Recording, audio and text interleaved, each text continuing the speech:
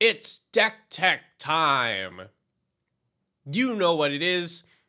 Every Wednesday, except for the Wednesdays where we don't do it, I am here teching your decks and building new ones live on stream.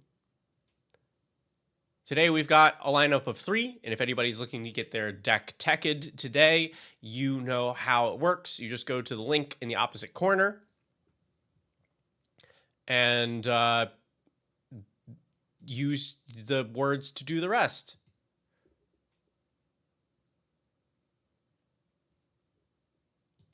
All right.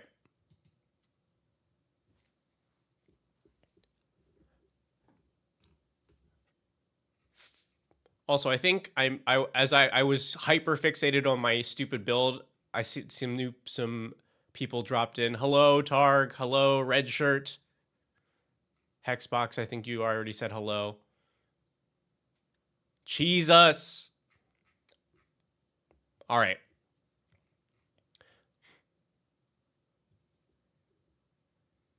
So our first one is submitted by Targ. This is the Unagi of Kyoshi Island. I'm a big fan of this card because it's like Consecrated Sphinx at home. It's like Consecrated Sphinx that not everybody immediately gets mad at you for playing. They just realize later on, oh, this one is actually really good too.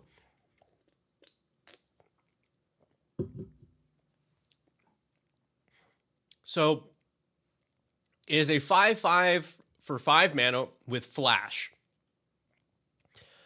As Ward Waterbend 4. So that's slightly worse than Ward 4 because they can also tap artifacts and creatures to pay for the cost.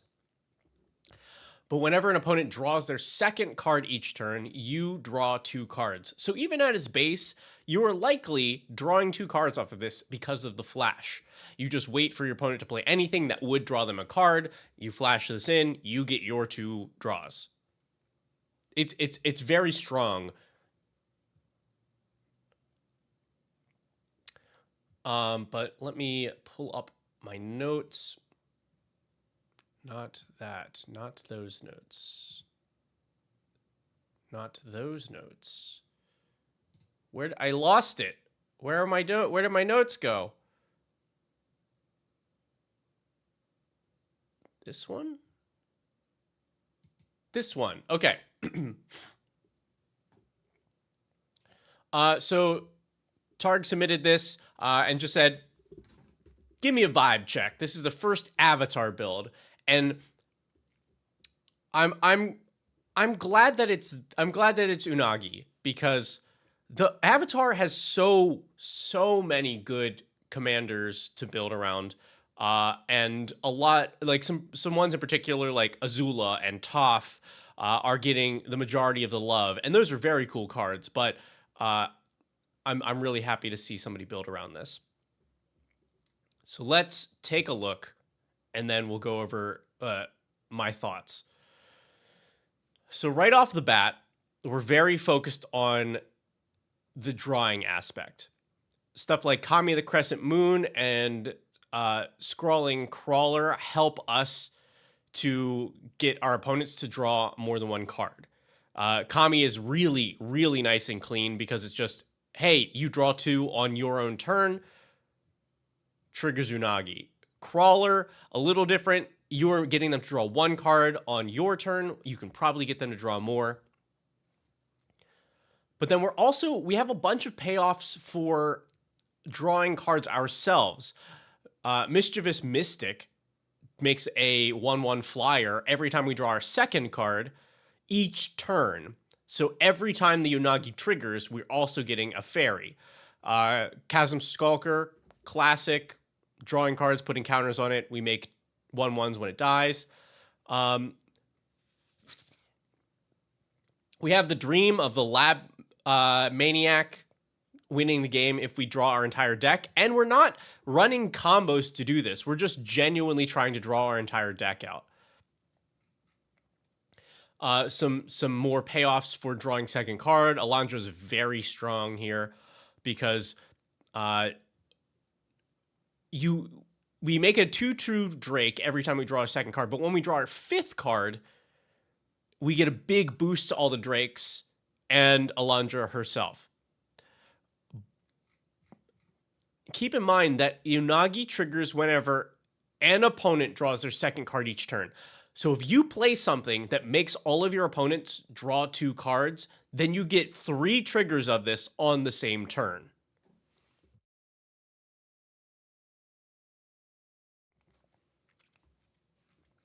So drawing 5 in a turn is very doable. Second copy of Unagi seems good. More draw 2. And then, more rewards for drawing cards, some stuff to help lock down the late game. 20-Toed Toad, definitely a personal favorite. I love this in my Danny Pink deck. And being able to get 20 cards in hand, perfectly reasonable if we're drawing a ton off of the Unagi. Junkwinder's an interesting choice here. We don't inherently have token synergy because Unagi does not do anything with tokens, but it will be very easy to get this cost reduced if we have like Homunculus Horde or Alondra or Chasm Skulker die or something. And this card is incredibly underrated. This like dominates games if it is allowed to live.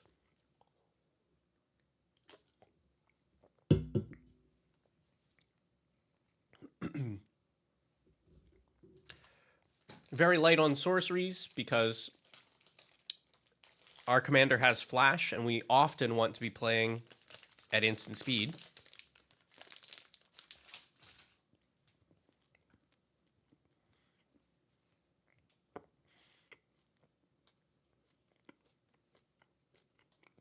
Prosperity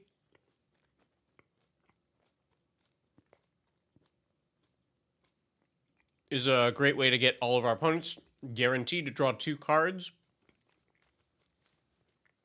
Setting up for that big Alondra move.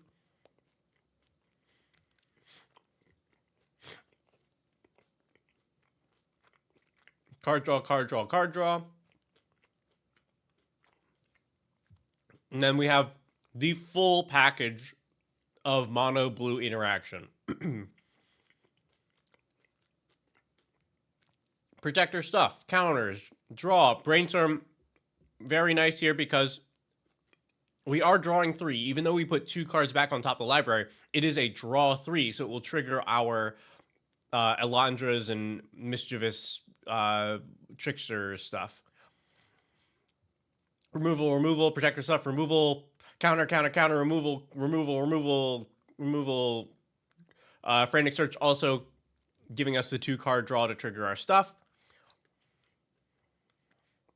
And then some big impactful gotchas. Ether Spouts, you're just I think if you get hit by this card, you're just done. Like, that's so brutal because you also know that you're not drawing anything new for like the next 5 turns or however many things got hit.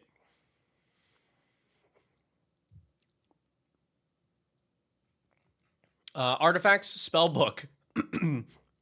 I really like this inclusion here because the thing that we have so many cards. We draw so many cards.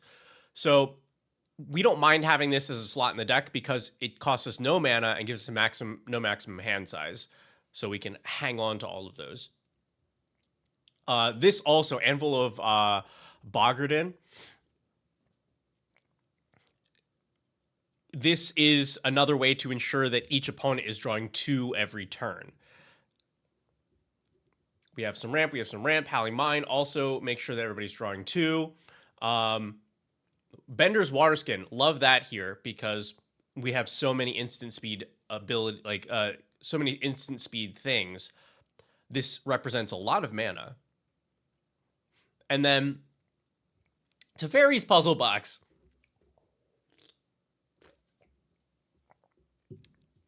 Man, I I've almost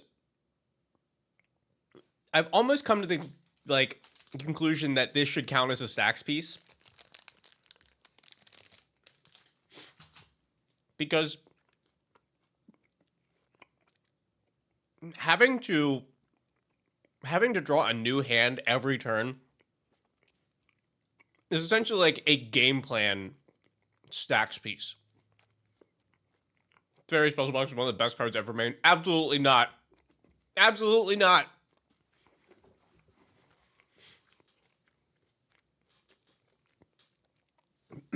I think using the puzzle box to force fruition.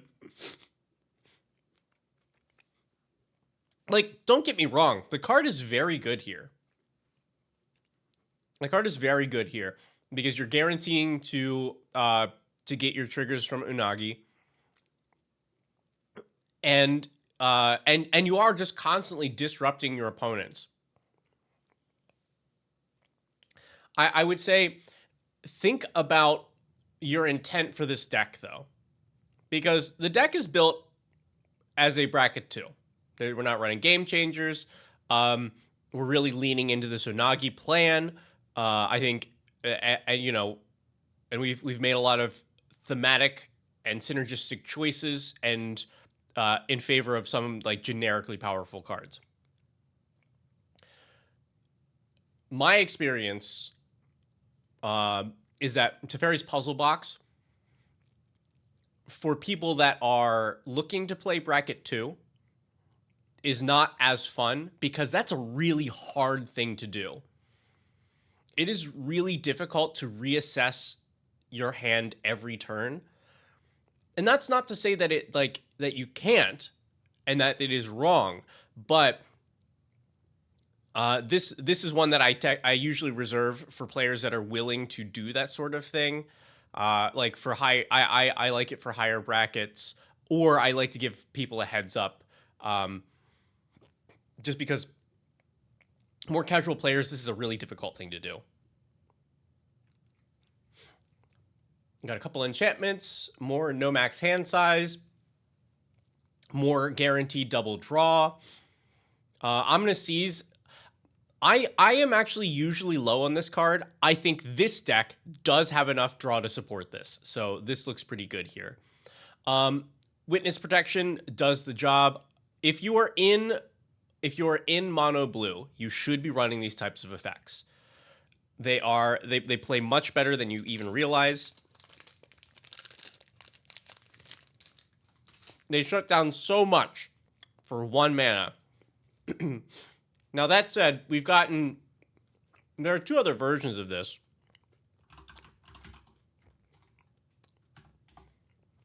There's Unable to Scream.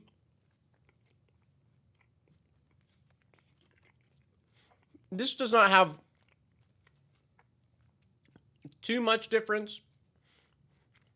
It just makes it a 0/2, and the creature can't turn face up, like almost never matters.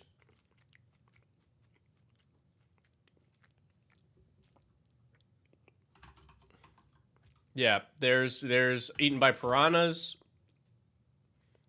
Instant Speed, and then there's the new one, Honest Work.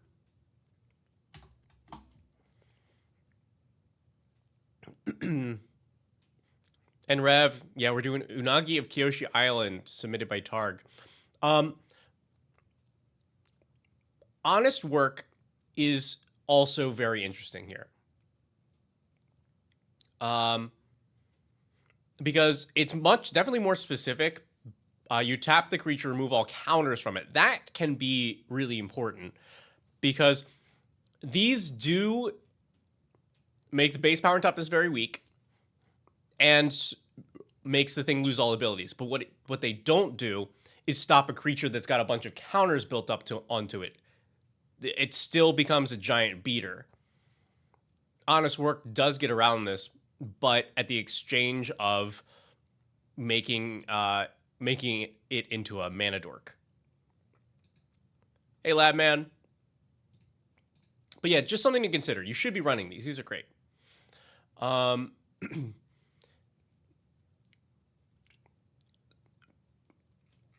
We have a nice healthy 35 lands. And that's the list. Hello, Mark. All right. Let's dive in. This definitely makes me very happy, and I have a lot of experience building mono blue commanders, particularly ones like this.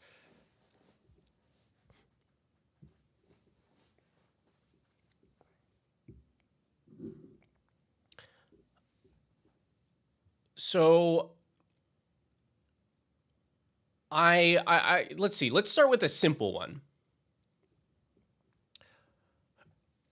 I think at some point I'm gonna have to make this like, I'm gonna have to make this video about determining your deck's choke point.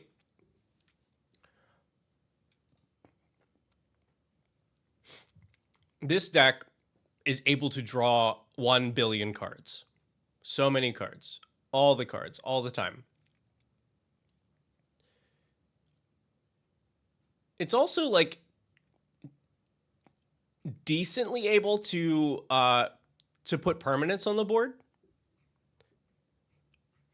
But what it suffers from is having mana available to do those things. We have a Soul Ring, a Signet. We have a handful of rocks here.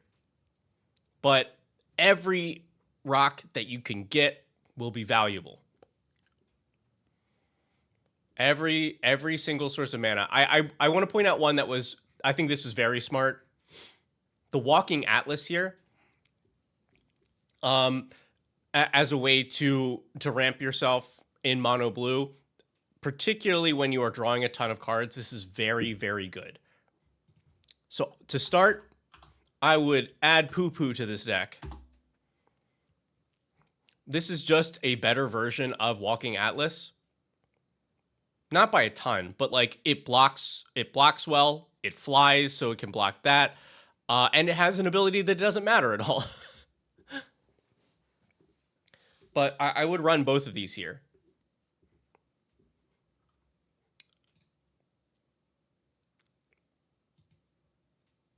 I would also, like some staples. Ornithopter of Paradise seems great here. Silvermere seems great here. I think the more mana that you can get in this, the better.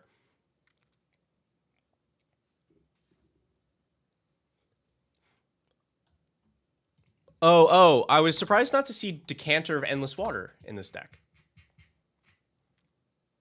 This is another no max hand size card, and it's a mana rock. Seems ideal. In fact, I'd run it over like Commander Sphere because we don't need this ability to draw a card.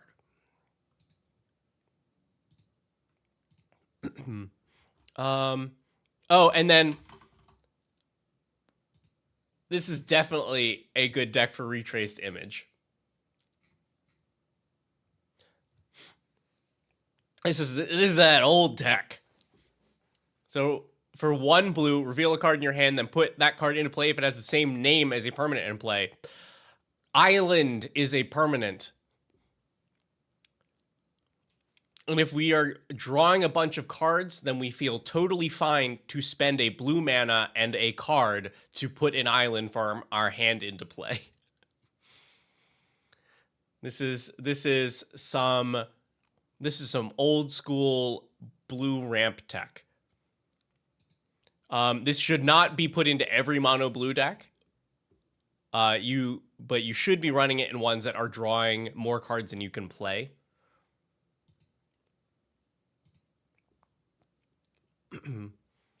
Okay.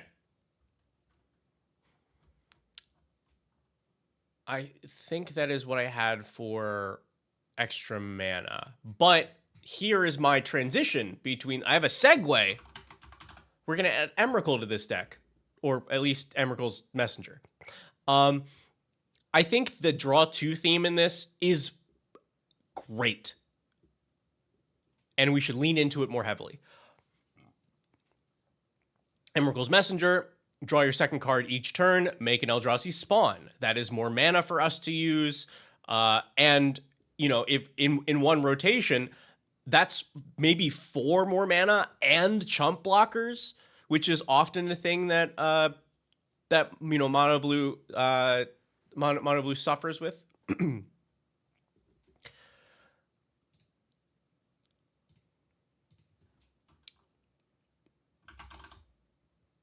You had that in the sideboard? Yeah. Definitely to the main deck. Min is very good here. Draw your second card each turn, make a 1/1 illusion that gets +1/+0 for each other illusion you control, and then when they die, you get to put free stuff onto the board. Really like this here, because this helps to get around that mana problem, since you're putting stuff into play for free.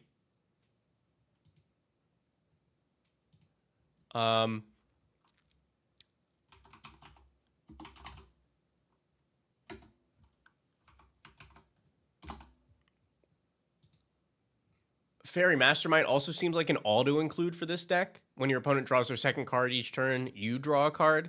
It's just mini Unagi that you can get onto the board very early. And that also like plays into a lot of everything else that we're doing.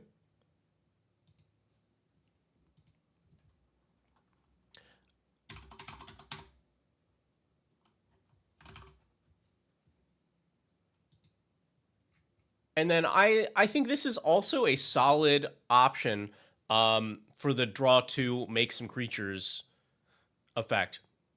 For only 3 mana, you're making 2/2s every time you draw your second card each turn. And as long as you have the City's Blessing, which should be super easy considering so many of our cards make a bunch of tokens, you then make all of those 2/2s unblockable. That seems like a great deal to me, where we're either making 1/1s for 2 mana, or we have to wait until 4 mana to start making 2/2s. I want a good number of these effects because it gives us like board presence and a win condition while we are drawing our billion cards.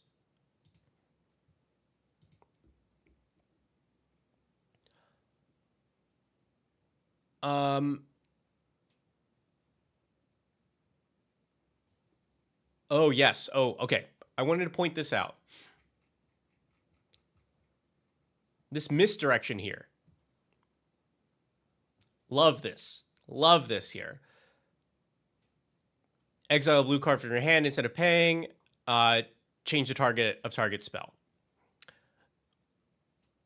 These types of effects where you are paying for the spell with different resources, in this case, other cards in your hand, are really strong when the thing your deck does naturally is draw a bunch of cards.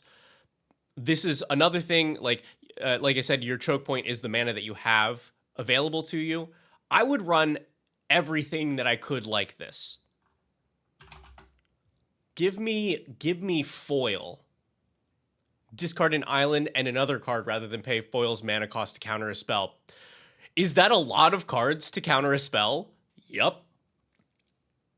But we're drawing so many that this is very good here. Like, yeah, the foil itself, island, and another card, 3 cards to counter a spell, but that's chump change.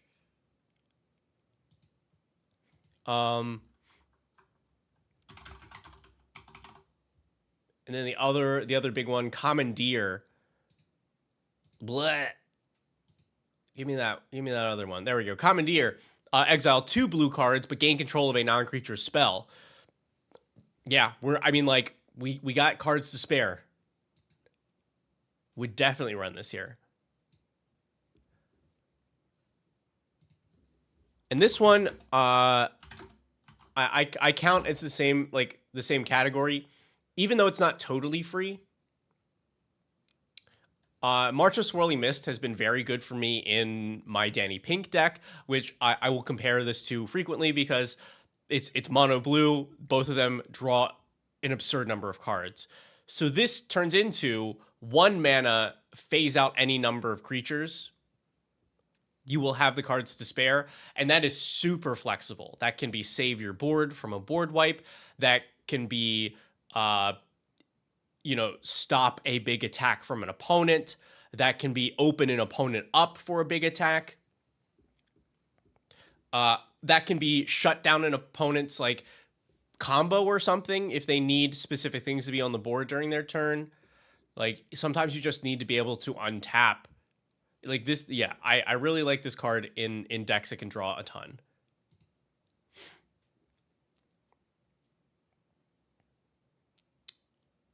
Okay. Then I do have just like a couple suggestions in general. They didn't really fit into those categories. Seems like a really great deck for Watcher in the Water.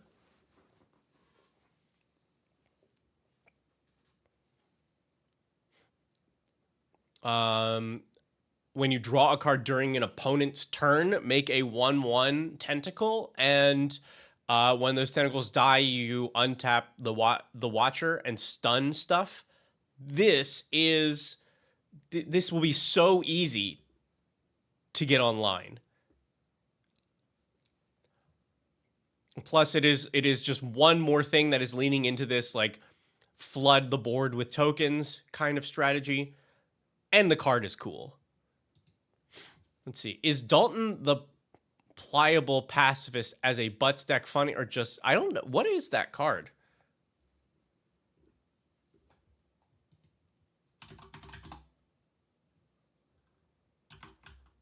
Dalton? This must be like a Universes Within or something.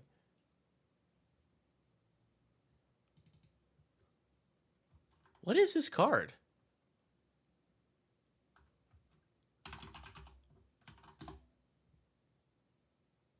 What? Dalsim. Oh, Dalsim.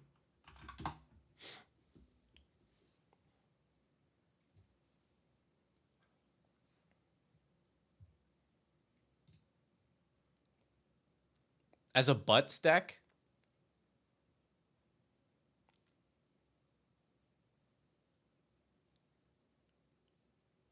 I could see it because of that second ability. Dalsim is actually very strong because of the amount of cards that you can draw with it.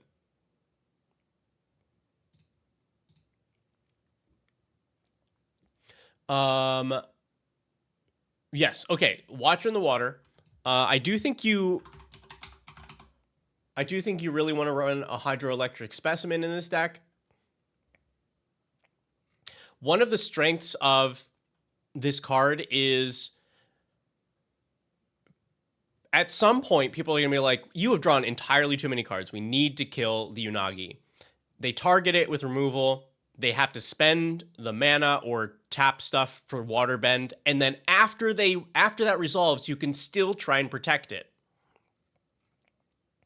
So even though Hydroelectric will usually just be a land, any extra ways you have to protect the Unagi are really strong, because once somebody gets hit with this, they like the first person goes, okay, I need to kill this. Target it, pay the Waterbend, and you're like, cool, redirect it. Or, there's like the octopus form in here too, get hexproof.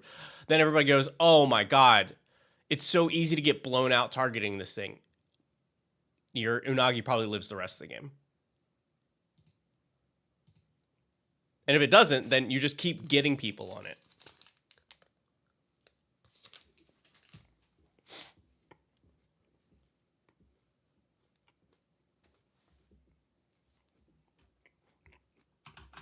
You might also want to consider Illuge here.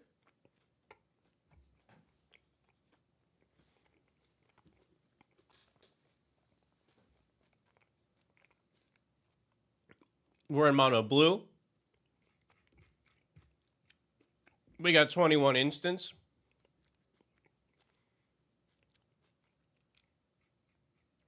And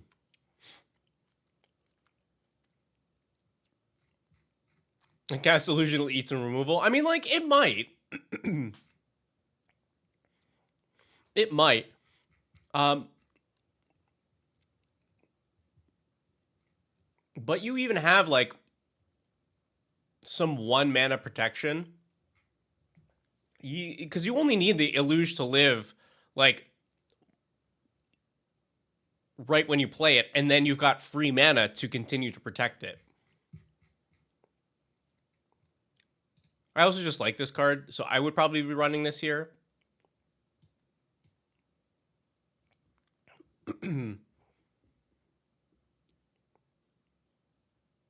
then the last one I had, my last suggestion, this just makes me happy.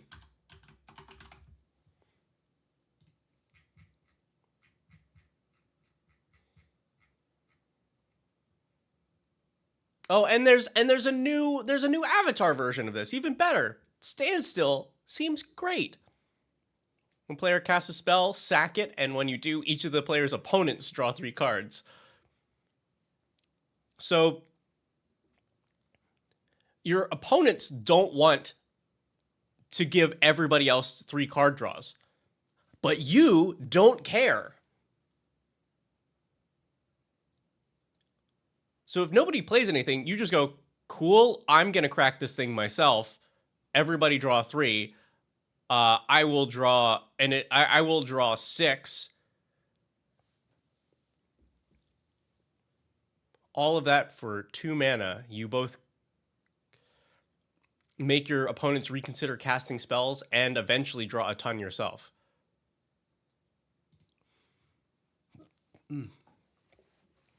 Hello, dog boy.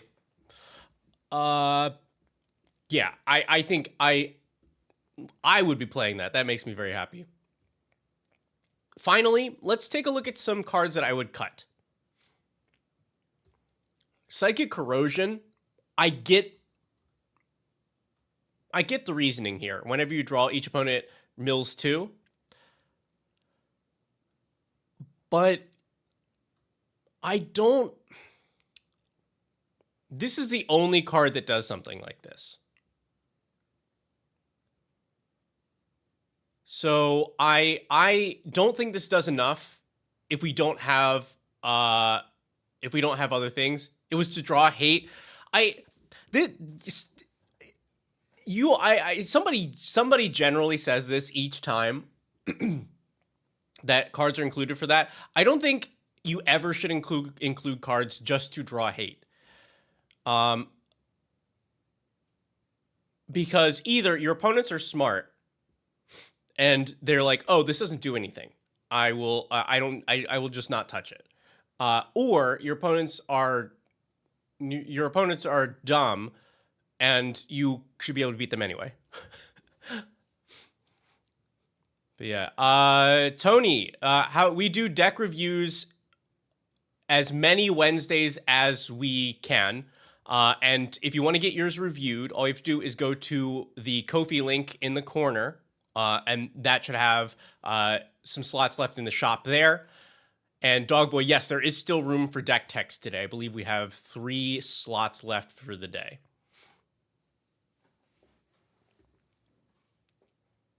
As soon as you mill someone, they see red. Yeah, but you also don't want your, you don't want your opponents to be mad at you. That the downside of drawing their removal is that they then are like, oh, that person they were gonna mill me. I can't believe that. Now I will ruin their life. This and like, there's been so much support for graveyard strategies recently that this card, I think there's a lot of times where I don't want to play this. Yeah, I would definitely not be running that here. Let's see. Easy one for me, Waterbending Scroll. There's certainly upside to this. its ceiling is its 2 mana, draw a card each turn, and that is pretty good. But you know what our deck is really good at? Drawing cards. If this drew 2 cards, like, and obviously, you know, it'd be crazy if it just said draw 2 cards. If this did anything else, like if the effect was draw 2 cards and, like, you know, they scaled it appropriately, I would like it a lot more because it would trigger all of our draw 2 things, but it doesn't. And I think we could make this go away. Hey, Tony and Dogboy, thank you so much. That's awesome. 2 more deck techs for today. Okay, let me take a look. Refresh our Ko-fi.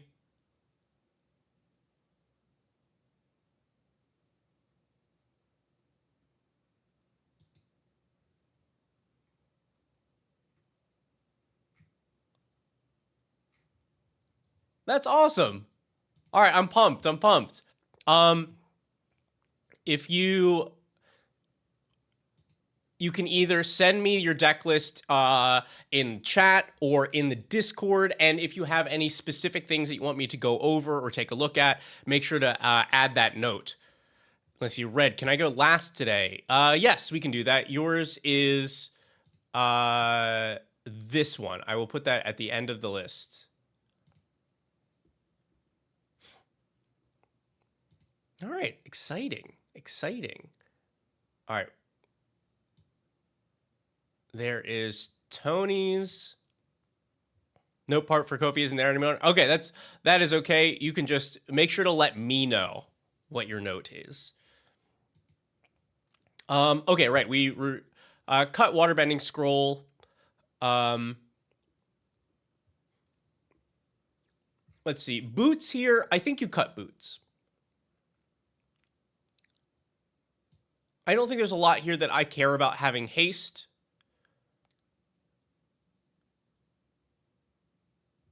And we're mono blue. The best thing that we do is protect our stuff.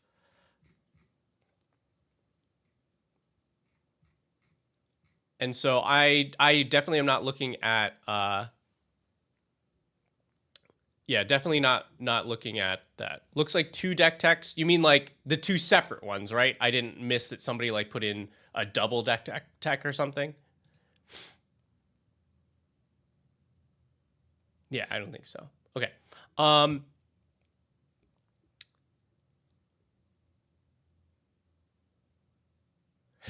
Thanks, Tony. I really appreciate that. Yeah, boots. No need. Spirit Water Revival. I also I don't think you need this here. It does draw 2 cards, but like not at a very fair rate of 3 mana. And I don't know that we want to do the Waterbend 6. Like, the only upside I think here would be it gives you no max hand size for the rest of the game, but we probably already have 7 cards in hand, if not more than that. This is also sorcery speed, so we have to like tap out our blockers. I think that's an easy cut for me. Yeah. Oh, we took the 3rd one? Cecil, thank you. Don't forget, everybody, make sure to get me that link in one form or another.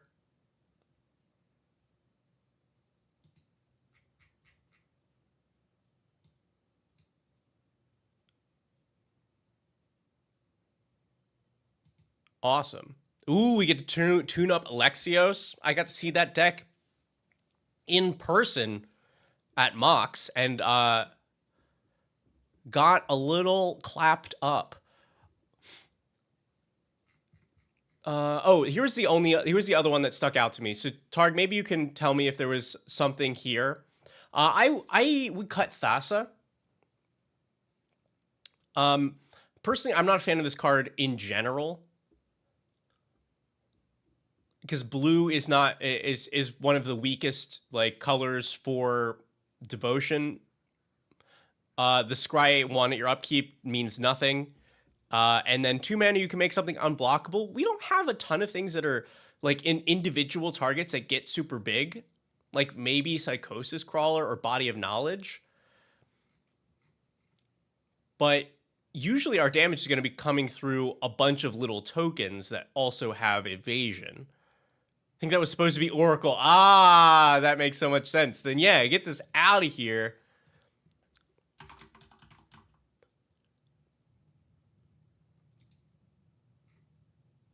I would say though this would then be your only game changer. Just make this Jace. It's wielder, right? If I could spell wielder. Yeah, just make it this Jace. Why is the give me that. There we go. Yeah, Honest Oracle. It is just like a victim of the bracket system. You could just run Thoracle here. But you would have to then have that conversation each time, which is totally fine. Rule 0 still an important thing that you should be doing on along with the bracket system. But to me, it's easier to just run Jace and be like, this is true bracket 2. And I have draw myself out win cons. Thassa's Oracle, I think, is very fair in this deck. But it does have a reputation.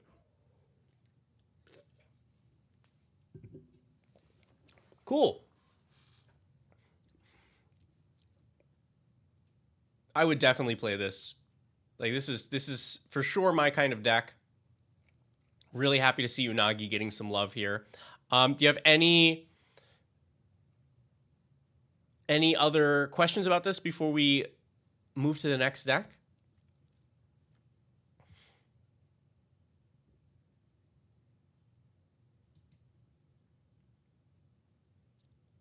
Tony, can you put it in the Discord or in the chat? Because I actually don't have access to my personal Discord on this setup. It is I only have the decked out team one.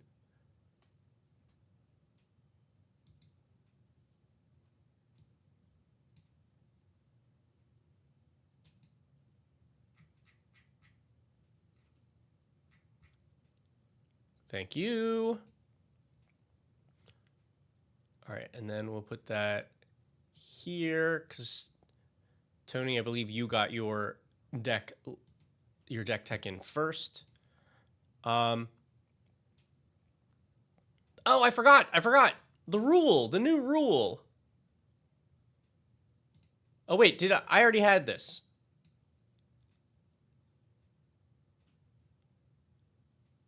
Right?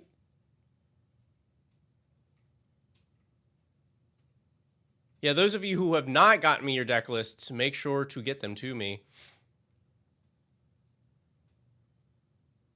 The new rule. Right, I just said new rule and didn't explain it all. If you do a deck tech on the day of, using Ko-fi, then I will move that deck to the in front of the ones that we have queued up for the day. It's part of the bonus. So you get moved to the front of the line behind it and everybody that had also done deck techs for that day.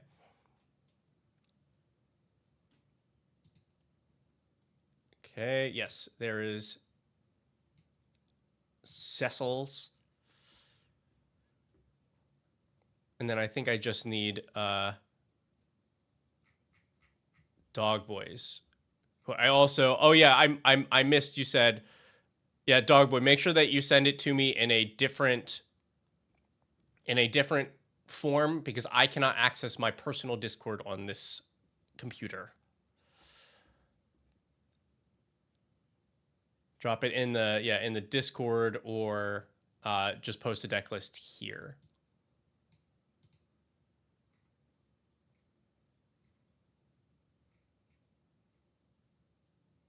Okay. Well, let's take a look here. Give it the old duplicate.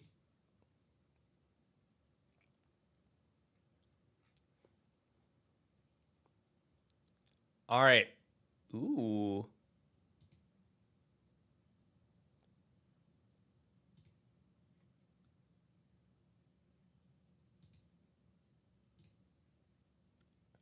All right, Tony.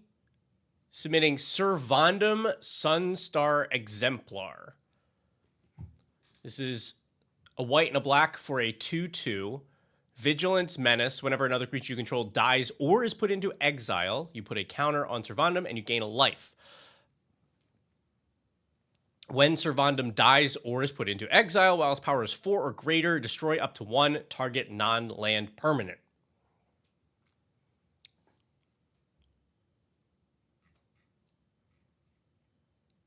And says, bring out and sack lots of tokens to buff Servandum and his copies created with Helm of the Host. Ooh. Ooh. That's scary. So, Tony, do you have any particular notes, any things that you want us to look at as we go through this?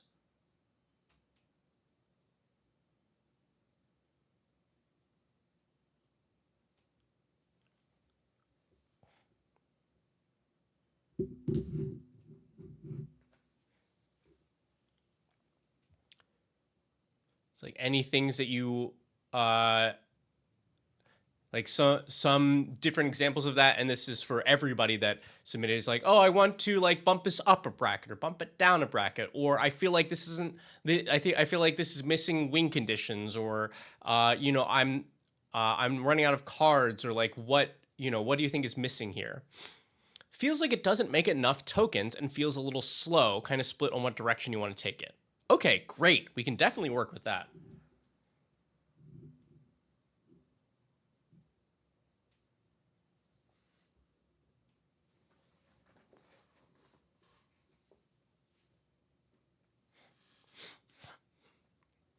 And want it to be a little stronger overall. All right, cool. Let's see what you got going on here. We have Elspeth, pretty standard for any deck that's making tokens in these colors because she doubles. Kaya. Oh, that's very cute. So you ghost form one of your creatures, then you can sacrifice it or exile it. It goes back to your hand. You make a spirit, and you've still triggered Servandum. All right, and now we have like some aristocrats pieces,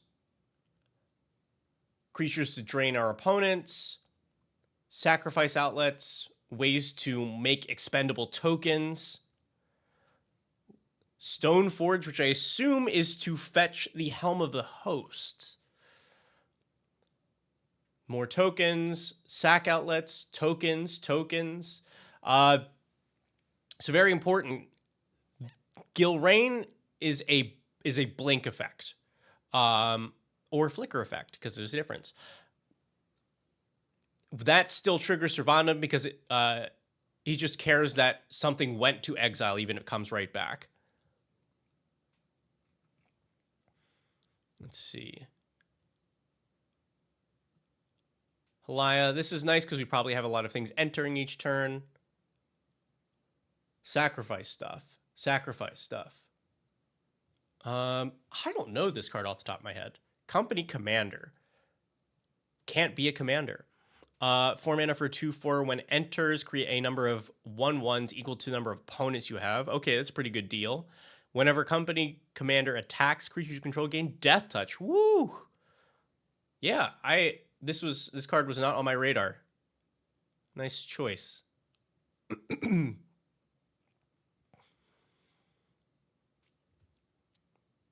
Elegy Acolyte. Yeah, it should be pretty easy to get in when we have a bunch of little tokens.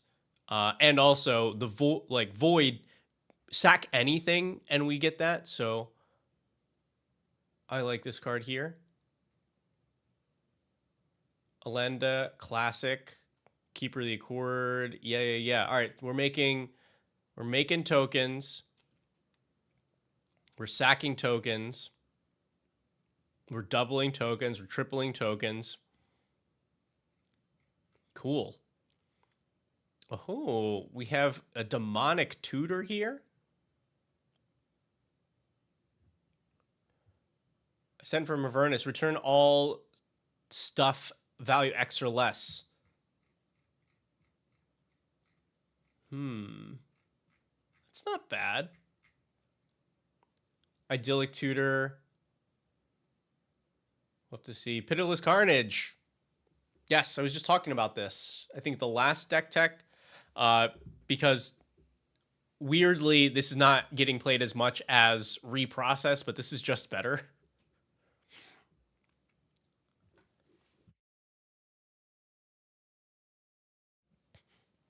Yes, and of course, we have some blink effects. Also triggers Servandum, or good to use on Servandum, to be able to start removing our opponent's permanents. Ooh. Copper coats. Very easy way to make a bunch of tokens. Mughul's Valor, and I'm interested. How is this played for you? Because this is 5 whole mana and relies on you having a board. But the board doesn't have to be that good. You just need creatures, even if they're 1/1s. I want to know if this has done the thing, or if it's been a little clunky, because I could see it either way, and I personally have not played this card yet.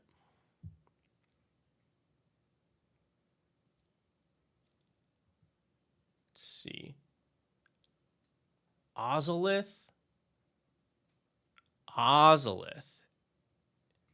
So we don't have a lot of counter stuff here. Is this just for Servandum?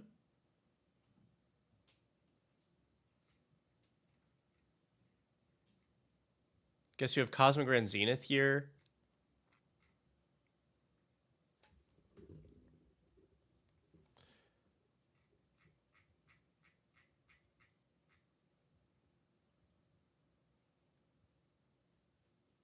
Yeah, I think this would be high up on my chopping block. And actually, so would the Ozolith.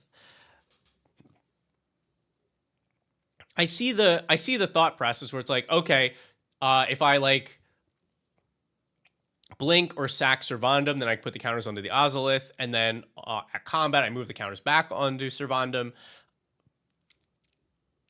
It does. That's not quite worth it for me. Like I like the Hero's Blade interaction. Like that's so much cleaner. That's so much cleaner, and since it happens right away, you can blink it multiple times. Let's see, boots, get it out of here. No boots needed. I don't think there's anything here that we care about having haste.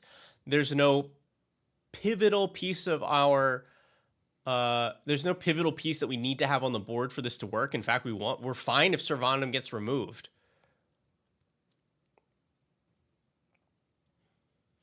But yeah, gotta have some of the best sack outlets that exist. There's our helm.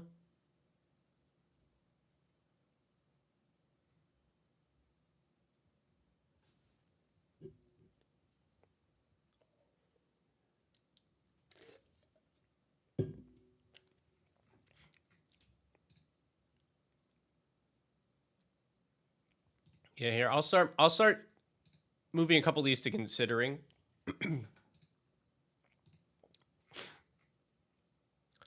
See, enchantments, land tax, just a good card. It's hard to go wrong with this unless your deck doesn't have enough basics. Let's see.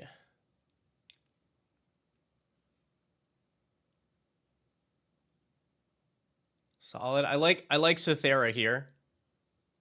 This is very strong when you can sack your own creatures. Wow. That's so mean. That's so mean. This card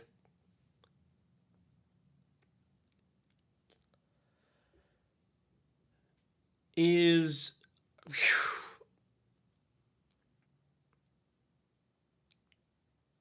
So I guess our game plan here, because we're not...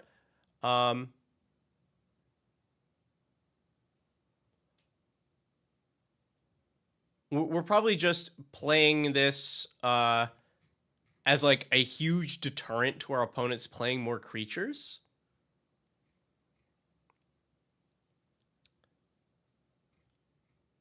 And like we don't mind it as much. Yeah, Forbidden Orchard count 2.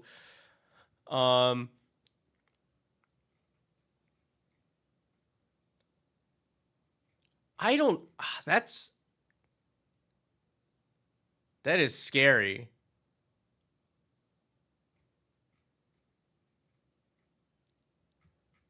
Yeah, I think this, I think, is both scary for you, and is like, I don't know.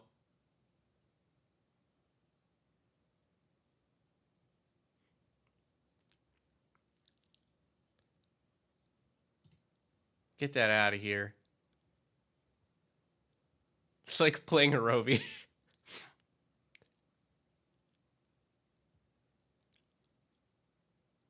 I don't mind Hirobi so much though, because Hirobi's got it built in that it also is very killable.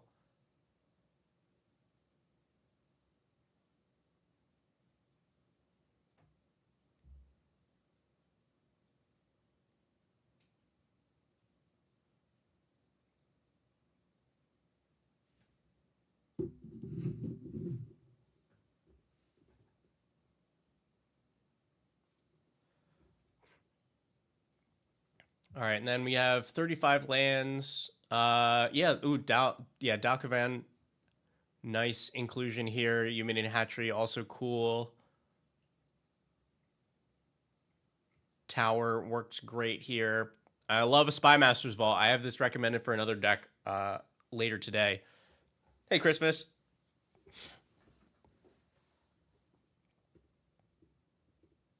Okay.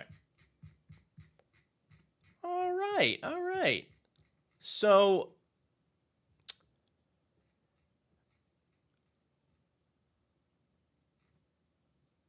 we want to make some more tokens and maybe get this to move along a little faster, right?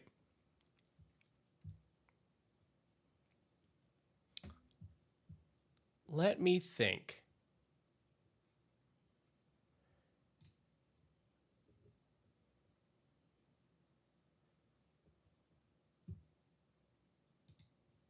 I mean, you can start off with the Nerd Girl special. Oh, nice. Also, this is dropped in price. Charismatic Conqueror. Seems good here. Artifact or creature enters untapped. They either have to tap it or give you a 1/1 with lifelink.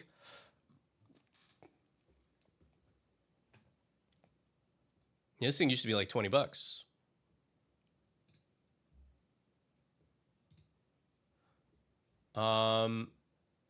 Give me one moment, everyone. I need to respond to an email real quick, but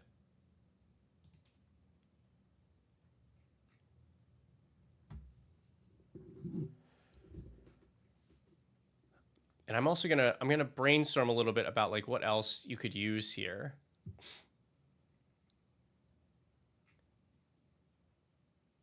What sack outlets do you actually have in this? Because we saw the 2 artifacts. We saw Astronaut's Altar. We saw Phyrexian Altar.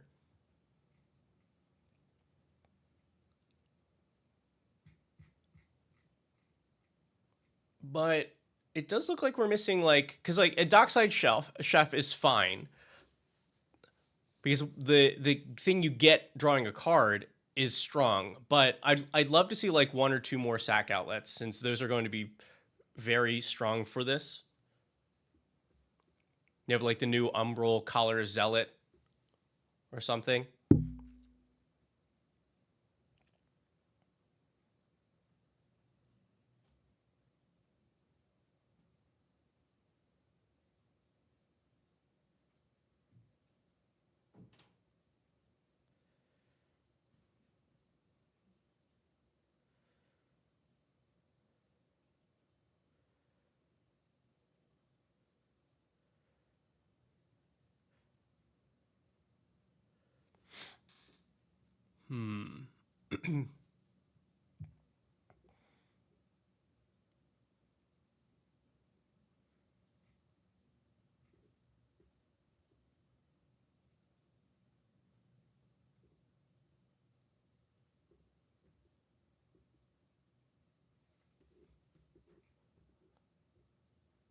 Yeah.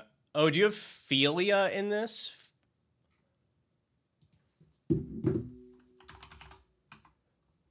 Also seems like a great choice here. It's repeatable flicker.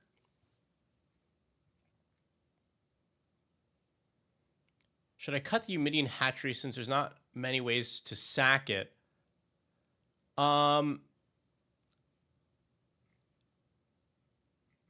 I think the easier solution, because you have what? You have Braids.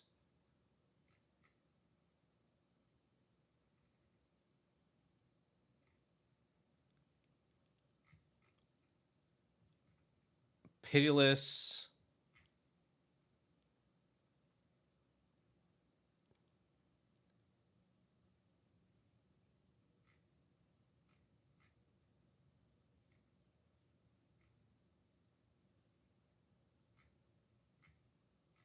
I'm trying to think if there's any other like convenient way to be able to do that sacrifice, but maybe not.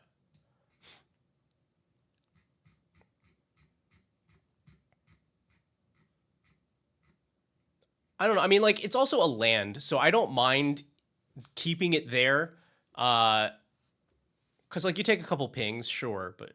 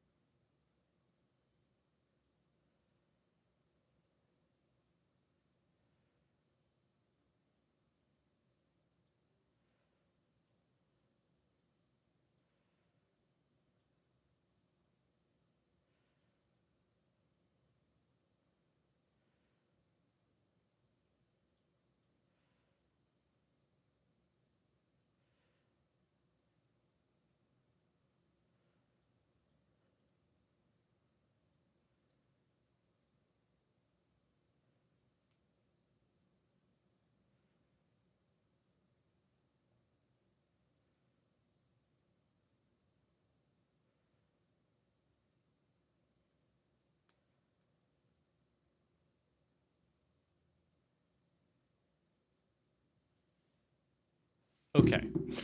So responded there. Yes, Targ, thank you for reminding me of your suggestion from earlier. This is a card that people don't play nearly enough anymore. It used to be way more popular, but then, like, you know, cards got printed.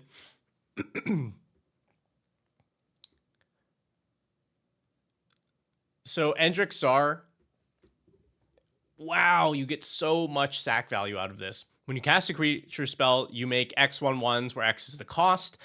But if you control 7 or more thralls, then you sacrifice Endrick Star. But you know what? You don't have a single creature in this entire deck that automatically makes you sacrifice it. And then you just get rid of the thralls.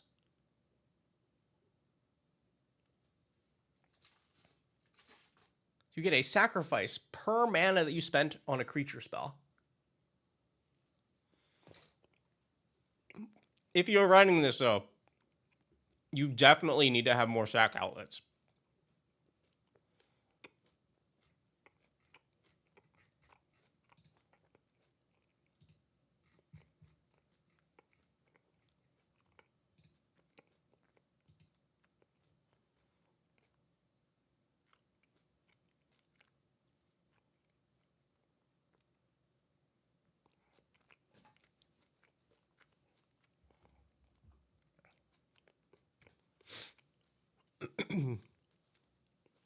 Really wish he was called something else? What am I missing? Am I missing something here?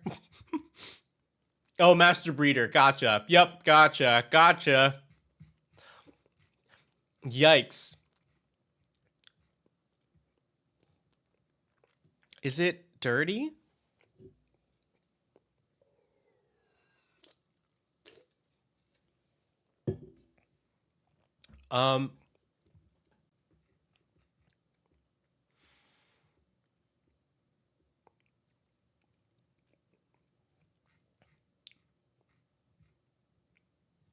Trying to, let's see.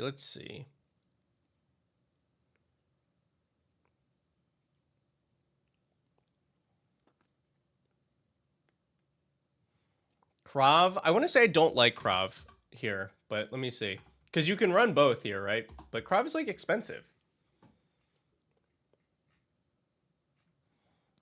Yeah, it's a 5 mana.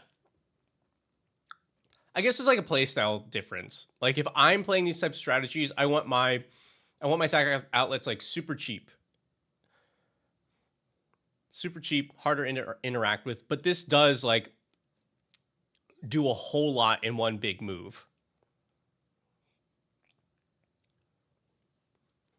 And then you get the free upside of also playing Regna. Hey, Elec, man.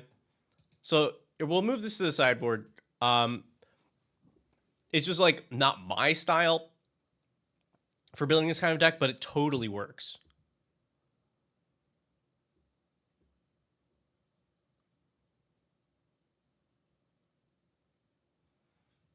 Well, Rob the Princess, and let me introduce you to a card we could be running in this deck. Breeding Pit. It's not good, but just to hurt you a little bit more.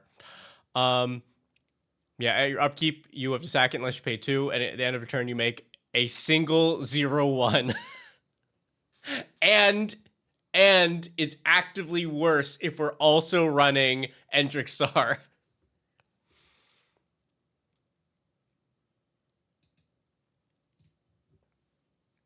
Oh, like, man, are we on usual deck tech rules today, or are we limiting them to time like the past? I think we are not limited today. I may have to refresh the slots because we have added 3 on for today.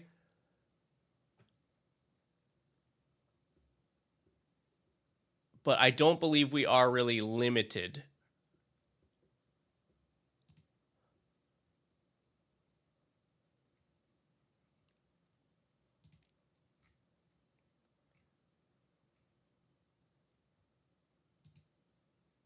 Yeah, here, I will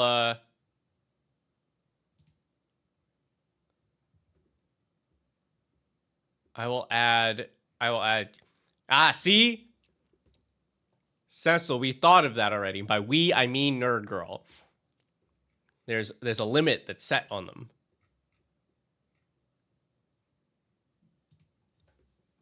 I'll put 2 more up. I think we can do 2 more today.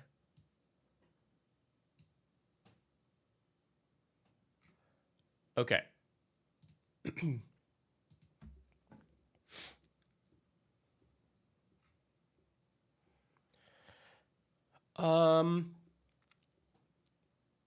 Oh, I want to show you. So this card seems pretty awful. I know this is a great start. I have really liked this in my builds that are like this.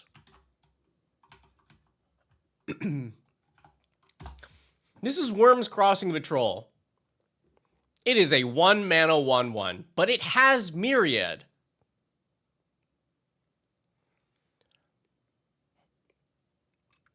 So for the cost of a single mana, this could be 3 sacrifices.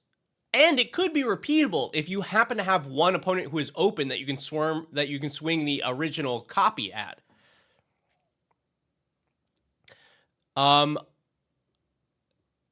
I think this does a surprising amount for 1 mana.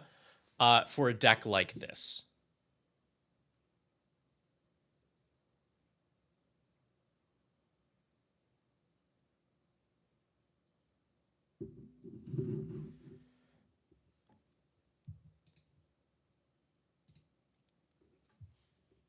Um,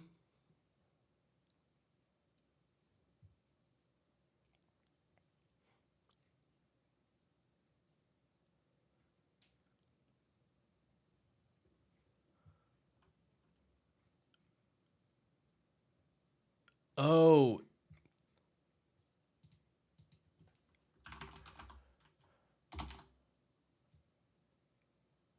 I also feel like either you can replace one of them or just also include Marionette Apprentice, but this is actually better than some of the other like draining creatures that you have here, since it also makes a token itself when it enters.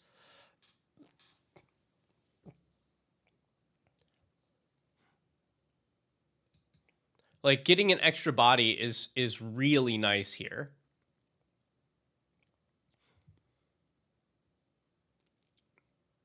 You know, you probably run this over I don't know, maybe like Cruel Celebrant. But, you know, it's also not a bad thing to have a bunch of these effects. But that one I think is better than most of them since it makes an additional body.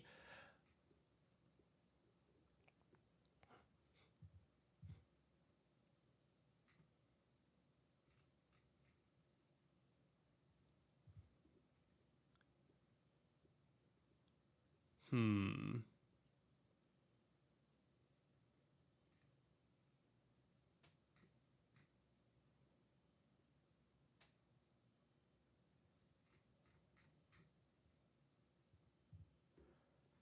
Yeah, actually, the more that I think about, the more that like Myriad is also really strong here. Have you considered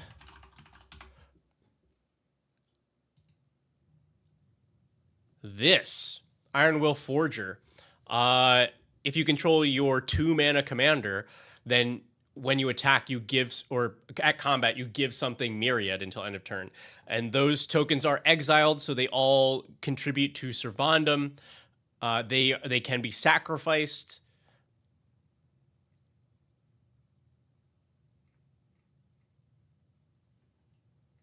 Yeah.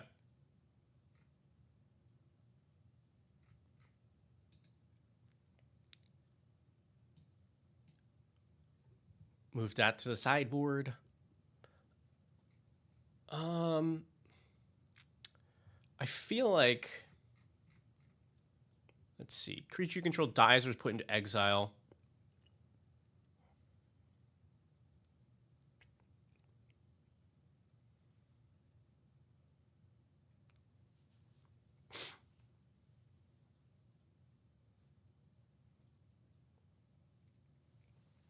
Yeah, I think you just want like some easily repeatable sack outlets.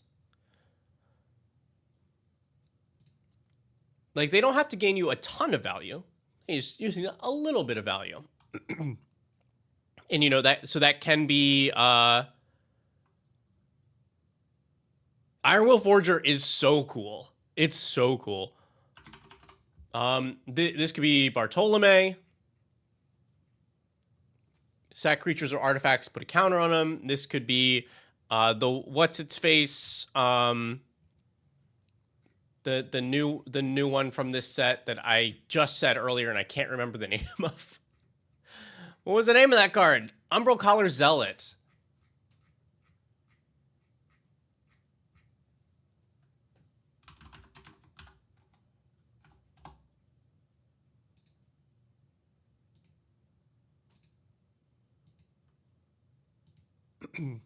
Better to lean into Myriad and cut some of the aristocrat stuff. I don't think you need to do either of those. I mean, like, I don't think it needs to be a Myriad theme. Myriad just happens to play well with Servandum. But I wouldn't really be cutting much of the aristocrat stuff. We can go through and find some other ways to do that. Hey, Elect Man, thank you. You know the drill.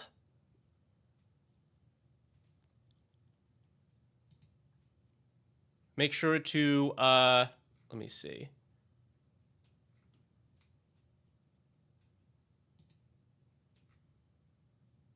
I think now, yeah. Either drop your deck list in the chat or in the share your deck spot on the Discord, and we will add you to today.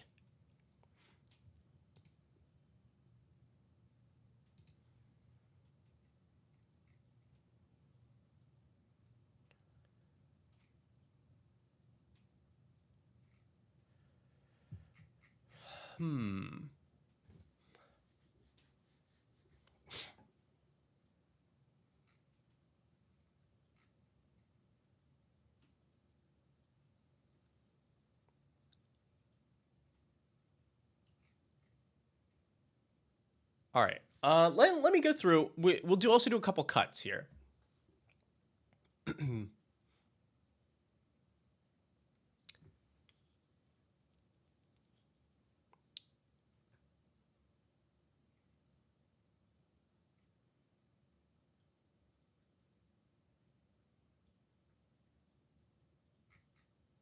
Let's see. Are we really getting full value out of some of these pieces?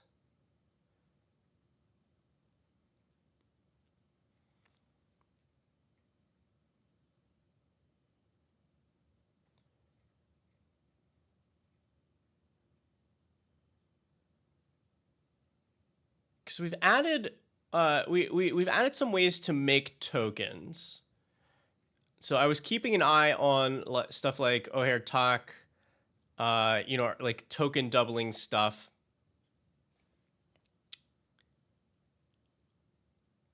And I want to say you don't need as many of these effects. I think you can probably drop Anointed Procession,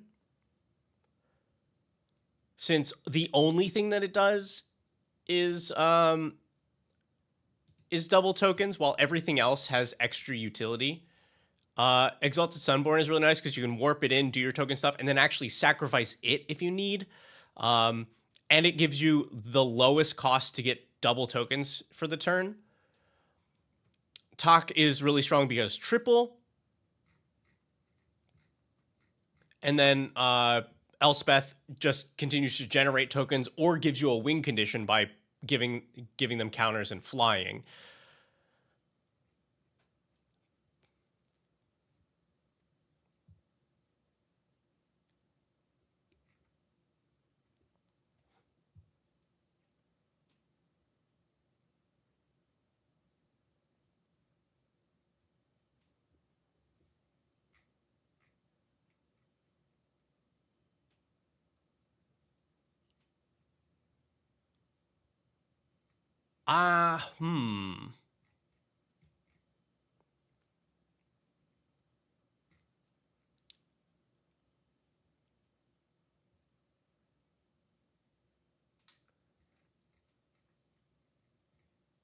Let's see.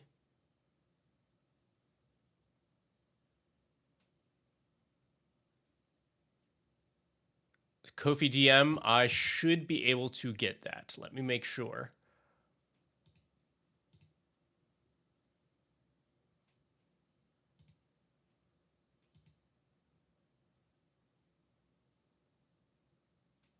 Yes, I do have it.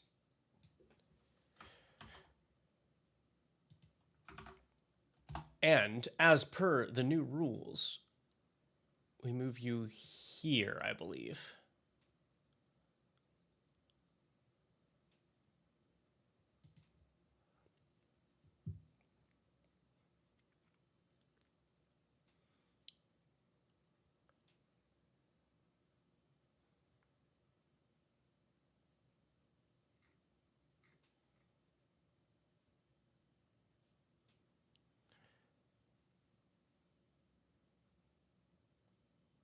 Hello, Brax. It's going great. These are all deck texts today.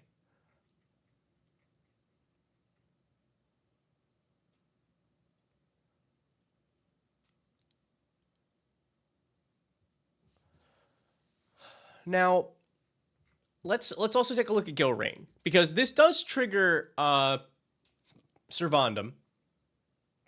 What are our good blink targets?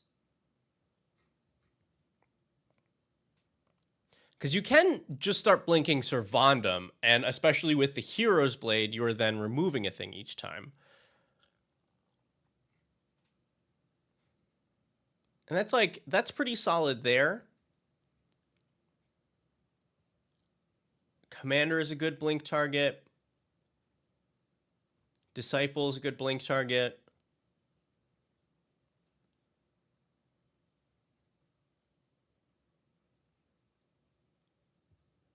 Titan.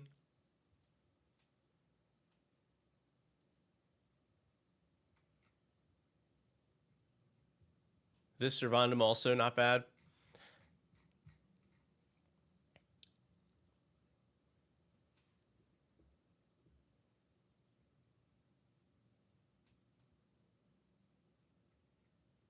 I think that's pretty reasonable.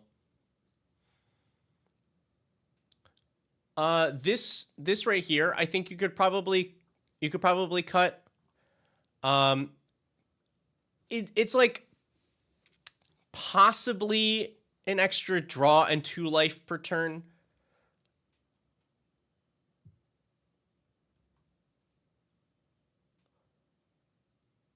But it's just like a little clunky to me.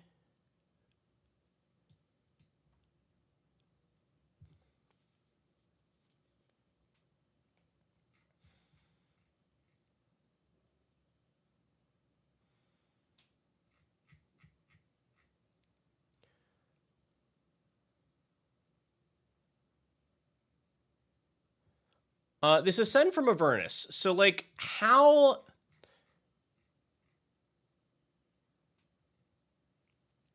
we're probably paying like at least 3, maybe 4 into X for this. Is there like a better choice maybe?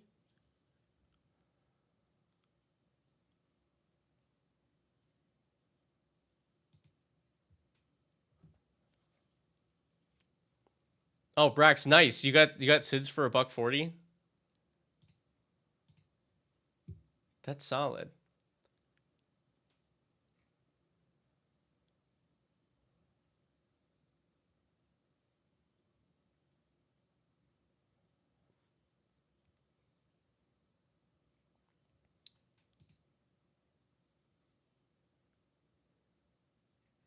Oh, I would replace this Getaway Glamour, because I've never found this to like its second mode is so specific that this is usually just blink, and I like to have a little bit more upside. What is the one from Bloomborough? The one for 2 white. I don't know why I can't think of card names today. But I think that one would automatically be a better choice. Parting Gust, thank you.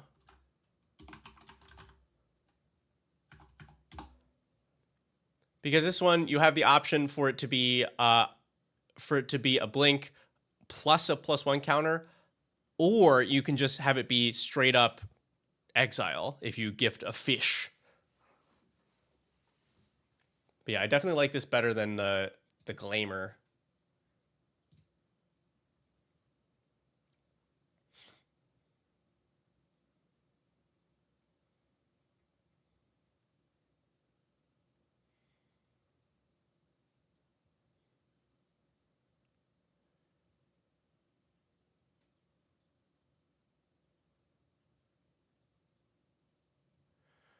Panharmonicon. I don't know that we have enough ETBs for this to be worth it. Actually, I'm already very confident that we do not have enough ETBs for this to be worth it. You can definitely cut this.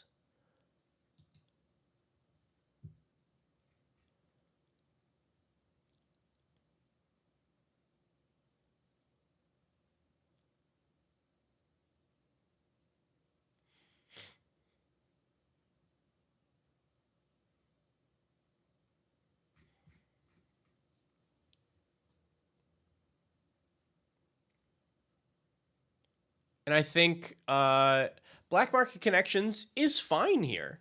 This card is fine here, but I think this deck gets a lot more out of things that can produce like more tokens than this. I don't know. I don't know if we have enough like effects to bolster our life that make this feel good.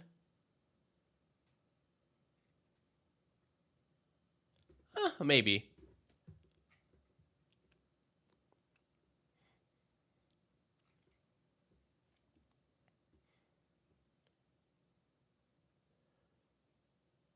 Uh duh. Also, if you're looking for like this deck, let's see. Yeah, we should definitely be on Skull Clamp here.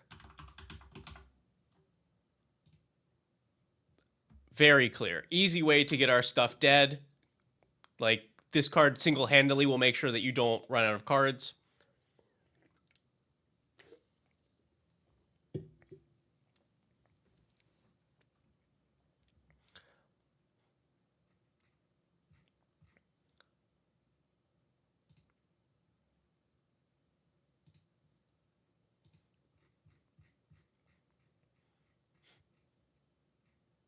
It's interesting that you do not have any ramp here.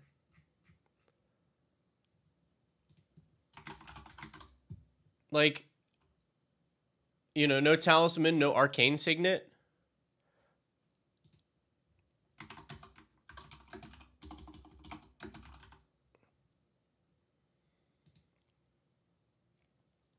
But I guess they make less sense if the deck was struggling for card draw. But I feel like we can definitely overcome that.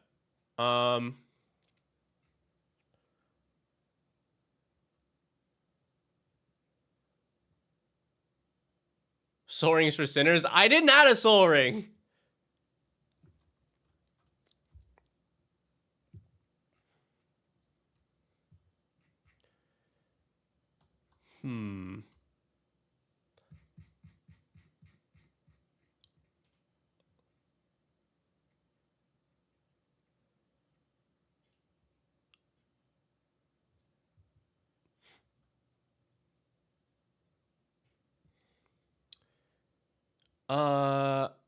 I wonder.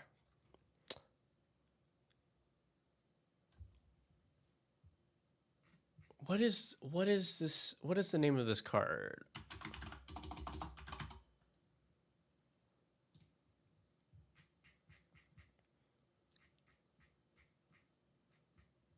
Smile at Death seems pretty great here.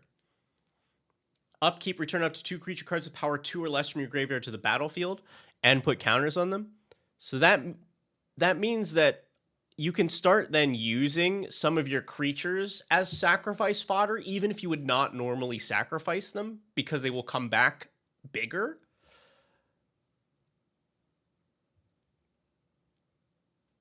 Even though it's 5 mana for an upkeep trigger. Yeah, because this deck, like this strategy is built to grind opponents out and to last throughout the game.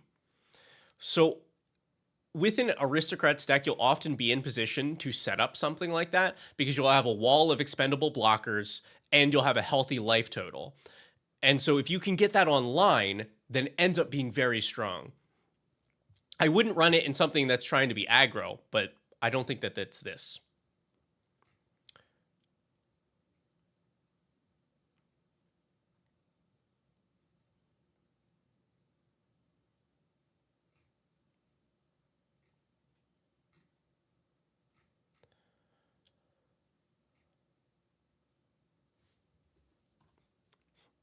Oh, have you... I think you also get a lot of mileage out of Meat Hook Massacre.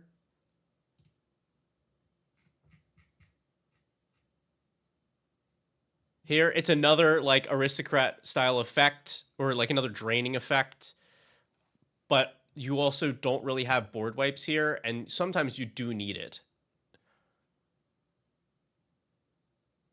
in a pinch, this can also just be like, oh, kill all my tokens. Ooh, wait. Liliana, that seems real nice here.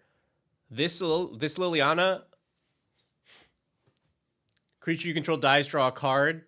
Also make everybody sacrifice stuff when they probably don't have very many creatures, period, because Servandum's been removing them all. Also a good way to up your card draw.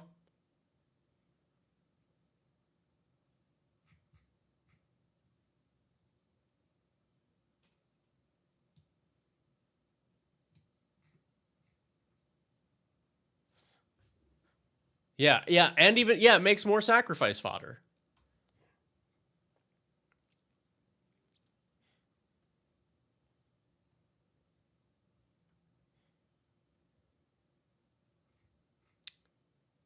Oh, you know what? I would replace this Conjurer's Closet.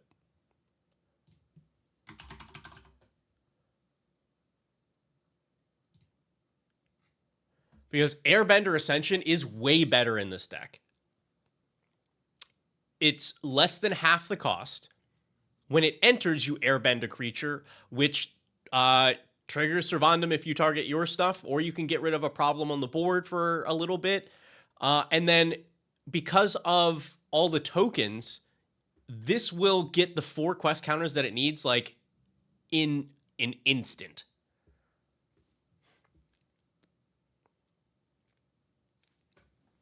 Oh yeah, Tragic Arrogance, low-key, like, one of the best board wipes, period. That card is slept on.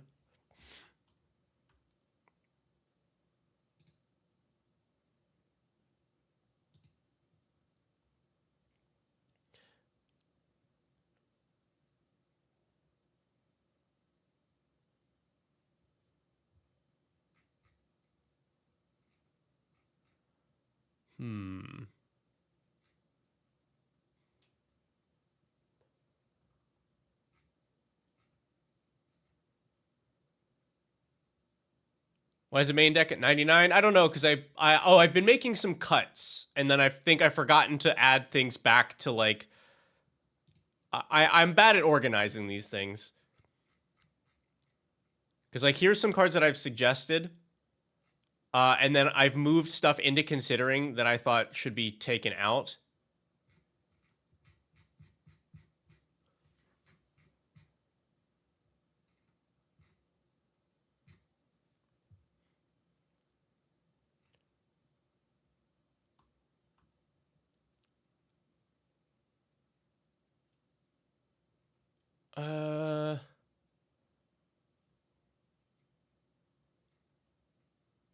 Let's see, other ways for you to make some tokens.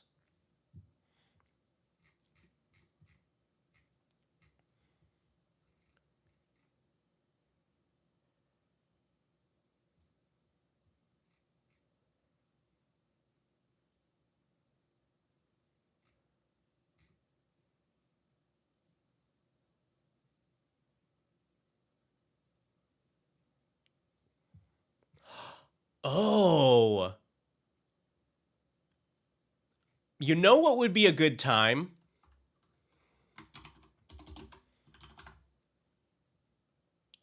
Abdel Adrian.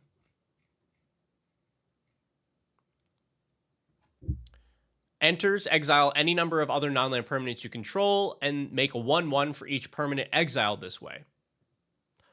So all of the creatures that you exiled with this trigger Servandum. You make an army of 1/1s as more sacrifice fodder.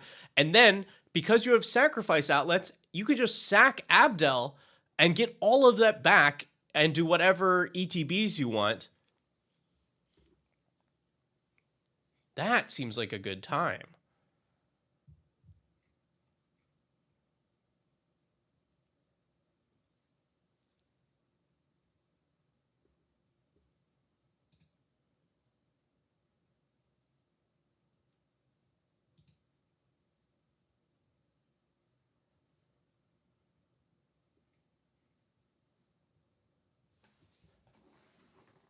Yeah, that sounds like a real good time.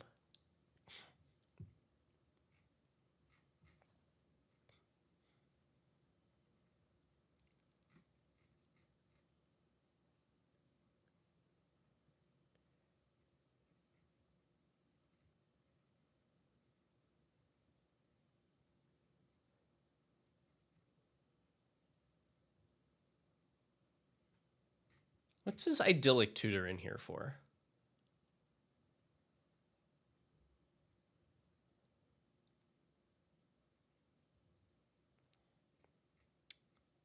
I wouldn't say that. I guess with the addition of Meat Hook, the idyllic tutor gets better.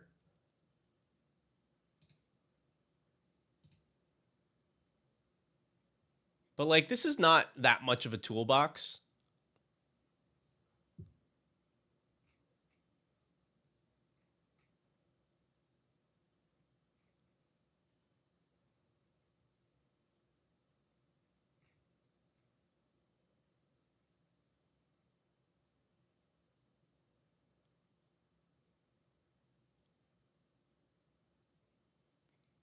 Fine flowering to buff Servandum. Yeah, but I mean like that's fine.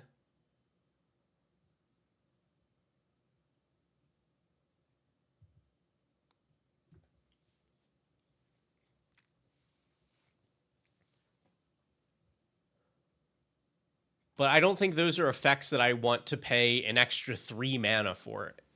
Because that's essentially what it's doing. It's saying, oh, I have a 5 mana Flowering of the White Tree or a 4 mana land tax.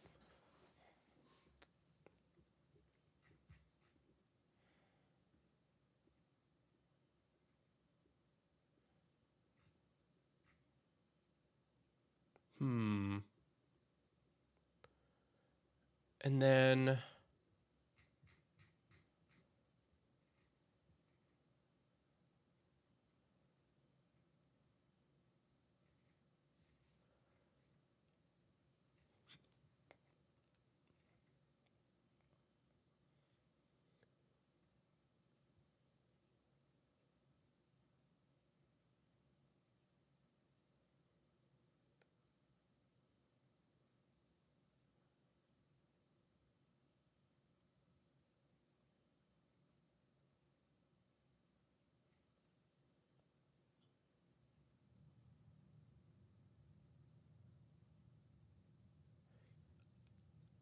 now this I think is also a personal preference. I'm not a fan of Keeper of the Accord.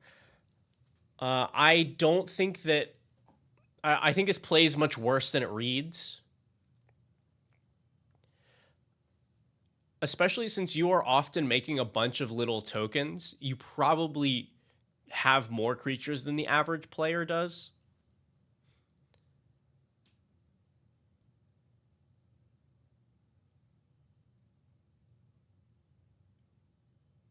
It just like does not quite do enough for me at 4 mana.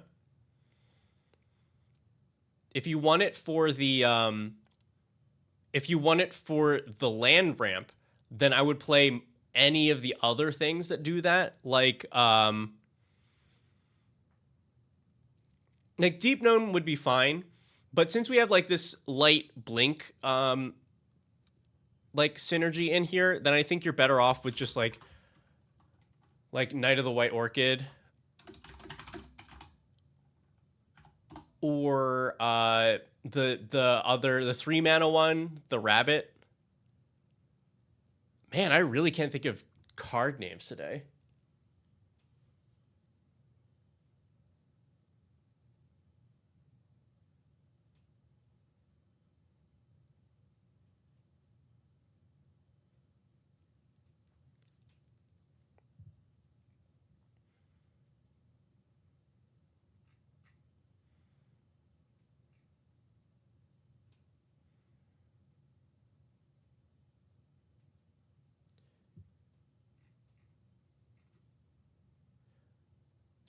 One that blows up a non-basic? You mean the opposite of this? I don't remember what that is. I don't remember what that is.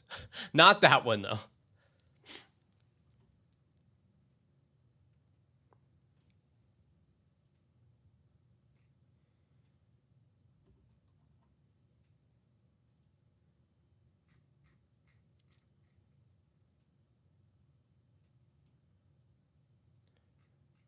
I think we need like one more way to sacrifice stuff to draw cards. And then this, I think this starts to really cook. But what is that thing?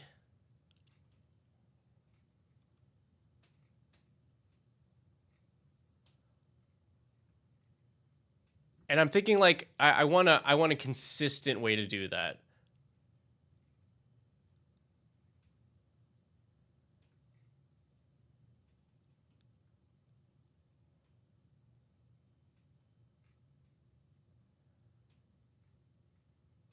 Think.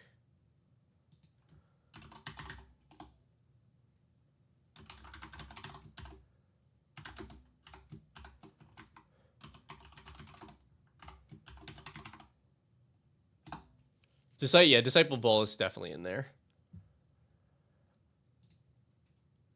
And I want it like, I want an efficient one.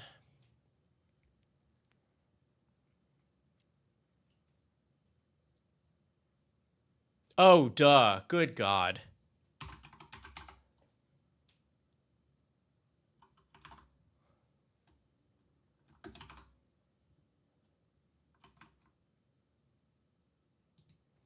It could just be Yawgmoth, right? This could certainly be Yawgmoth. I forgot this is a card that exists. That just does everything.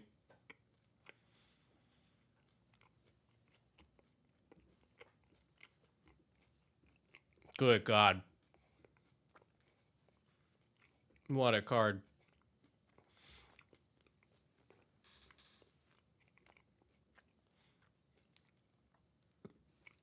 He's a sack outlet. He's removal. He's card draw. Man. That's just everything.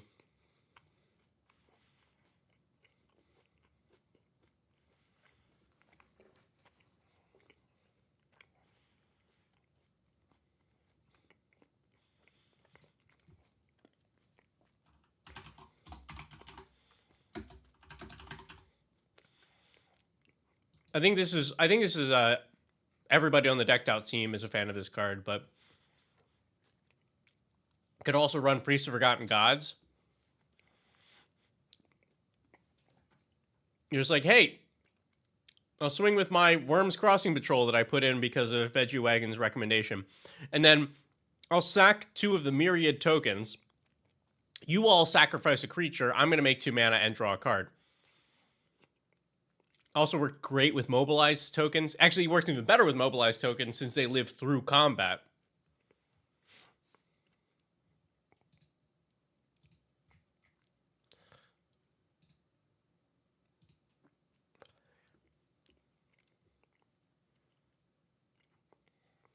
Yeah. Also, if you're like, I don't know what your budget is here, but this is also a very good Sephiroth deck. Also, like hey, here's everything. Sack outlet, card draw, drain your opponents.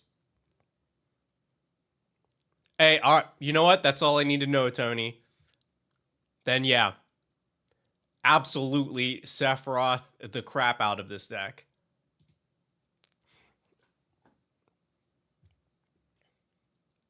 Yeah, that seems real good.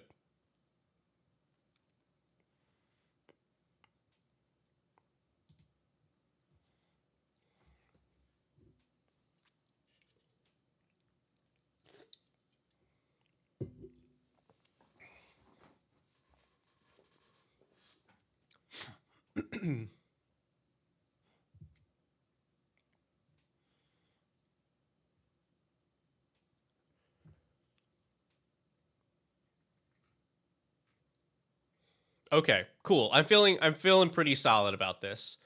Let me see if I can find like maybe a few more cuts here so that you have some room for the cards that I suggested.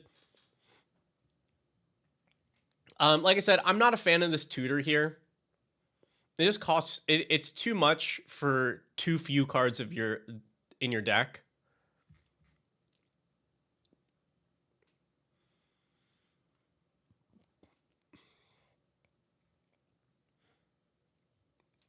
If you care about the flavor of running Servandum in Servandum, go for it. But if you don't care about that, I would cut this Servandum. It doesn't do enough. Serima. This is a legendary creature only. Tak, Von, Conrad, Shadowheart, Teysa, Elenda. Yeah, because like it gets you good cards, but it also doesn't like. This doesn't do anything for you. No, no, get out of here. Unraid, raid blocked.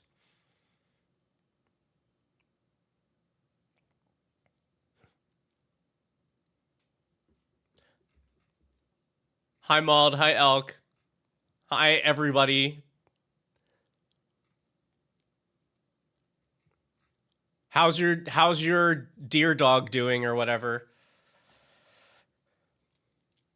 How's your avatar child?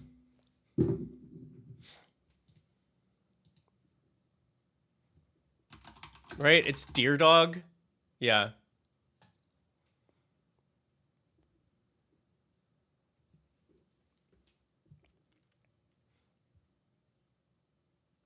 It's fine. We won't bring up your children, you know.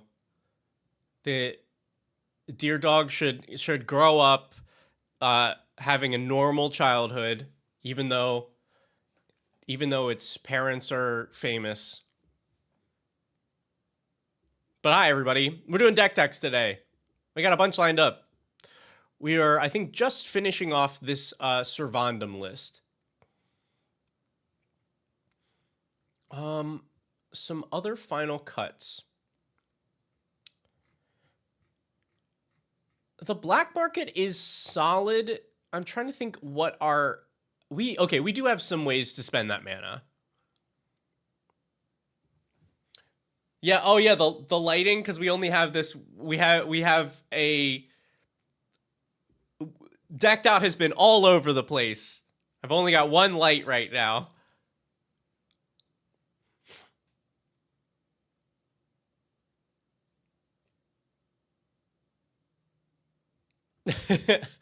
Rather Princess, how many people do you know that are playing Sephiroth's Intervention?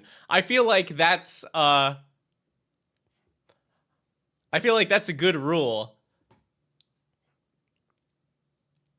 Yeah, you could certainly run more tutors here if you wanted. You're already at a 3 game changers bracket 3. Any arena on the schedule tonight? We'll see. If we get through with enough time, I did talk about a deck earlier, Implode, that I think is really funny right now, and I'm gonna build in paper and play for RCQs.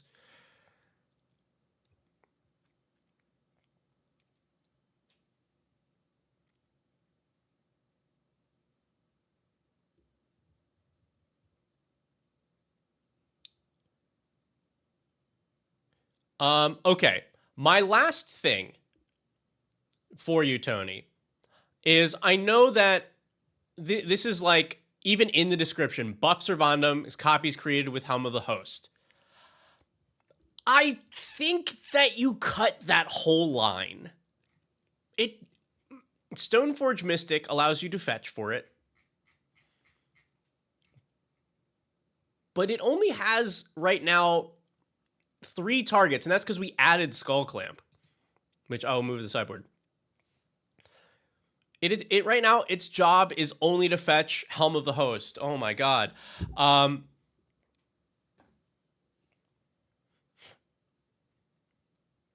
So like, if you really love that this line, keep it. But if you are looking just for like, if you're really trying to get this deck to go, I think it's kind of weak. And you're better off with like I don't know, running like Blade of Selves. This essentially does the same thing for a good bit less mana. Sure, you don't keep your copies of Servandum, but you kind of want them to die.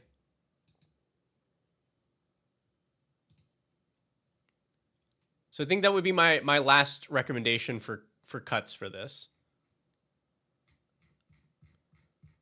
But yeah, I like the direction that this is headed in, and I hope that because we gave you some more token production, some more card draw, and that should make this whole thing run smoother and faster.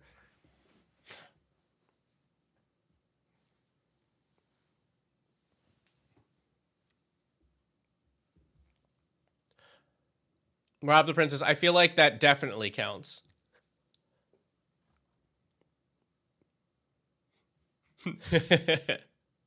Yeah, this is a good time. All right. On to the next. I believe...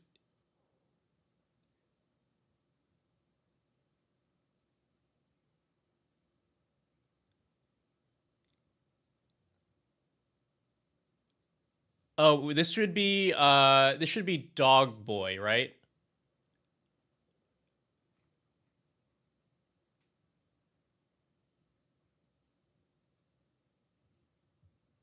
Or did we do that one?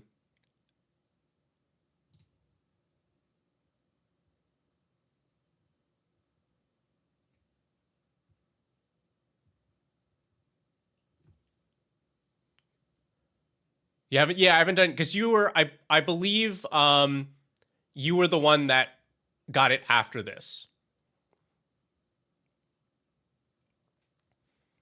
Yeah. Yeah, Electman, we've had quite a few submissions today.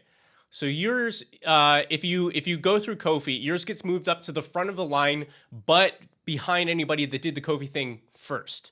Dog Boy, where did you send your list?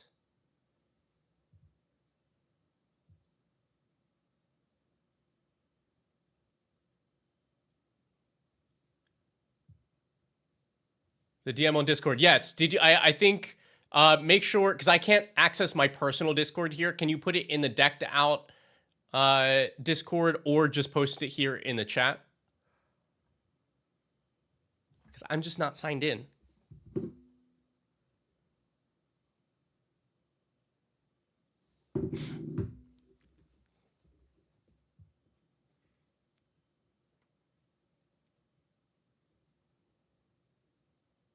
Thank you. Yes, there we go. Okay, because yes, we go. Yeah, no, it's all good. It's all good. We have this one, and then Cecil, and then Electman.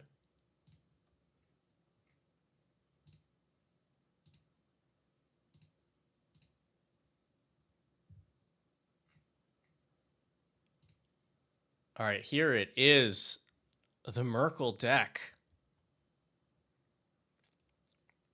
Also, does anybody actually know how this is pronounced? Like, this is a name in Baldur's Gate, right? I assumed it was Merkle, but I was like, but in Magic, MYR is mirror, so it could be miracle. Maybe it's a play on the word miracle.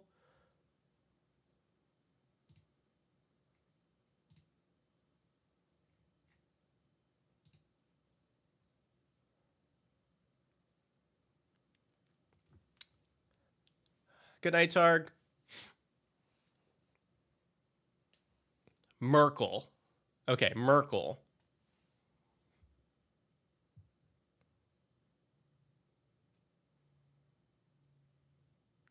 All right, cool. Cool. So this is Merkle, Lord of Bones. 7 whole mana for 7/5, but one of the coolest effects on a commander.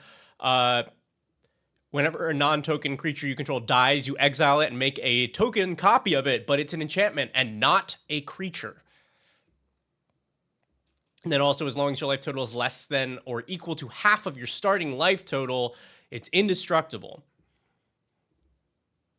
So there's a lot of bullshit that you can do with this commander. Because creatures were not made to only be enchantments, and so you break a lot of things. And I have not even really been keeping track of how many things are broken with this. Like, there's just been so many cards that have been printed since the last time that I thought about this commander.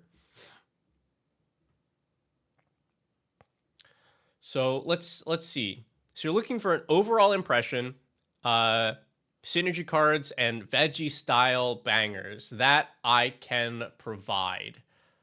That I can provide.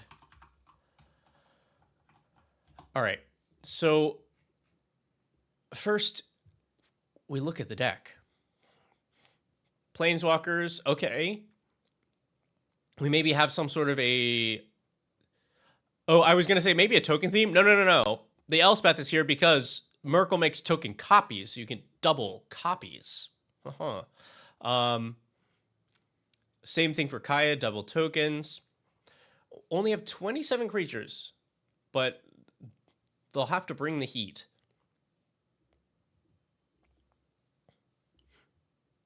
We have some dorks. Sack Outlet. Gas Guzzler was almost one that I suggested for the Servandum deck. The problem with this one is it's incredible early game. It is painful when you draw it late. Because no matter what you do, start your engines will take probably 3 rotations to be online with. So this card, opening hand, incredible. But it feels real bad when you draw it late. With special tags, sorted for easier look.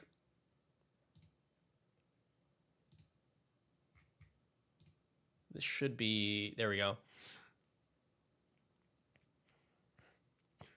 Okay. Yeah, we'll go over this first so we can see the thought process, and then I'll probably switch it back, because as you all know, my brain just processes this in a deck better, seeing it in card types in mana order. But okay, so yes, being able to sacrifice our creatures, very important. We want, as soon as Merkle is out, to be able to sacrifice and set up our weird stuff. The Bank Buster is an interesting choice here. So if this comes back as an enchantment, then you get the stuff again. That's cute.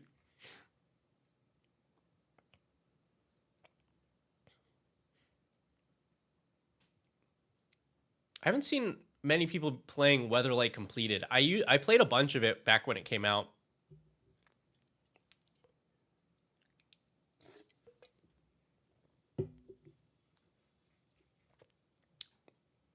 Okay. Lots of token doubly goodness. Doubles, doubles, doubles, doubles. Make copies, doubles. The Saw in Half, that's also very cool, because you destroy your creature, you get a Merkle enchantment copy, and you come away with the 2 extra half copies.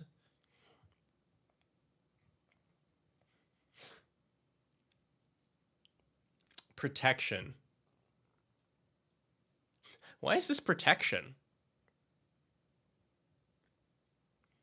This is fun here, since you can get back the cards that have been exiled by Merkle. Yeah, why? Yeah, I guess.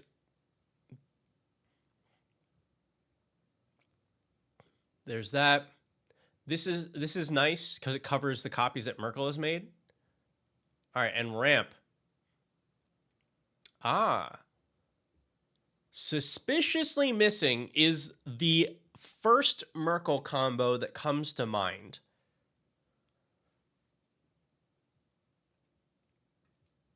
So we have a bunch of mana dorks. On purpose? Okay, cool.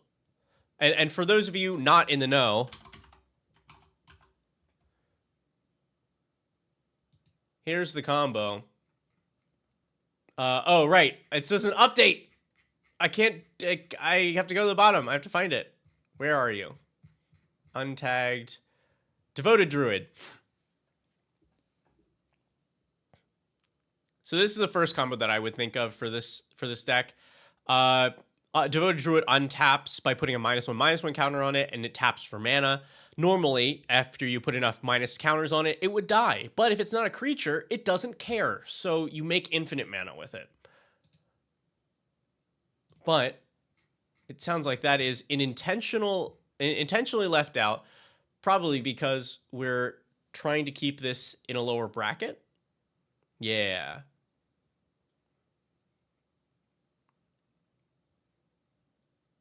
All right, so dorks. We have a small suite of removal. Interesting. My instinct is that you would want more removal in a deck like this because you need time to cast a 7-mana Merkle and then start doing the things that you want. Like, I would want more board wipes in this. It's this and one other deck tech before you get to you. Yes. This one, then we have Cecil after that, and then it is you. And that order cannot change. Nobody will get in front of you. And then we have 2 more after that. But yes.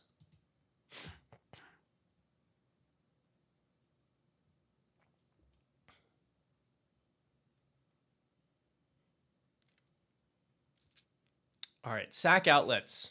Oh, man, love a good birthing ritual.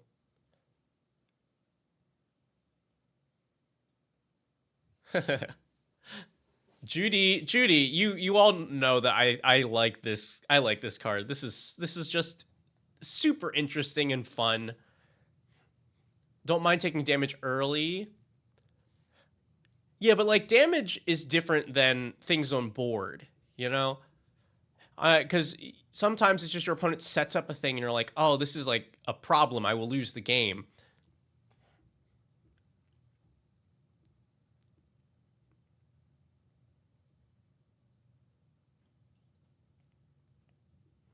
Yeah.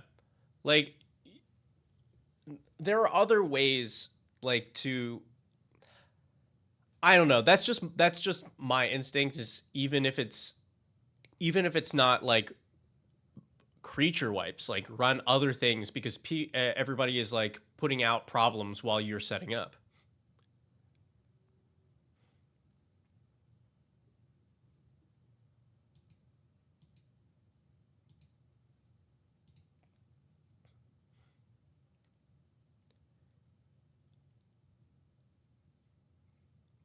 All right. Hey, somebody running Alter a Bone.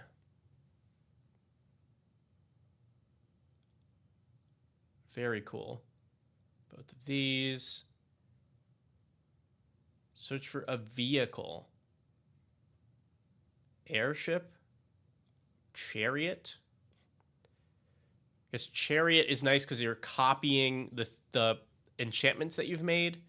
And Phoenix Fleet Airship is just a banger.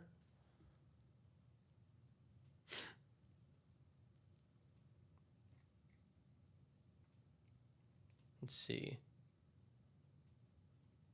Ovia was a decked out preview card, so you have excellent taste.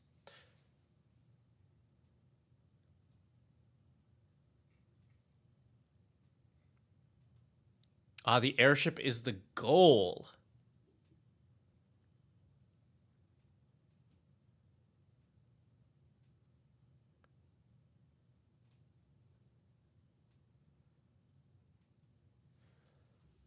Interesting. Because, like, this card on its own can take over the game. 4,000. Good God.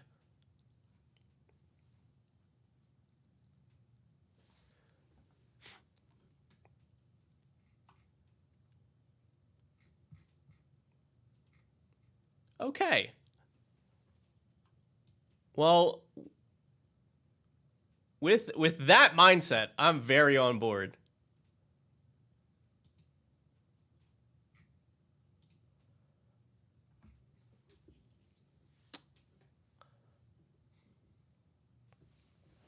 Okay, so this, I really like this. I think Merkel is an awesome card. And it's almost always just used for the super broken combos like Devoted Druid. So this makes me even happier that we're getting to explore some different space with this one.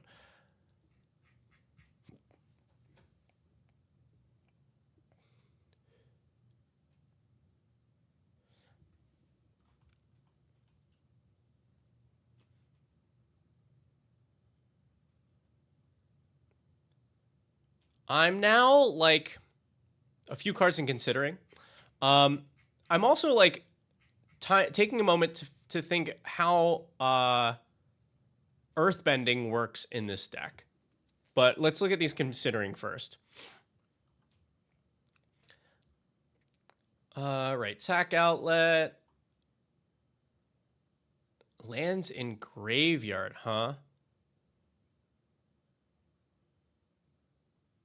Enchantments enter.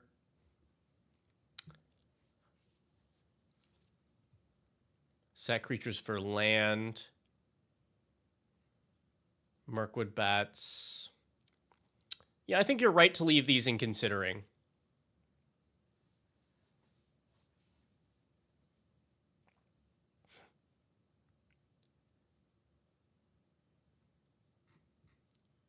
Yeah, there's some synergy here, but I don't think any of these are cards that you need for this deck.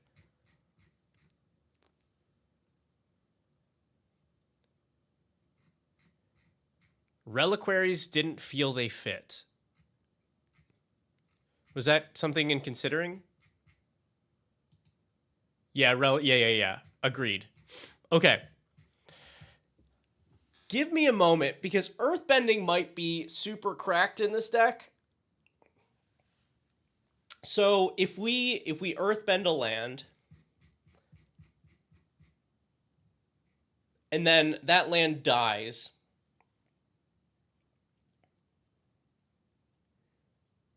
you will have two triggers. You have the earthbend return to play, and you have Merkel exile it and make it an enchantment.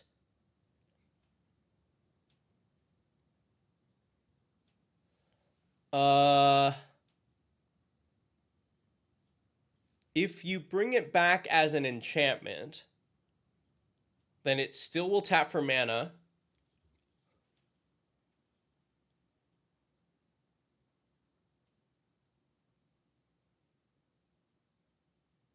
But like won't be a land. It wouldn't move zone twice. Yeah. You can't do both of those things. Yeah,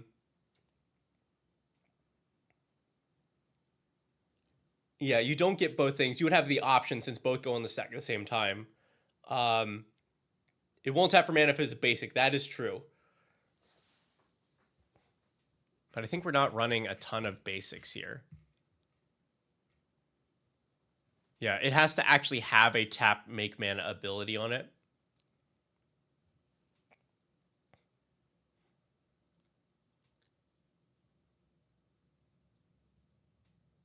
Huh.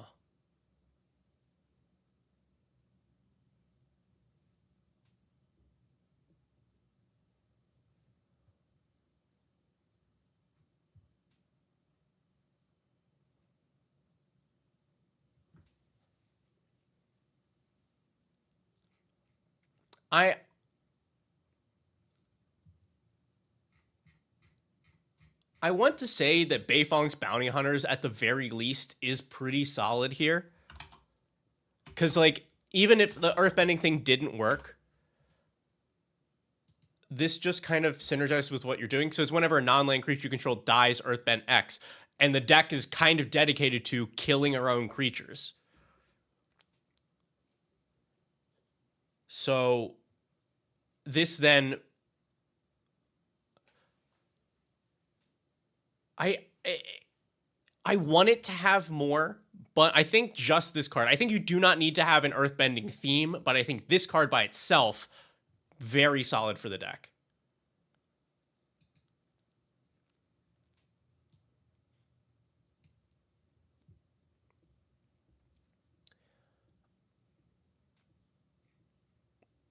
I'm trying to think if I can come up with any like funky Merkle combos that don't like that don't go infinite. They just give you a real weird.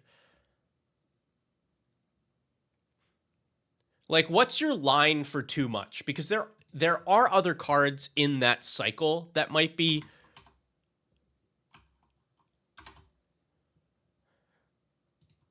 Like, this seems pretty fair for the setup required. Brenton Medic, if you turn this into an enchantment, then you have prevent as much damage as you want to your creatures or players. And your opponents just have to get rid of the medic. And there are plenty of other cards that do stuff like this, like Worship or, you know, the One Ring or whatever.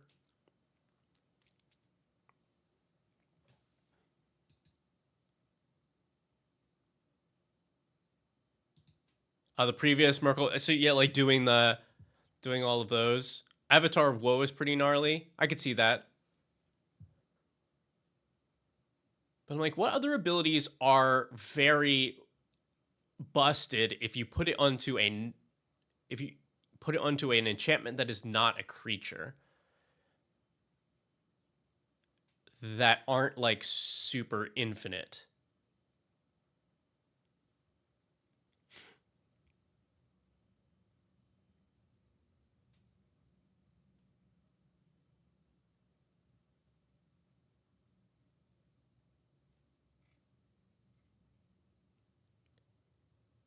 The bodyguards just take your damage. Yeah, because you cannot.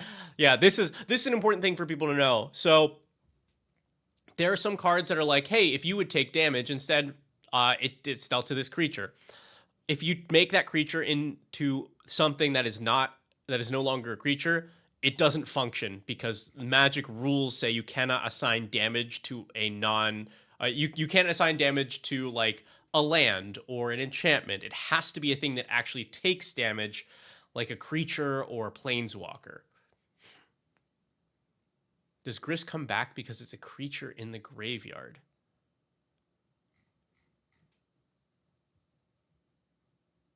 No, because it's not a creature on board. But I like where your head's at.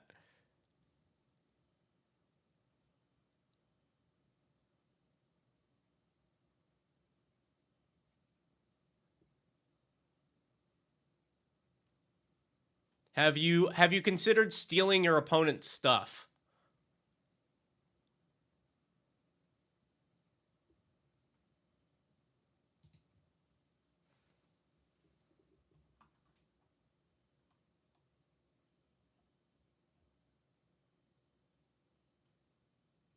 Consider saga creatures. Saga creatures. That's pretty cool.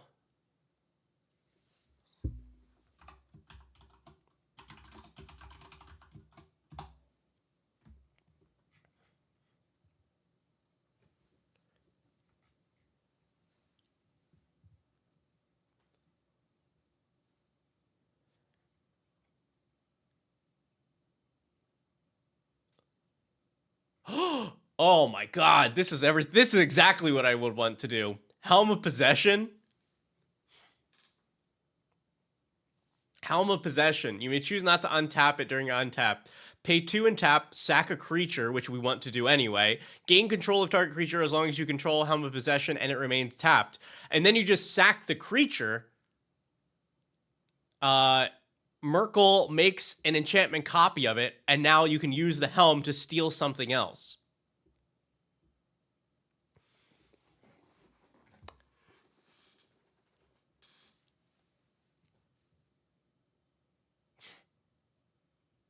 Coughing Queen does the same.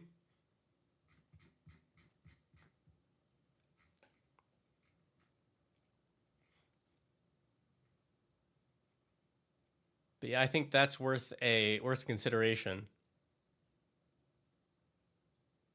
Oh, and Preacher also does that thing. That would be something to consider.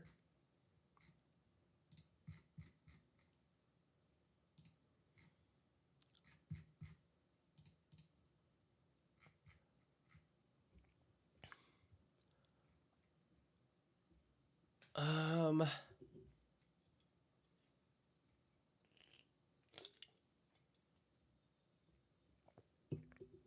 Planeswalkers that become creatures.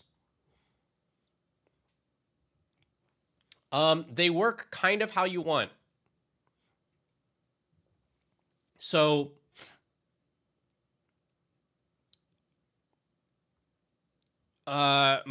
if you, let's say, let's look at Gideon, since all of the Gideons turn into creatures. All right, so let's say we use Gideon Alive Zendikar. It turns into a 5/5. If you then sacrifice Gideon, Merkel says, cool, a creature died. Exile it, make an enchantment-only copy of this. It is not a Planeswalker, but it has Planeswalker abilities, which can still be activated. As far as I understand, it would not enter with any loyalty counter, since that is a Planeswalker rule. But you could then you could use the pluses and the zeros, and eventually use the minus. And if you minus to 0, it doesn't die, because that is also a Planeswalker rule. So are there any, let's see, are there any Planeswalkers that are like particularly busted if we do that? Type.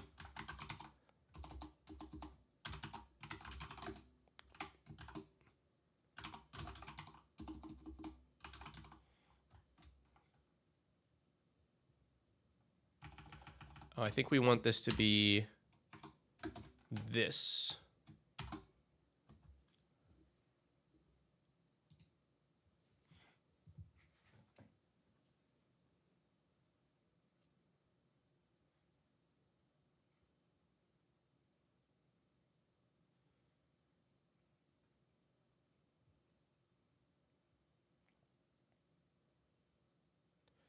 Oh, are you talking about this Gideon of the Trials?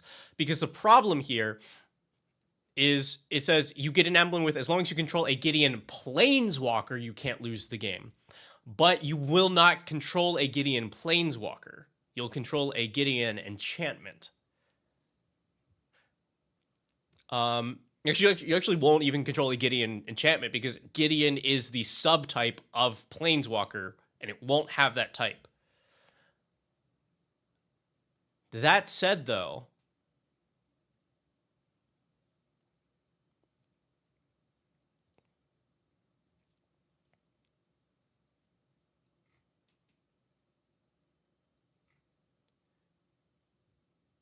turning it into an enchantment means that it's much harder to kill.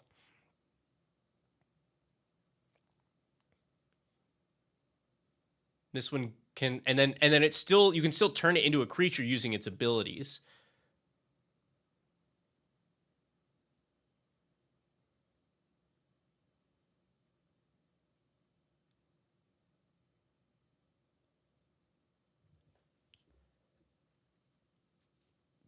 During target opponent's next turn, creatures that player controls attack Gideon if able. That's very funny. It does nothing, because you can't attack an enchantment. But the fact that the fact that you have to then go, like the fact that you've made Magic the Gathering, you've made it try to do this thing, is very funny to me. But yeah, you could definitely do these things, and if you're just trying to do weird Merkle shit, then like definitely include them. And some of these are not bad. Like Gideon Alive Zendikar, you can just make a free 2/2 every turn, or turn it into a 5/5 indestructible if you want.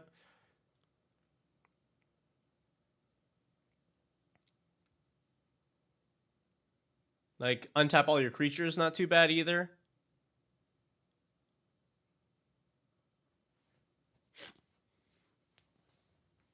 Adding Shifting Woodland, also not bad. Hi, Schultz. We were talking about your incredible Thanksgiving dinner.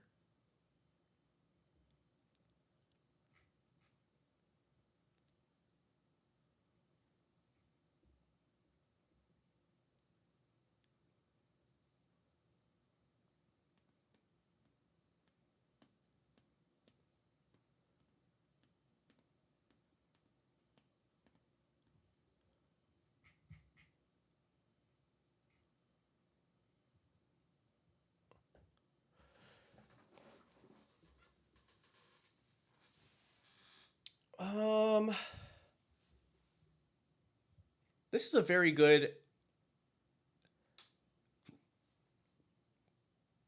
It's a very good challenge to like not do the busted infinite stuff.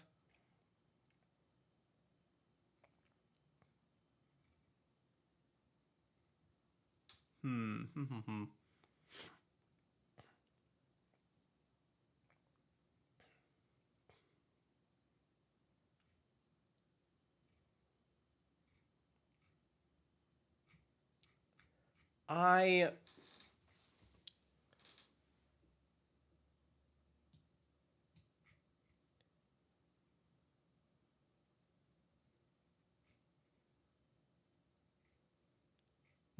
what else do I have here?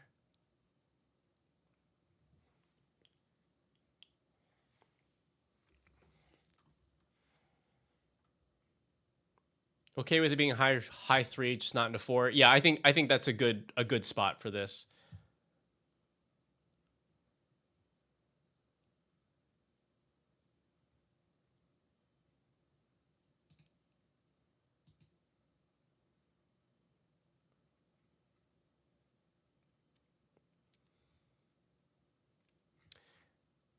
And if we also have this like game plan of get Phoenix Fleet airship, make 1 billion copies.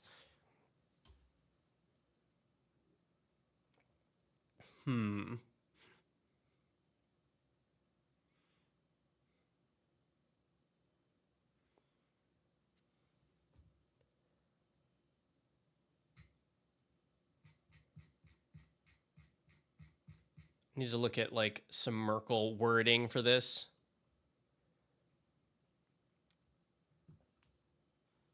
Yeah, because I think that's the other thing too, is like the infinites are pretty limited. Elect Man, I think you have not missed a lot. We've just been going over Merkle and what we're doing with it.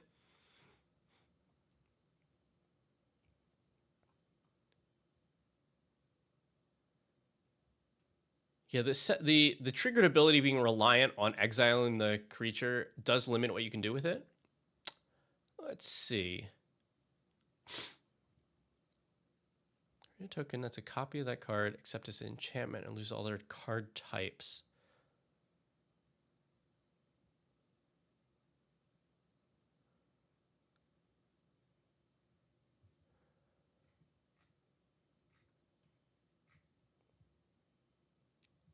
I want stuff that like deals damage to itself.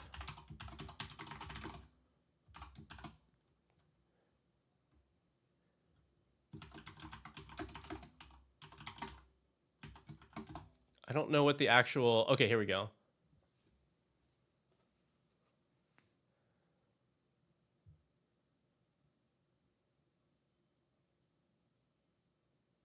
Yeah, that's... None of these are helpful.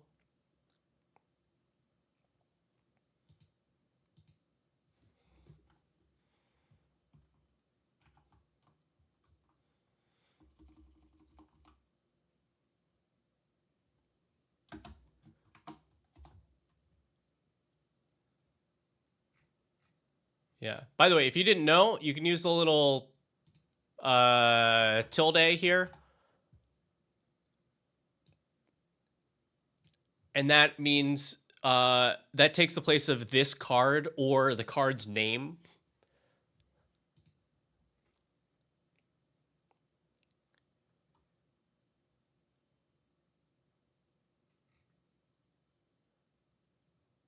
Yeah, none of those really help either. Okay.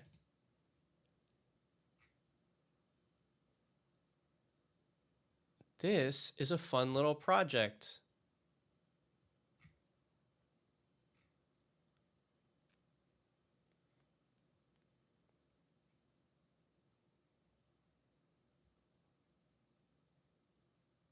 Can we do more copies?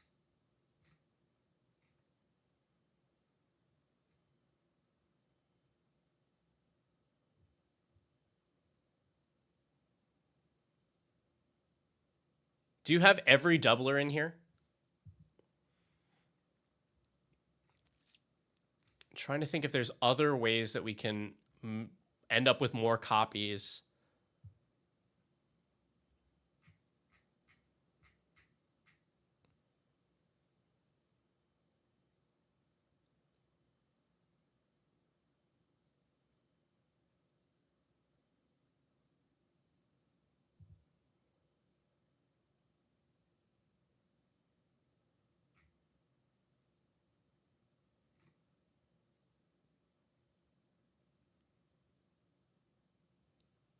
Rona can make copies of the doublers.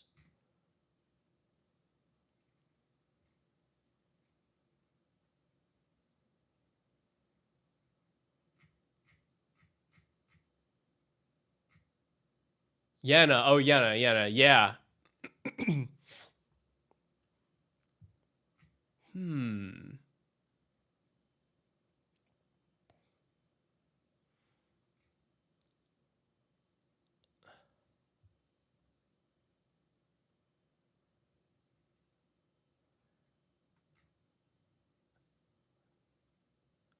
Oh, yeah, and of herself. That's fantastic.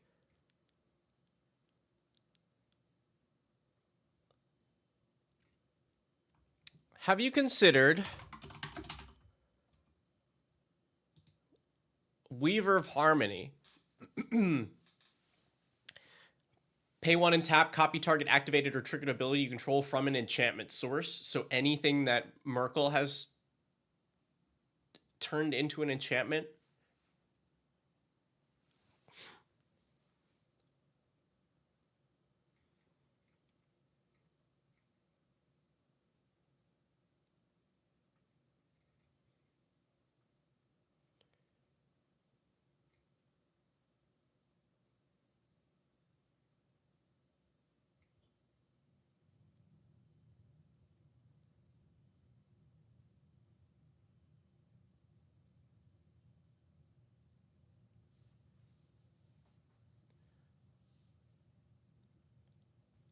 I mean, hey, Electman, we're totally like it's not a set in stone sort of thing. It sounds like if you want to get this shuffled around a little bit, we can definitely do that.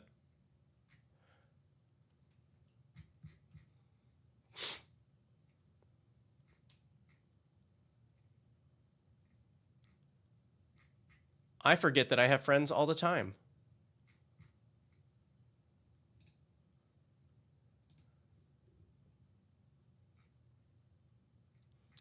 I want to help in this quest of more airships.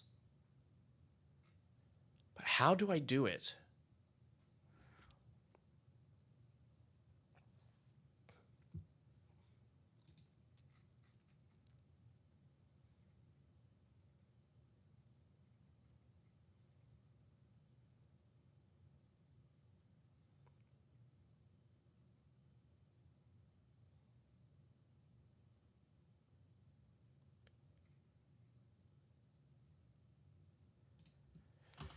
Because I was thinking this, but I don't think it actually does a ton for you.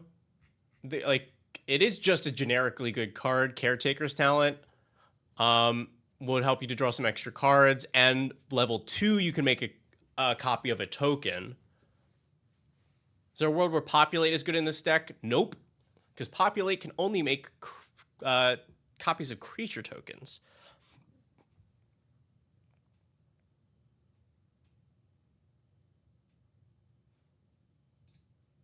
Like this is this is fine, but I feel like it doesn't do a ton, and it also doesn't draw you cards early.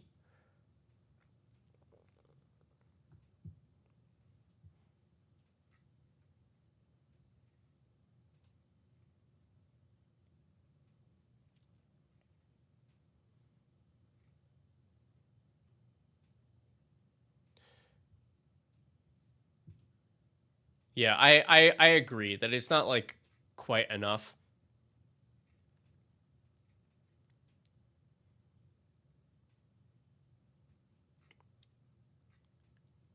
Okay, so what about this other consideration? So I talked earlier about this is not a lot of interaction. This is not a lot of stuff holding you like holding your opponents off while they're doing their thing.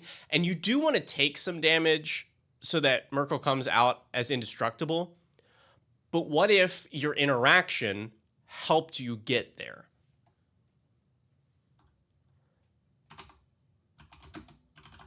This seems like a great deck for like Toxic Deluge or not Day of Black Sun. What's there's a new one from Edge of Eternities.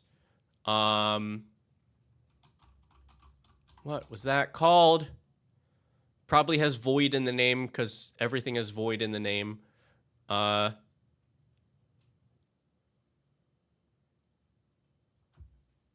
Yeah, I have no card names in my brain today. I don't know why. But there's another one that causes you to lose life. Yeah, this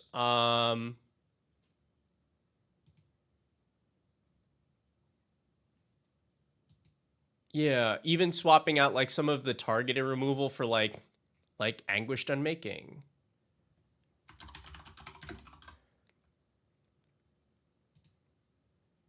Anguish Unmaking and like Infernal Grasp.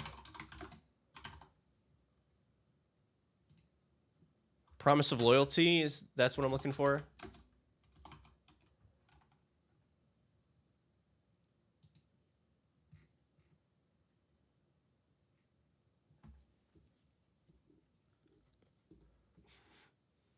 Tragic. Oh, you're talking about board wipes. You're talking about other board wipes.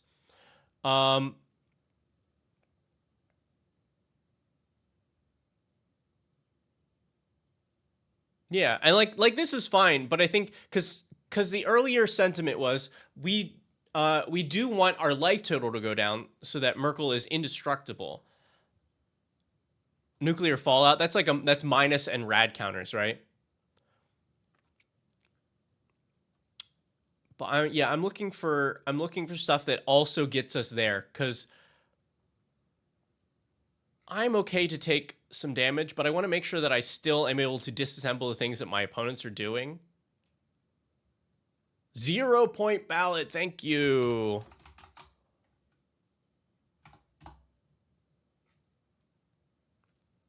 Oh, Max, that's a great suggestion. I like that. The End Stone.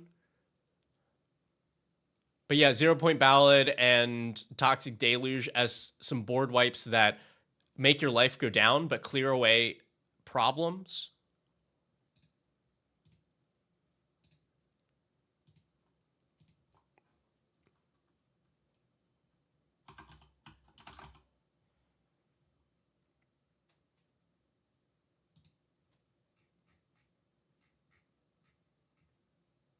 Yeah, Endstone resetting your life to half each time, which is exactly how much you need for Merkel. And it would help with draw. I think you could also consider this then if you if you're looking to make life total down and draw more cards. Stinging Study is 5 mana, instant speed, draw 7, lose 7.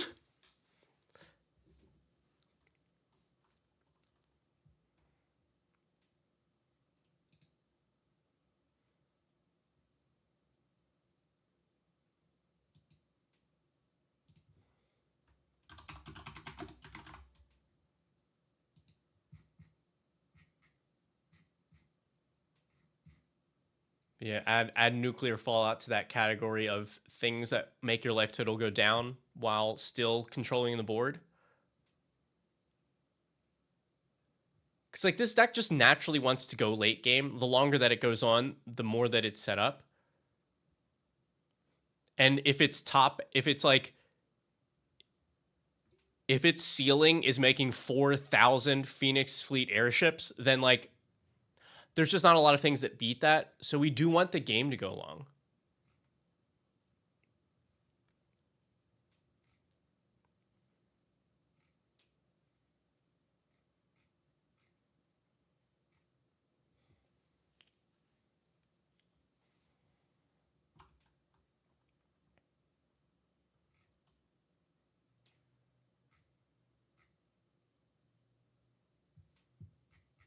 Oh, in that case, is this actually a better black market connections? Like, I think I want black market connections over Phyrexian Arena, right?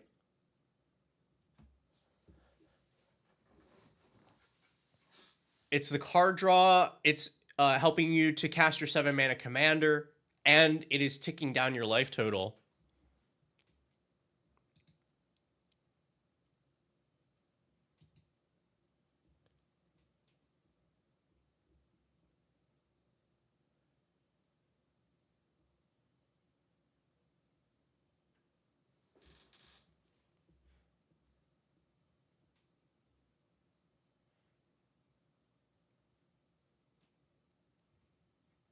Yeah, that's fair enough. Availability is an important factor.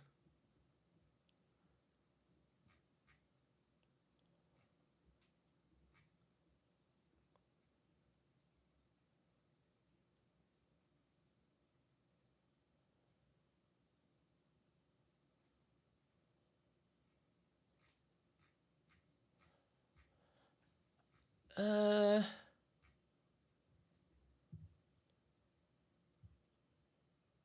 a bunch of the arena, yeah.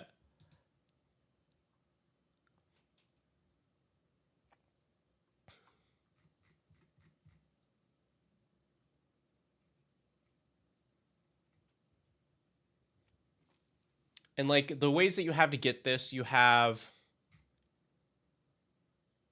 the from father to son,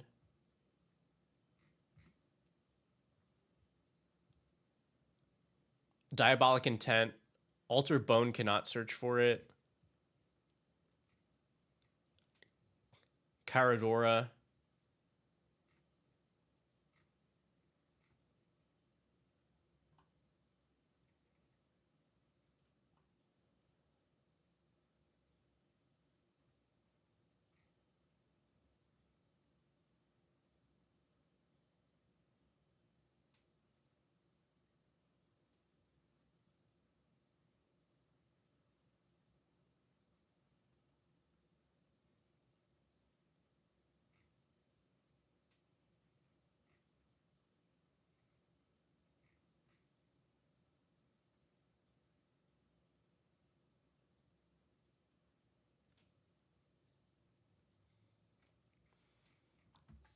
I don't know, man. I kind of want to play this deck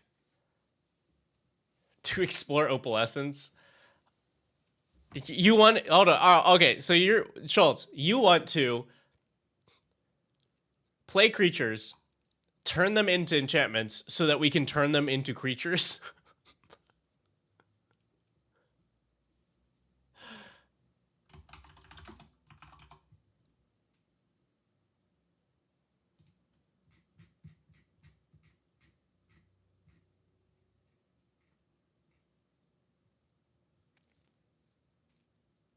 Yeah, so that's also this is I think this is the kind of stuff that I'd want to do uh if I'm not doing the infinites. Like I want to steal people's stuff and turn it into enchantments.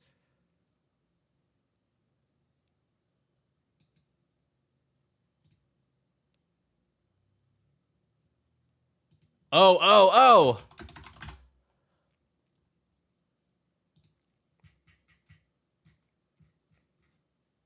There we go.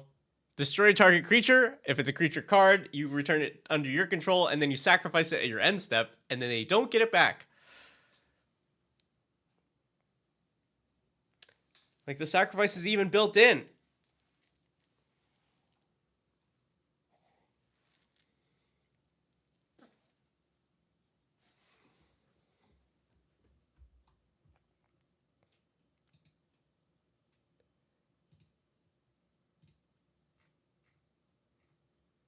Willow Satyr is also gain control, right? I just played this in something. Yeah, yeah, yeah. Gain control of a legend. Yeah. I think that's the angle that makes me really happy here. Is if we're keeping this at like bracket 3, we're not doing the Merkle infinites. Like That's what I want.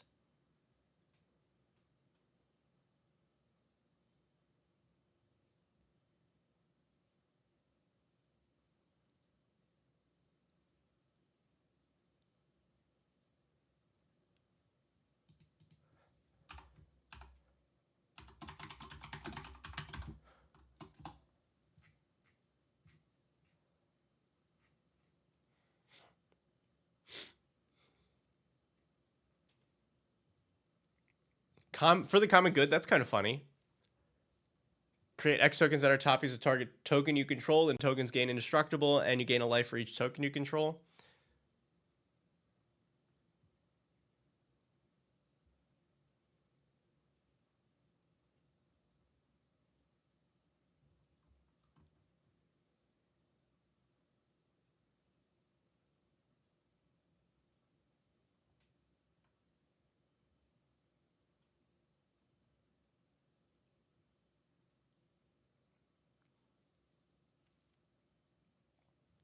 Oh, hey, you can go infinite with Romana.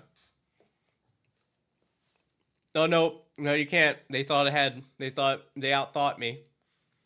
I was going to say because you make a copy of it, and then you make a copy of it, and then you make a copy of it, but it enters tapped.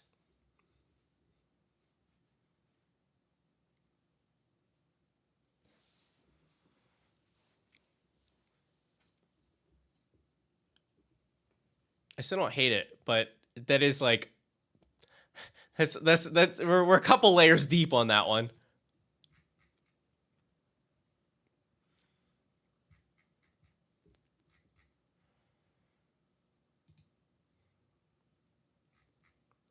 Okay.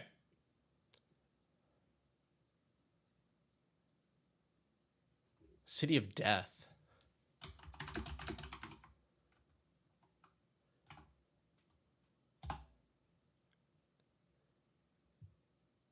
Yeah. Oh, yeah. Mirage Mirror are also a good way to be like, I'll take that thing and wait, hold on. That doesn't work, right?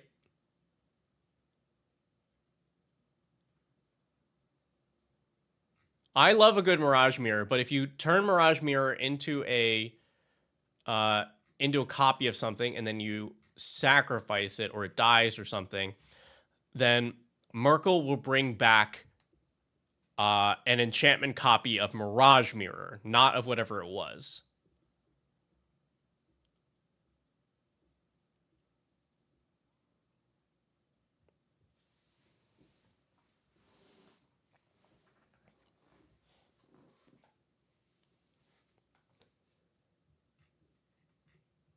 All right, right.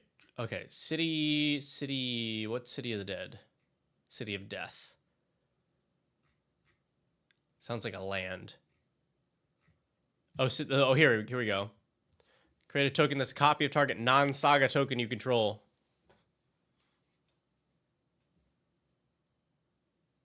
The token doubles for make you more mirrors. Look, I don't hate it. I'm just saying.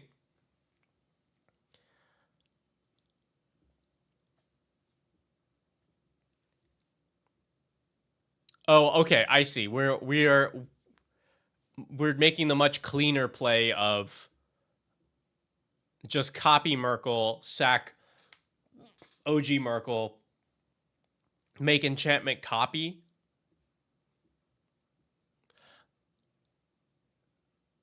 I think that's solid. Merkel already hopefully is indestructible, but making an enchantment does make it that much harder to interact with.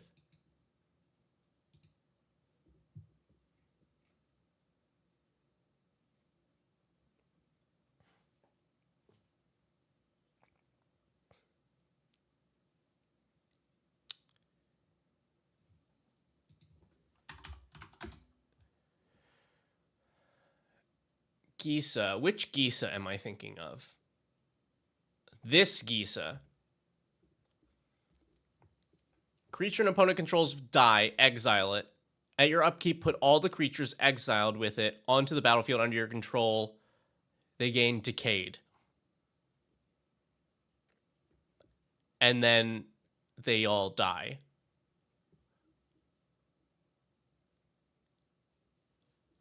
You swing with them, they all die. You get all of your opponent's stuff.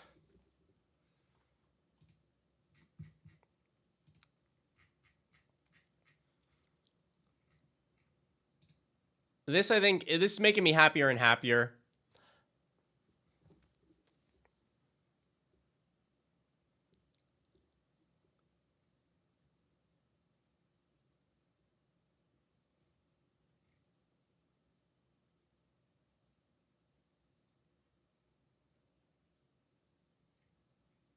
All right, I think that this is what I'm looking at. I think this makes me Braids Arisen. I think so. Yeah.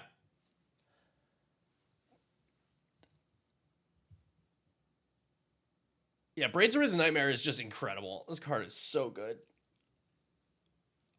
I I really like this build. I already was a fan, but now you've got this like double game plan. You can set up a billion copies of Phoenix Fleet Airship. You can also steal your opponent's stuff and make enchantment copies of it.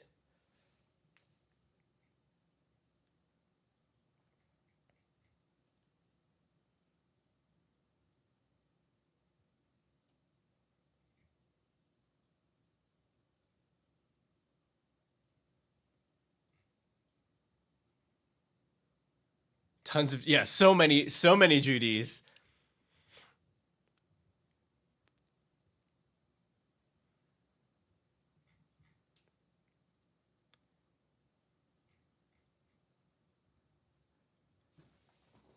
I'm a big fan. This is a great deck. Thank you for submitting this. And if you do go with the theft route, let me know how it plays out, because that seems like a really good time. I've had a Merkle sitting in my like to build pile for a while. I have like the D&D treatment one.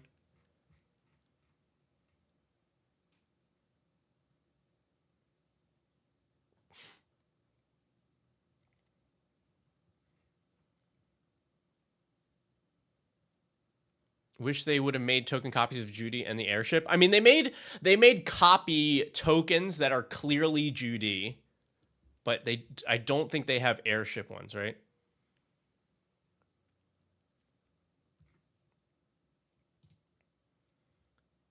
All right. I'm going to check if Electman and Cecil, you are in the chat right now. Let me know if I should swap up this order while I do a duplicate, some duplicate action. Give me that full spoiler, buy type, buy mana value. Can you get the link? Yes, I should do that.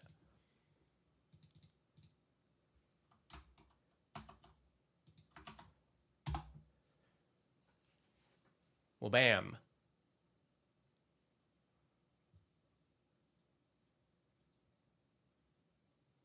But I get stupider with every hour. I'm going to give him a quick moment to see if he's around.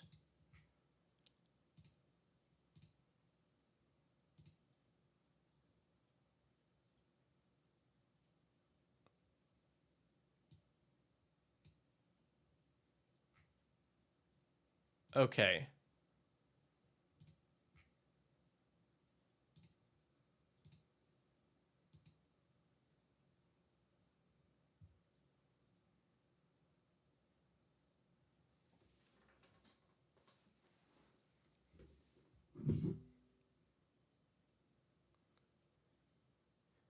All right. We'll do Cecil first.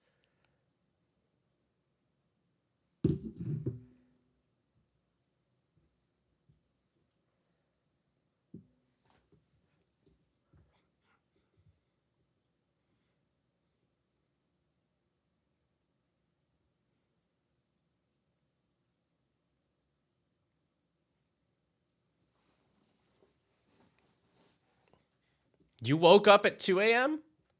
I think, yeah, I do think I think you both are talking about different things.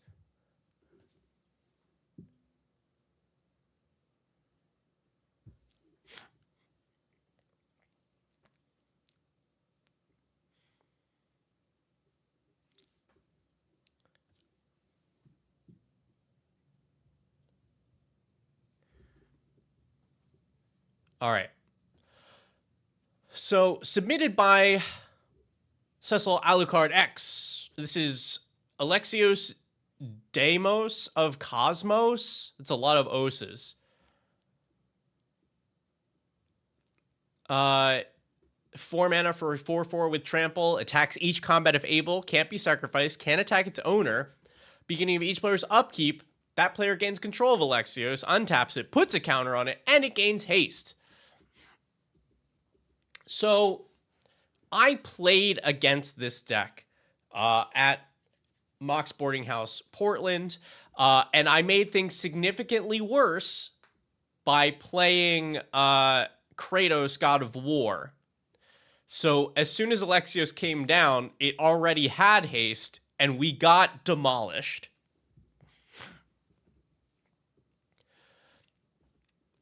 This commander is very strong at all levels. This is CEDH, like, viable.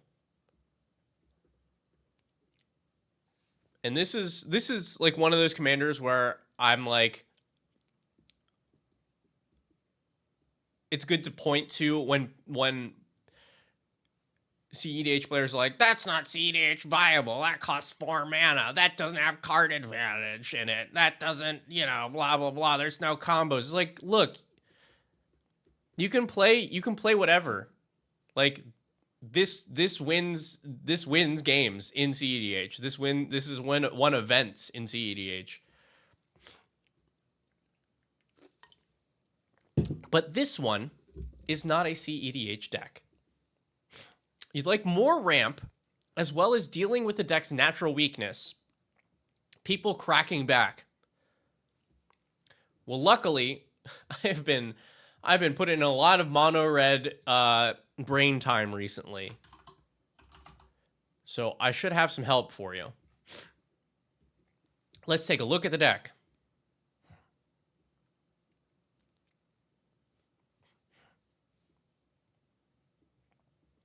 Okay, we only have 4 creatures because we were heavily reliant on Alexios getting the job done. We got one plan, and that is the commander dies, the table dies to commander damage. Goad creatures opponent's control can't block, and whenever you cast a non-creature, goad a creature an opponent controls. Cool. Reducing our artifacts, free mana, and this is probably just in a land slot. Sorceries, we're blasting, and Jessica's Will is a good card. 13 instants. So we want these rituals because we want to get Alexios on the board as fast as possible. So we have those. We have Seething Song. We have some interaction. Counters, Reverberate is nice utility. Return the Favor, also nice utility. Price of Progress, if you're in mono red, or honestly, any aggressive deck that's running red and not a lot of other colors, Price of Progress will win you games.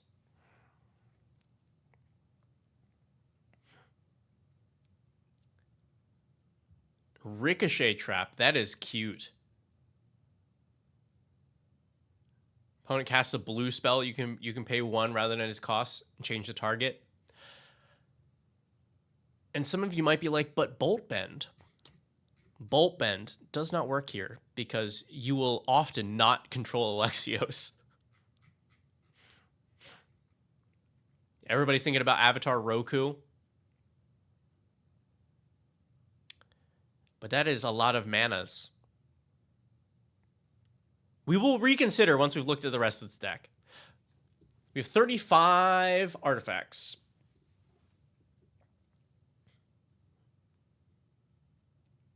Now, Alexios gets a lot of mileage out of equipment, because when you give control of a creature, the equipment does not fall off. Even though you can only equip to a creature that you control, it's not once it's equipped, it just stays that way. And you still control the equipment, so if it hits a player and it has like Beamtown Beatstick on it, you make the treasure.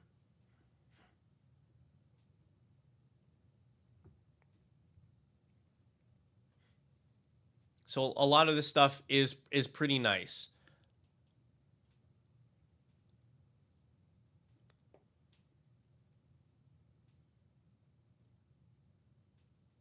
This is cute.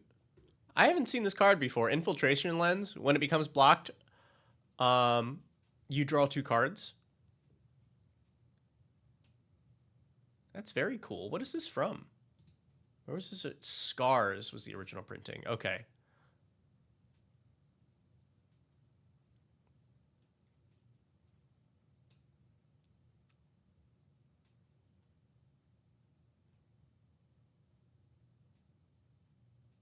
Yeah, this is very solid.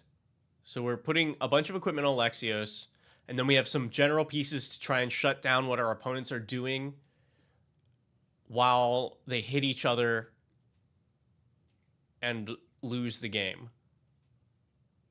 I want to point out how important Liquid Metal Torque is to a mono red deck. One of Red's biggest weaknesses is it does not have good ways to deal with enchantments, for sure, and like a lot of other types, like creatures. It generally has to burn them out. So larger creatures it has problems with. Planeswalkers, like it can just like swing at them or like try and burn them. But Liquid Metal Torque allows you to start targeting those things with like a braid. So this is one you should always be considering for your mono red decks.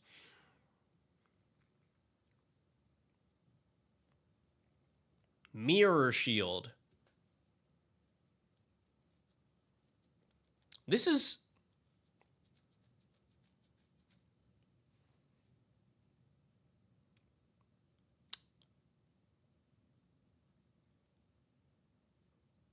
Cecil, why is this here? Why is this here? I guess Hexproof stops the other opponents from targeting it, but it doesn't stop like the player controlling it.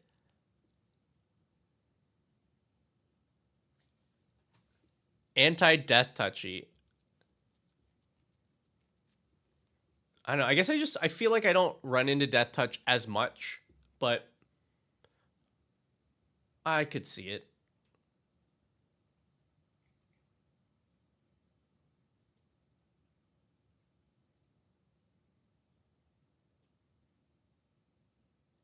Okay. Cool. Smoke. This is also really nice here because Alexios untaps itself for its own ability. So your opponents can't be like, all right, I'll choose not to untap it. And it's like, nah, it just untaps itself.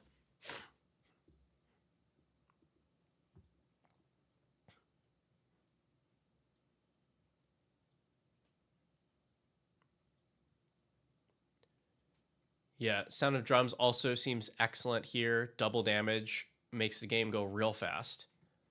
And then 34 lands with a Glacial Chasm is one of the ways to mitigate that crackback. Okay.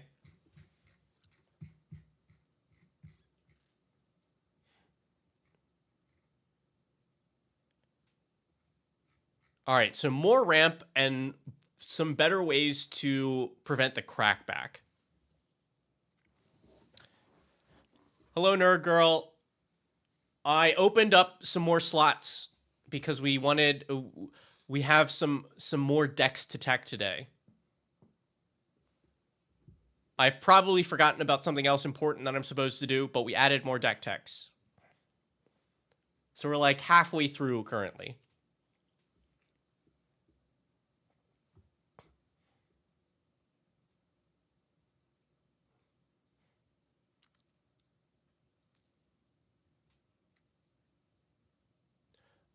All right, let's start off first where you were all talking about Avatar Roku here. First of all, card is cool as hell, so automatically include it no matter what. This does do a very strong thing. So whenever a player attacks, any player, you add 6 red mana, and then you can use that to pump up Alexios. That is good. That is good. But let's do a little bit of math. So on Alexios' first time around the table, and I'm doing this math not to prove something right or prove something wrong. I'm doing it because I want to see if Roku actually hits in that right spot, or if it's overkill. So you play Alexios. It's going on the first time around the table. It's gonna do 5 damage, 6 damage, 7 damage.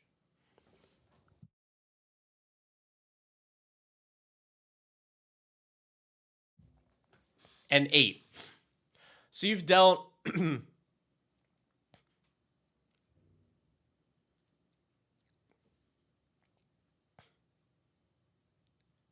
yeah, you've dealt 5, 6, 7 depending on how players have made this happen, depending on where players chose to attack. Even if you play, let's say best case scenario, so you're somehow able to play Roku on the next turn. So maybe you used one of your rituals.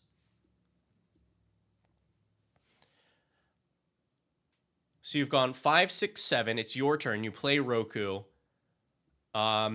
You pump Alexios, who is now an 8 anyway, right? Because the 5, 6 to 7, you get it. It's an 8. You give it +6 to 14. That can kill the player that took 7.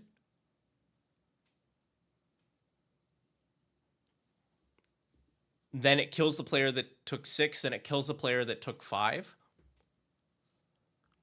Okay, I'm getting more on board with this.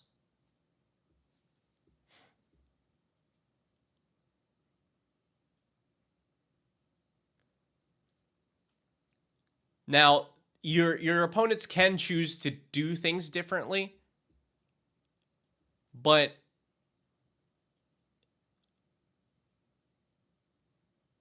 I think let's see though, how does the math shake out if this doesn't come down the turn right after? Because probably it can't. You've done 5, 6, 7 on your turn 8, 9, 10, 11. Yeah, red, because this is the thing that I'm thinking about. Because this is cute, but I don't know that it does that role better than just like a damage doubler or something.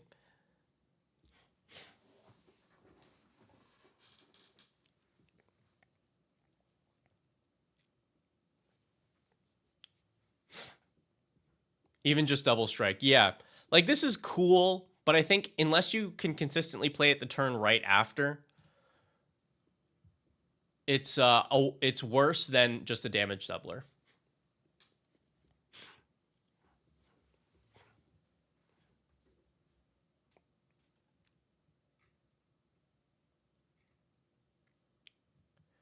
All right. Yeah, so what ramp do we have? We have rituals.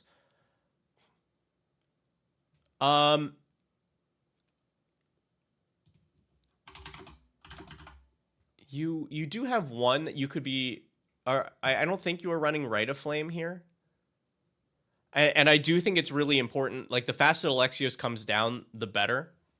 And like, this is the same. You're only making one extra mana. Same as Desperate Ritual. Same as Pyretic Ritual. So I'd run this.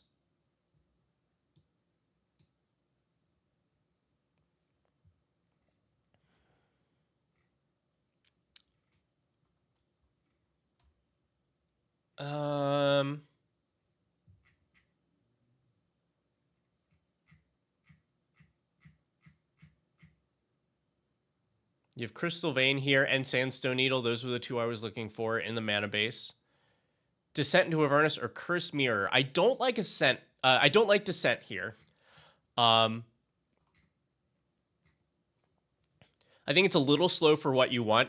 The fact that you've spent 3 mana and have to wait a whole rotation for anything, I think is not what this deck wants to do. Cursed Mirror, however, is a pretty fine card on its own. I think you could run it.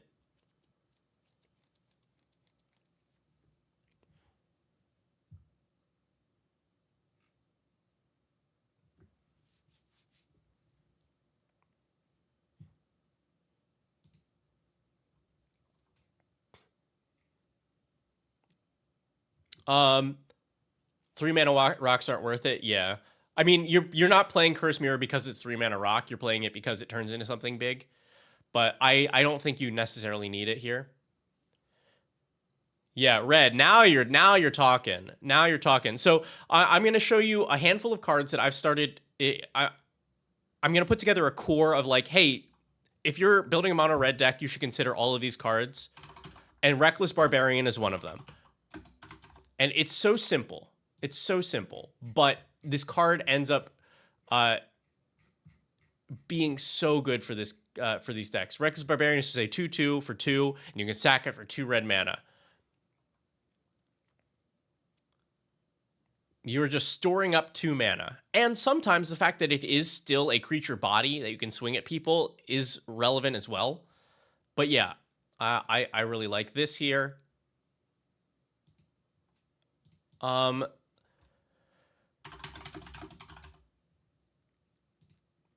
The two in the mana base, or not in the mana base, the 2 rocks to consider for this would be Throne of Eldraine. If you end up not casting Alexios early for some reason, you can, like, this only puts you 1 mana back to jump 4 mana ahead for later turns.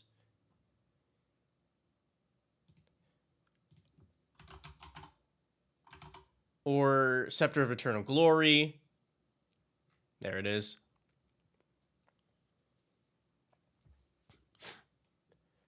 Yeah. Throne of Eldraine is just so good because it's a giant jump in mana that doesn't really set you back on the turn that you play it, since you can tap it.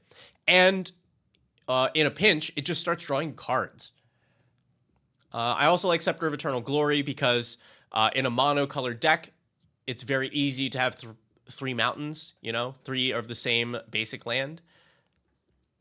And then this also doesn't really set you back. I don't remember if this is worded the way that I want it to be. Yeah, this does not work the way that I want it to.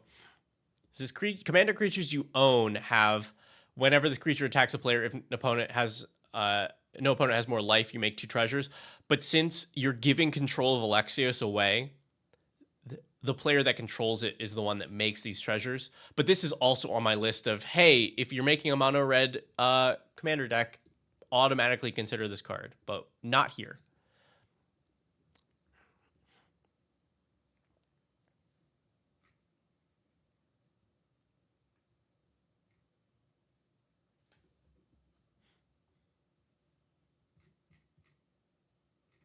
Oh, interesting. How many?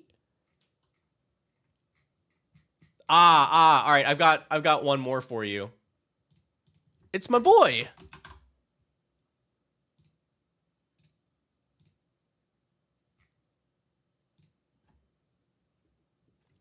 Ragavan is ramp. Somebody will be open if you play this on turn 1.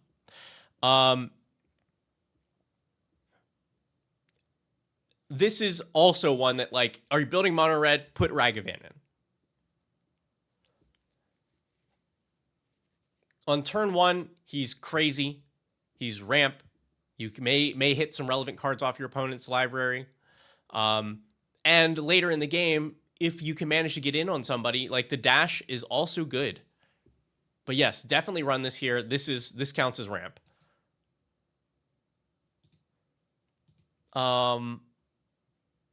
But the thing that I was doing was counting your equipment. 1, 2, 3, 4, 5, 6, 7, 8, 9, 10, 11, 12, 13, 14, 15, 16, 17.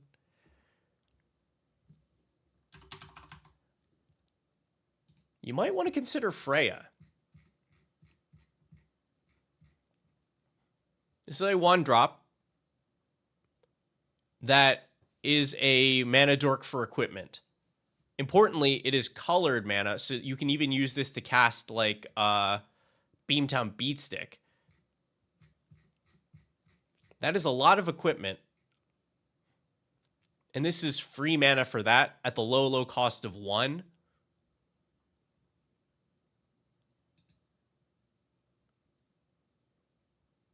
I would give this a try. It doesn't help you to cast Alexios, but it helps you to suit him up real fast.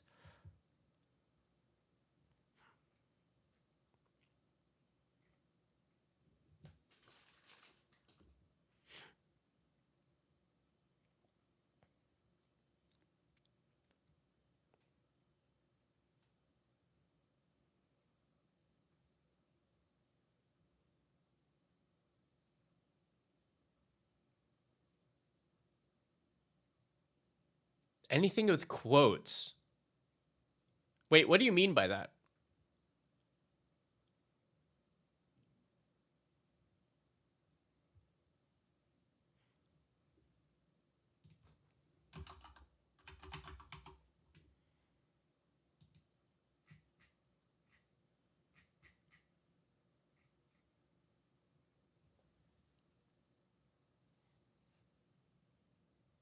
Oh, I see what you're saying. Yeah.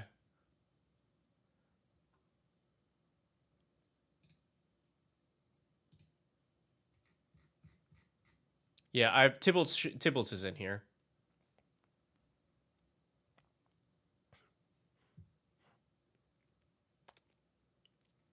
If you're just looking for ramp also, like, it does the job. Sunset Strike Master gets you to a Alexios on turn 3 and has a relevant ability. Like, 3 mana later in the game to destroy a big creature is very solid. I've been running this in mono red with significant success. There's also the one from Edge of Eternities, but I don't think I like that one as much here. I don't remember what that card is called, but it's another 2-mana dork.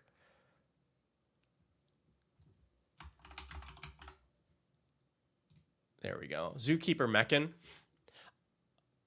Because the ability here does not... You can't use it to target Alexios unless it's your turn. But I like the Sunset Strike Master here. Do you run Mana Geyser for the turn? I would run Mana Geyser in every mono red deck, period. Would Curse Mirror do anything in this? I think Curse Mirror is fine. But I don't think it's... I don't think I auto-include it here.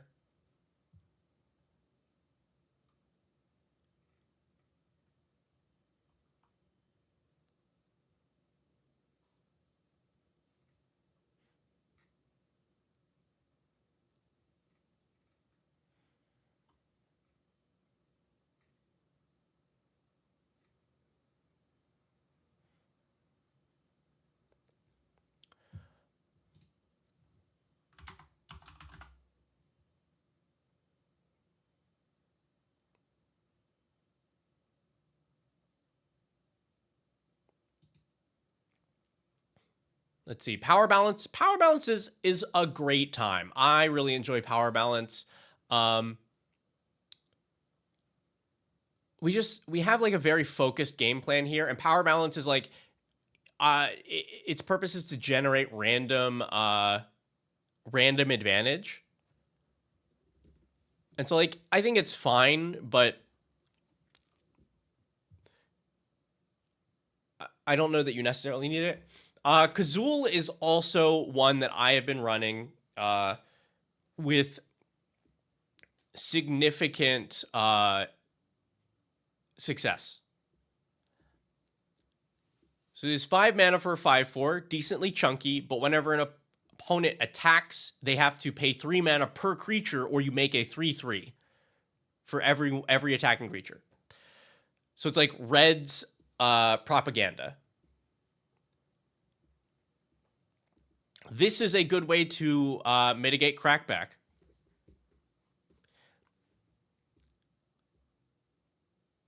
Now, yeah, it's a creature. It can be removed. But it's decently sized. I have really been enjoying this card.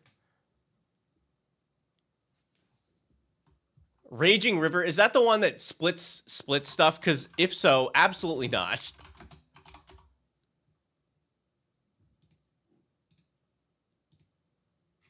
Yeah, it's that one. No, don't do this. This card sucks. It's like, it's funny and it's cute sometimes, but often it just makes it really hard for people to keep track of the board state. So if you can't read this because, you know, old cards were impossible to read, it's space Jace or space Balerin or whatever. Every player splits their creatures into 2 halves, and then each half can only block and attack each other.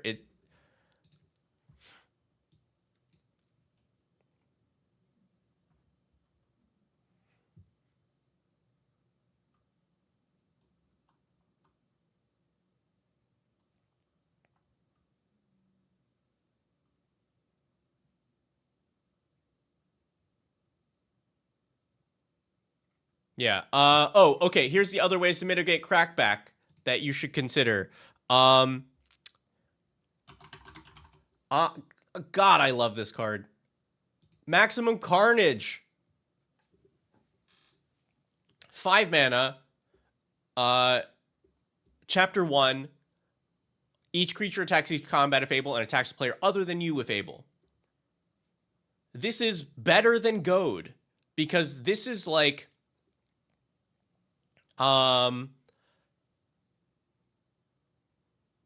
it's like there's an emblem that says creatures have to attack. So even if somebody plays a creature with haste, those creatures still are affected by this thing. Unlike something like Disrupt Decorum, which you also should run here. Disrupt Decorum just says goad all creatures that you don't control, but that only applies to the creatures that were on the board when you cast it. But both of these are excellent for a deck that is trying to get damage onto the table, is trying to get creatures turned sideways, and is trying to mitigate crackback.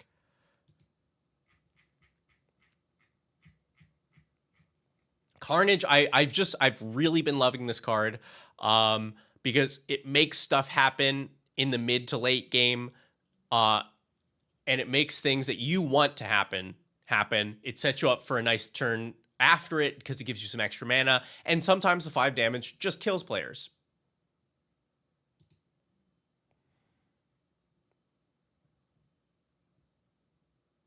Looking for the best way to make horse with Raging River.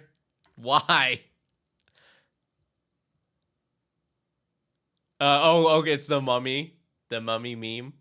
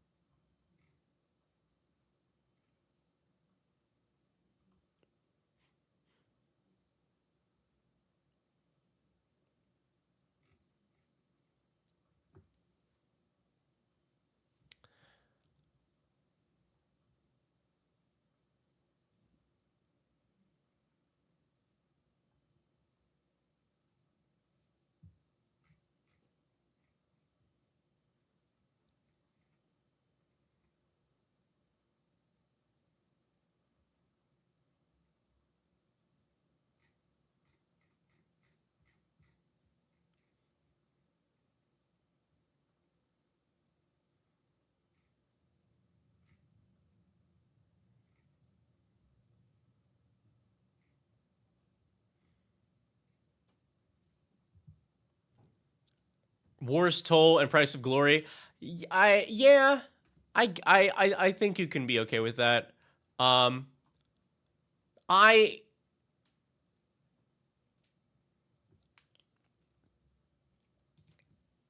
it's like it's such a specific 2-card combo. So whenever a player taps a land for mana during another player's turn, you destroy that land. So you're pretty much saying, hey, you if you want to interact, if you want to be at instant speed, it's going to cost you a lot. And then War's Toll being like, on top of that, like, you're really sticking. Yeah.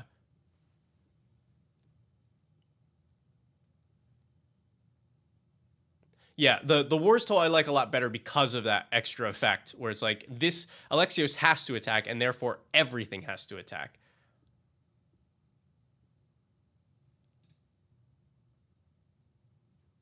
But the main thing for me is Price of Glory is 3 mana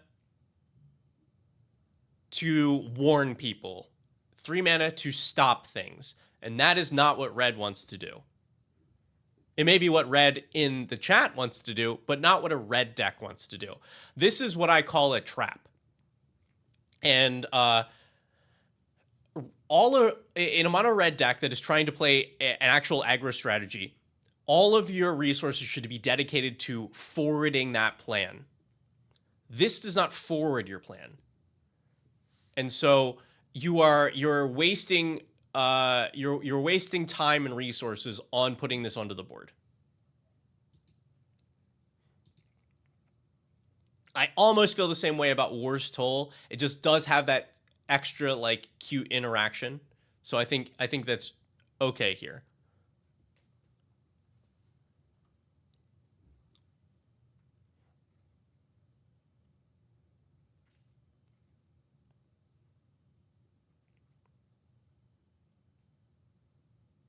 Witch Hunt.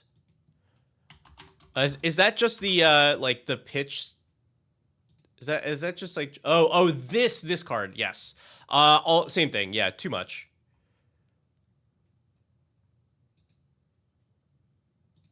Too much.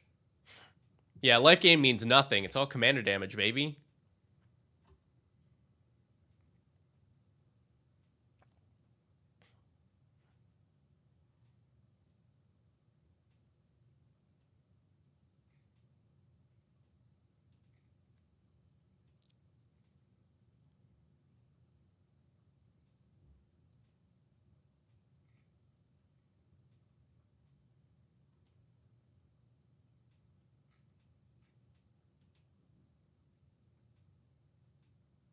Hmm.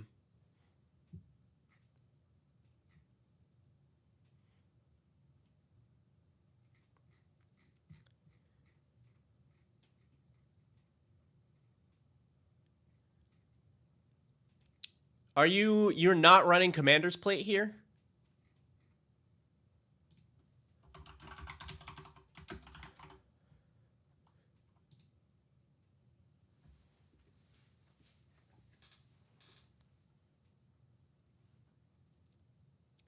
Like Equip for 3 is kind of pricey. Like it's not pricey for the effect that you get, but it is pricey for any effect in this deck, period. But this does kind of say you must deal with this plate first. Because the number of red cards that deal with something equipped here, like you either it's Chaos Warp or nothing. Like you're not killing Alexios with this on it with a red card.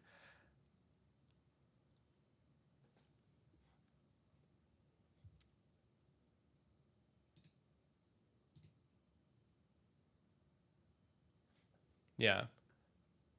Like to me, I run that over Bloodforged Battle Axe because for 1 extra mana, I practically win the game.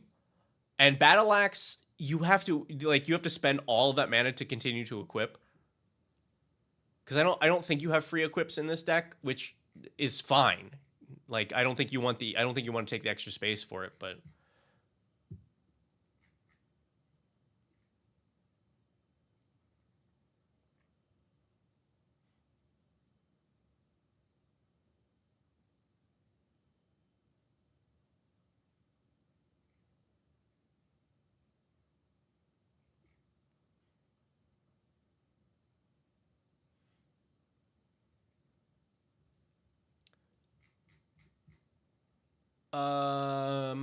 oh, also avatar stuff. Deck absolutely wants to redirect lightning. Somebody tries to remove Alexios. No, thank you. I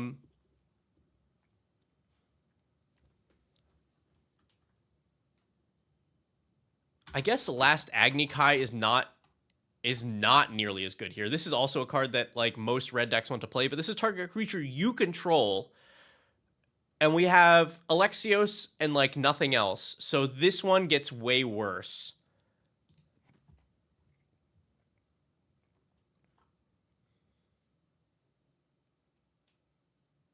But I think we definitely want the lightning.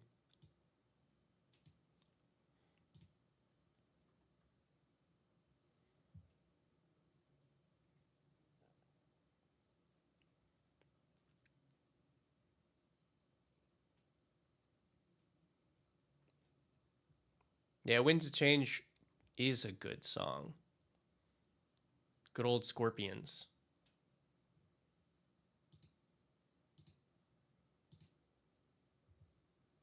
Ignition cards like Chandra's Ignition. I don't think I care about that.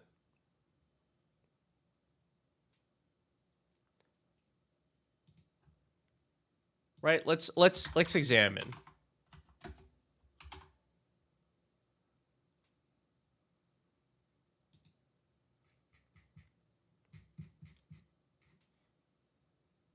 Chandra's Ignition. So you're having Alexios deal damage equals power to each other creature and each opponent. So it is probably a board wipe. In the same vein, Nibelheim of Flame, creature deals damage equal to each other creature, with some upside for flashing back. This is tough for me because Alexios is already going to be a lightning rod for removal. I don't want my board wipes to also be blown out by removal. Like, somebody at the table is probably, somebody, nerd girl, at the table is holding up a Swords to Plowshares for the right moment to remove Alexios. And this invites them to, like, 2-for-1 you. And so, even though Nerd Girl says that she would never, I don't like the risk that those run. Plus, Alexios is big. Just run stuff that takes out your opponent's tokens and stuff.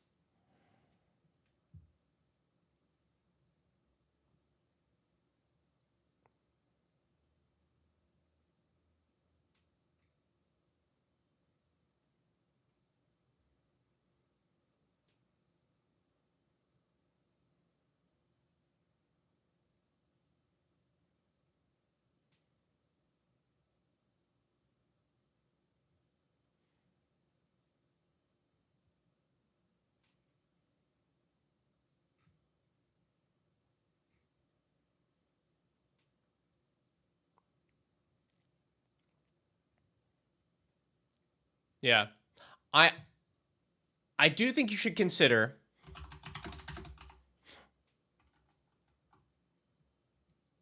a Curse of Opulence for this deck.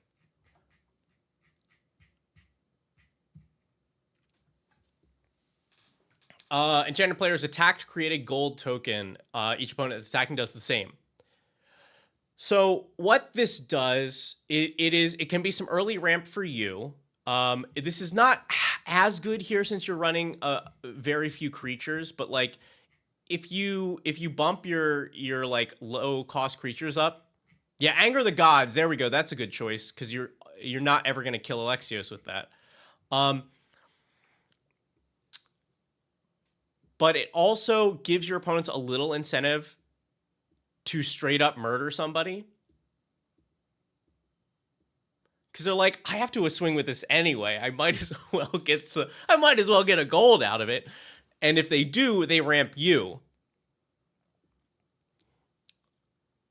On the other end of it,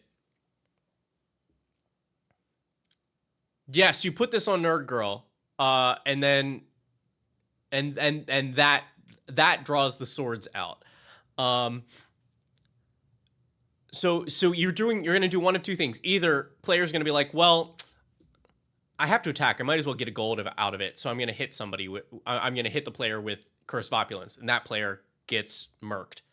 Or your opponents go, wow, we really don't want to feed the Alexios player, and that also then cuts out this person from being attacked and still focuses the commander damage on two of the other players.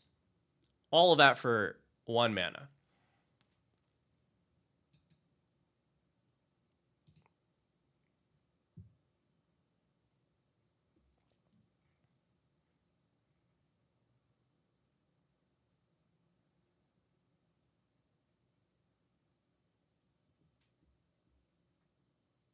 Put it on myself? No.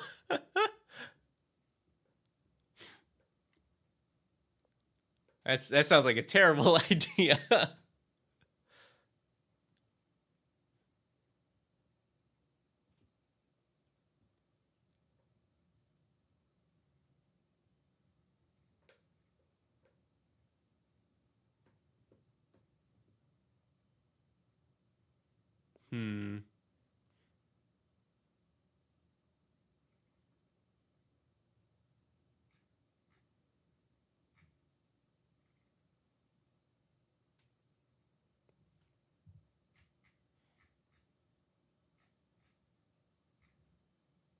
All right, yeah. So let's take a look at this.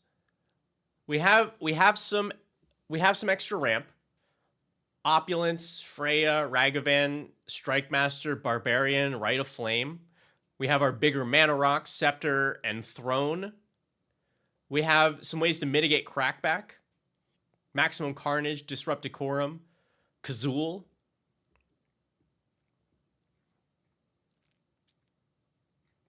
And a couple other pieces that might help out. I would not bump up the land count, but I would swap those out. I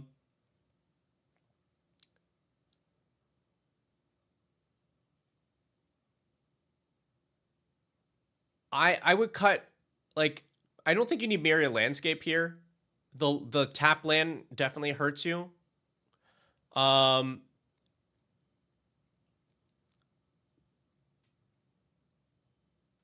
I think, yeah, I see what you're saying. So if you're keeping Chasm and Maze of Ith, then add more lands and don't count these as lands. But man, does a red deck really want to have all the mana that it can get? And taking a turn to play a non-mana producing land or a tap land that doesn't have like big upside later is pretty brutal.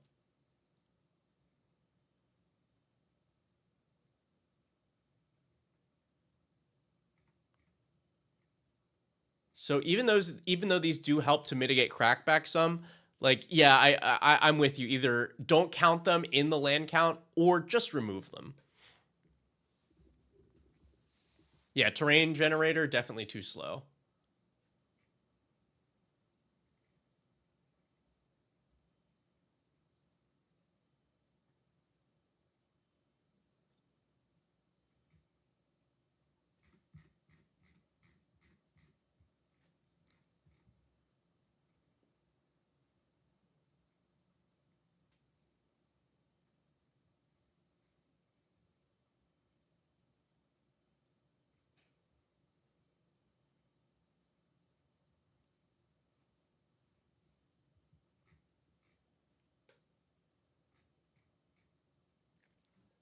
Hmm.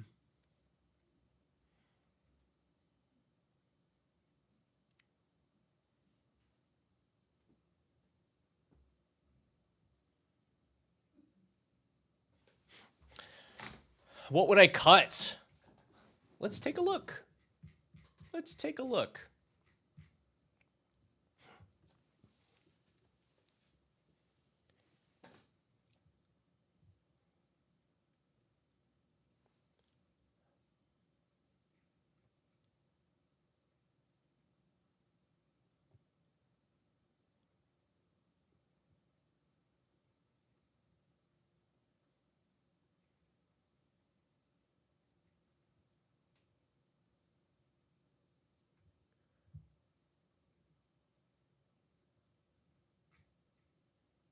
Let's see. Oh yeah, I would cut this battle axe. I see the idea, but the amount of mana that you need to keep this going is just too much. Like you get the upside of in a rotation, yeah, it's gonna make you 4 battle axes, but like I don't want to spend that mana to equip.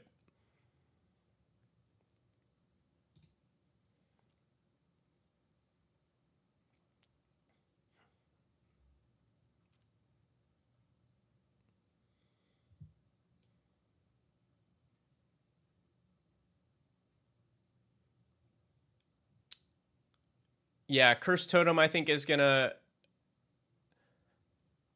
Well, okay. Here's the thought. If you're adding, if we're not adding that many dorks, um, you're adding. Let's say even if you added all of these, it's only 3 creatures here that are affected by the Cursed Totem, and you want to be playing these early anyway. So you're just not playing the Cursed Totem until after you've used these. Like Reckless Barbarian, nobody cares because you sacrifice it the one time. Um, I think these can live together. That said, this is also in the category of you're spending precious resources to stop a thing as opposed to leaning into making your opponents dead.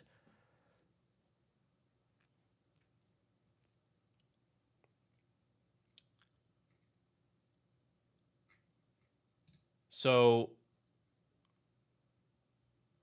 I think this is like kind of a meta call. If you're playing against a lot of decks that are that are relying on like mana dorks or other activated abilities, then go for it. But sometimes this will just not do anything that is relevant. And your mono red aggro deck does not want that. Same for Damping Sphere. Like I don't know if this is for a particular thing, but you're probably trying to kill people before somebody can set up a storm turn. This does shut down some things, but like I don't want to spend the 2 mana early to get this on the board, and late game I'd rather just have something that's dealing damage to my opponents.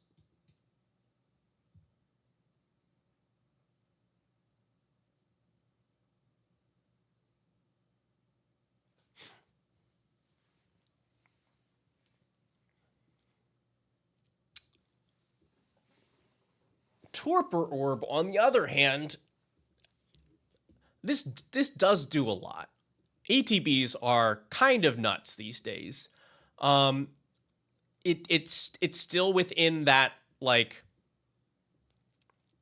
it still falls into that category of stuff where this might not do anything.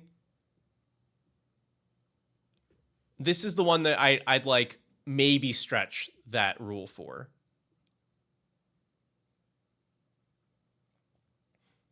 Tunnel Grinder, do you have a way to consistently descend with this?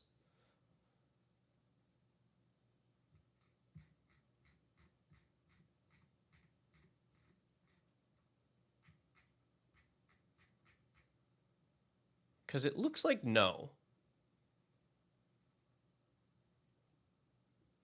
Because if it's just for the hand swap, then you probably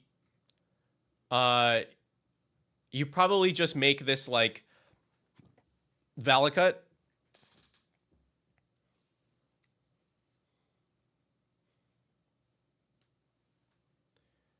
Like I want to say there's definitely better like hand swaps than this. Yeah, Valakut's Awakening, yeah. Um or just run like Wheel of Misfortune or Wheel of Fortune if you got one.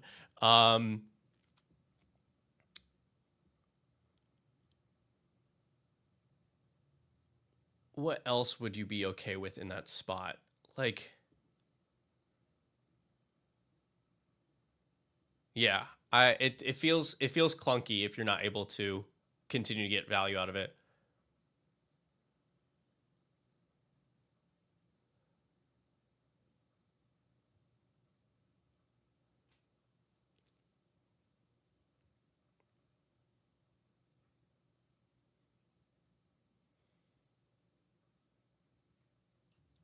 This also seems clunky because you can only this only works on your turn. Like it's good if you can get it equipped, but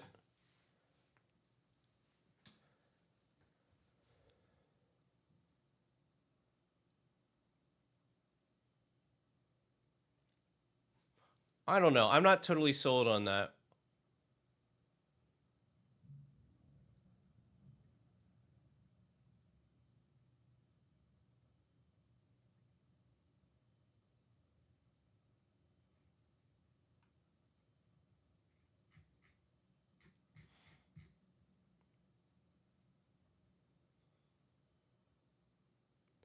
Yeah, because my instinct is most times that people are going to try to remove Alexios will not be on your turn.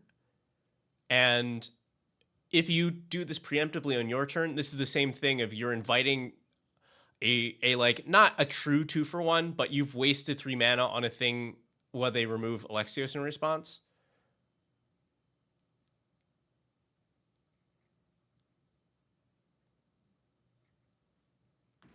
Like holding up mana for a redirect is just way better than this.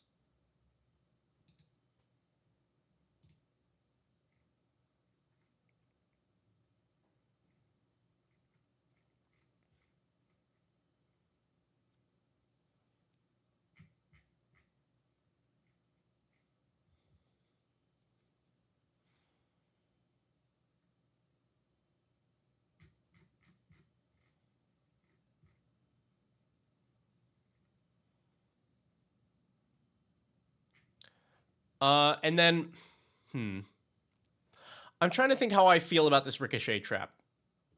Because this could just be Pyroblast or Red Elemental Blast. If that is like,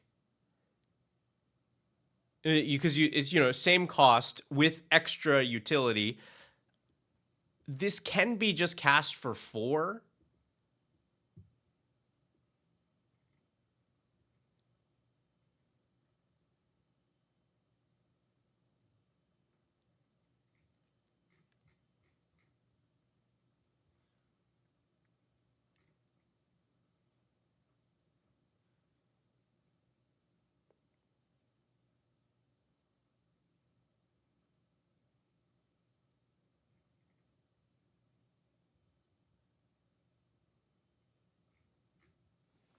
Yeah, but I think I'm okay with keeping some of those things, but I made some cuts here.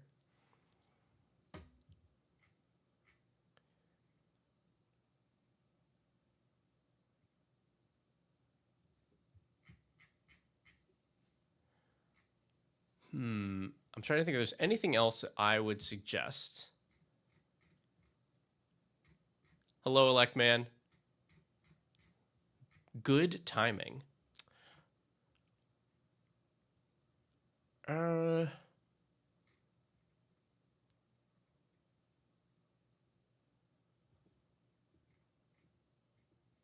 you know what's I think is pretty hot here?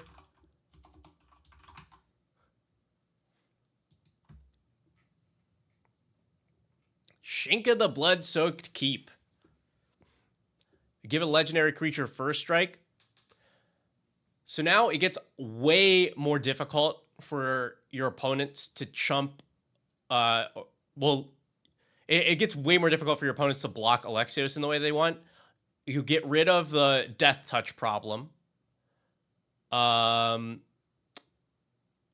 know, now if they want to try and full block and kill it, they have to block with a ton of stuff.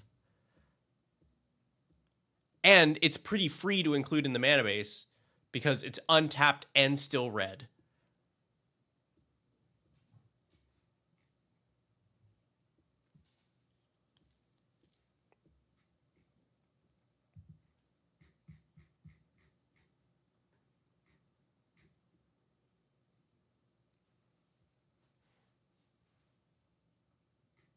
Yeah, so that feels good.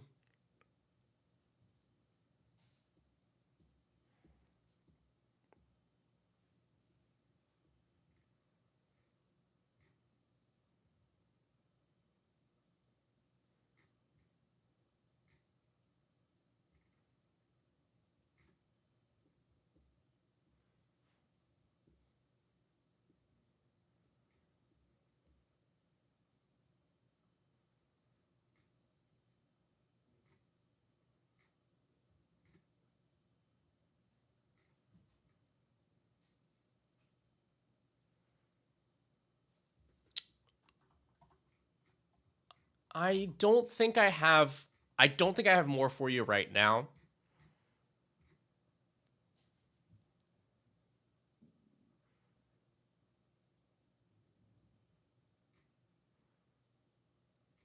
Just like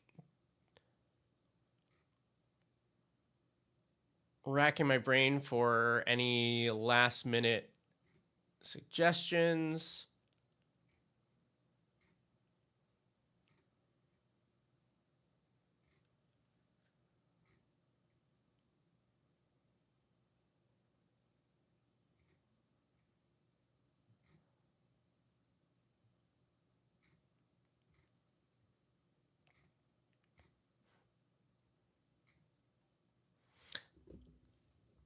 I'll just leave you with these two. These are two cards that I've just been including in most red decks that have been playing very well for me.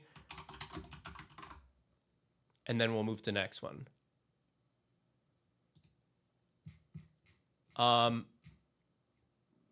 Siege Smash, Split Second is just so good. It's so good. Doesn't matter what the spell does. Split Second is crazy. Destroying an artifact with Split Second means you are able to disassemble a lot of combos in ways that players can't deal with. And the extra +3 is often very relevant. It helps Alexios to dodge damage-based removal. It allows Alexios to win a combat or get lethal commander in.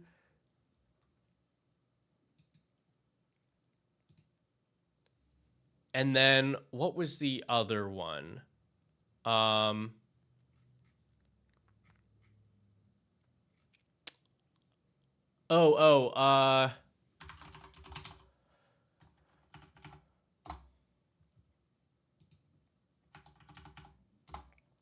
Ghostfire Slice. This is 3 mana for 4 damage at instant speed, but it costs 2 less if an opponent controls a multicolored permanent, which they always do. They just always do. I've never had this be a problem. This is 1 mana, 4 damage, any target. That can be, that's just really good removal. It can really mess up somebody's combat if you kill a blocker for Alexios. You know, sometimes it's just the last 4 points of damage that you need to take a player out. This is played very well for me. Cool.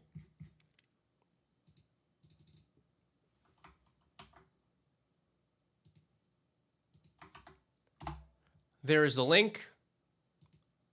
And now, I think it's Onyxia time.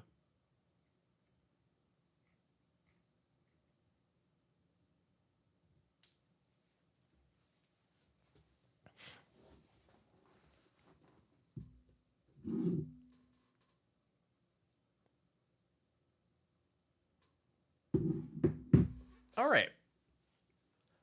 Electman has submitted this Anixia list.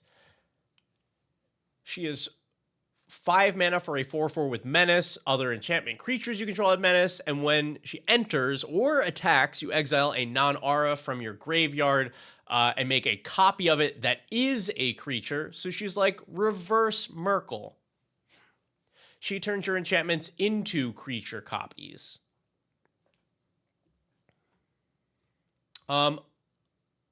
Electman, do you have any particular things that you'd like us to focus on today?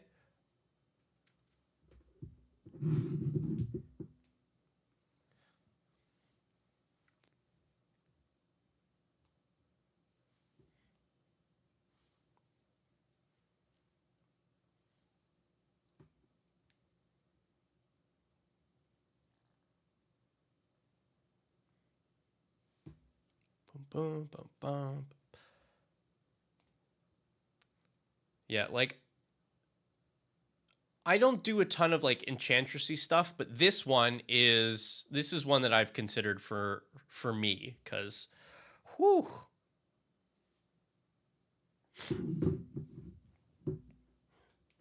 Mostly looking for tune-ups, include it in the DM. Yes, let me check through that.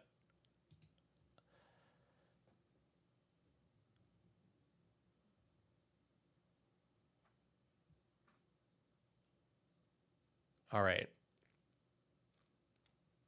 Oh, that's cool. So this is the exact copies of everything. I want to make sure, did I copy this correctly? Does this look right? Cuz sometimes ours defaults to like cheapest copy.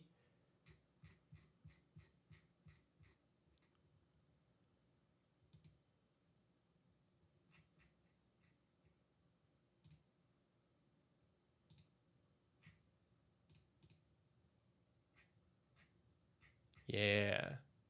Looks correct. Sick.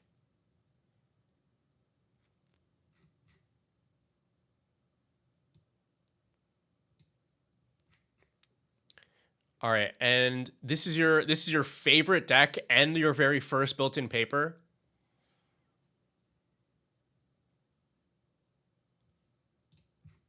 And we have relevant tags, right? All right.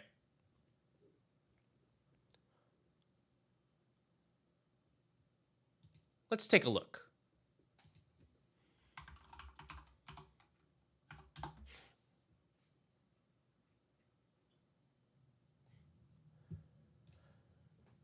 All right. Nice. Ah, the renewed solidarity. That's so cool. You just name zombie, and since these tokens do come in with a creature type, also works with zombies. This list is slightly outdated. Okay, can you send me the current one?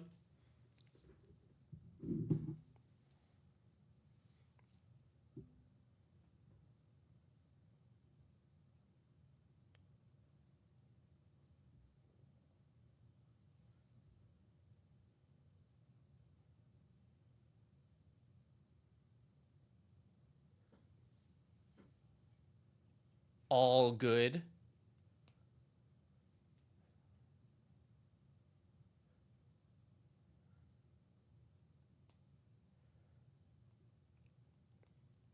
I'm doing quick check to make sure I haven't missed anything important that I'm supposed to be doing.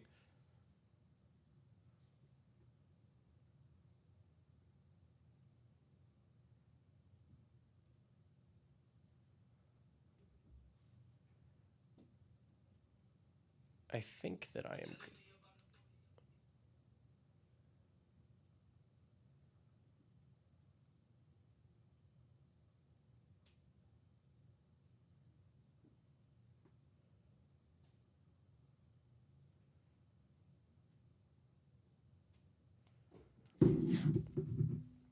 I'm.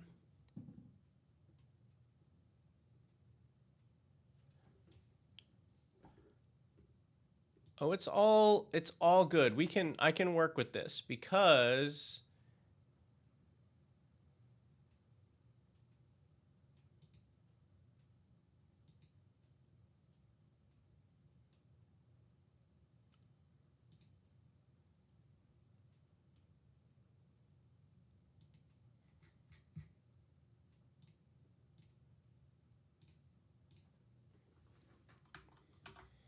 I believe that this should work.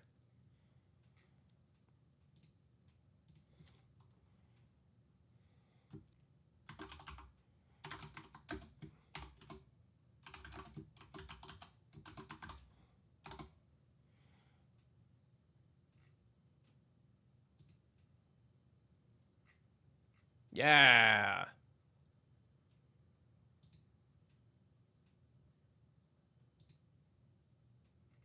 Okay, cool.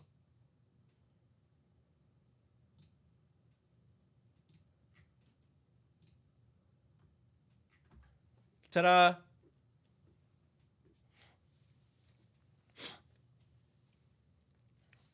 It is all good. We got it set up.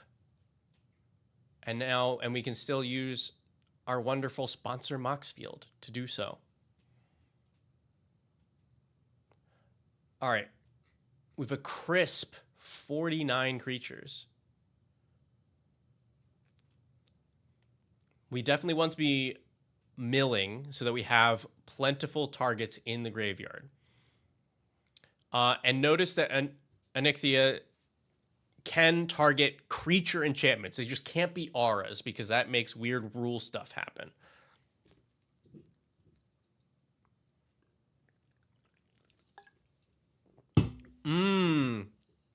This does have considering mixed in. Okay, let me see.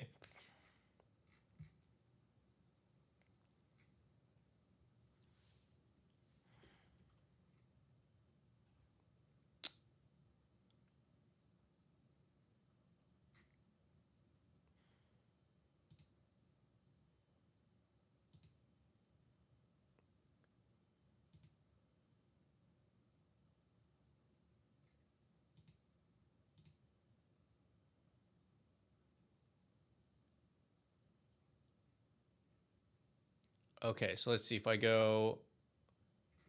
go check all, and then we take out cards that could come back. Elk cuts.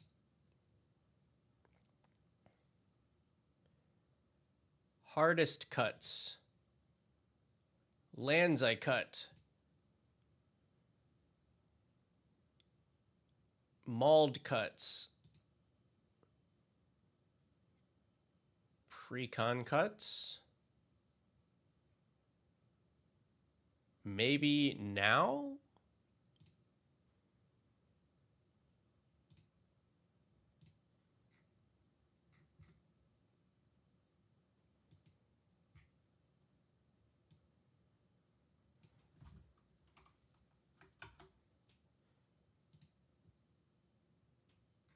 That is changed to 123. I think we're still... Oh, is there? Yeah, I do not use...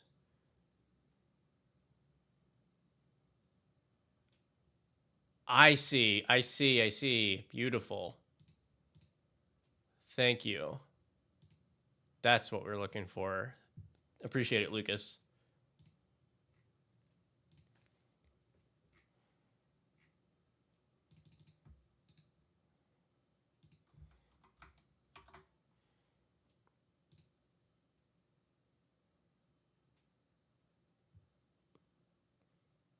Oh, this did not do it.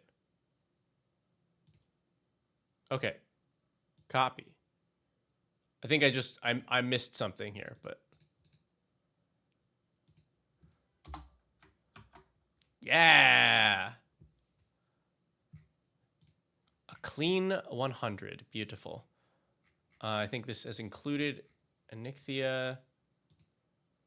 Oops. Cool. All right, 29 creatures. This makes a lot more sense here. Okay. Mill. Enchantments. Yeah, the Composer Spring is such a strong card in a dedicated enchantment deck. Any enchantment entering, you can put a land into play tapped, and if you have 6 or more, which is pretty easy, you put a creature or land. Let's see. Mill.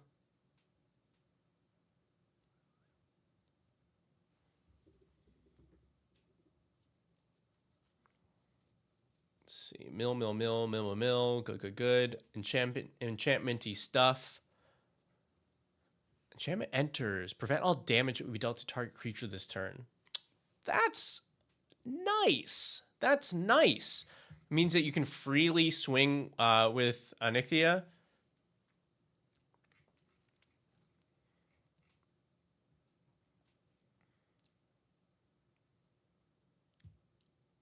Mills and draws. 6 is a messed up magic card. It just does so much. Let's see. Mill. And then some like nice juicy targets for this. Okay, cool. Got to keep an eye on Soaring Lightbringer because also giving all your enchantment creatures flying and a powerful ability attached. Sorceries, we have a little bit of ramp.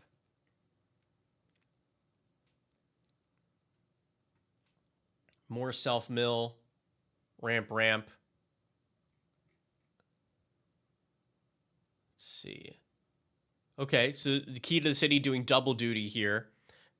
You can discard a card that you want to reanimate and make Onyxia unblockable so you don't have to worry about combat. Enchantment's good. Enchantment ramp.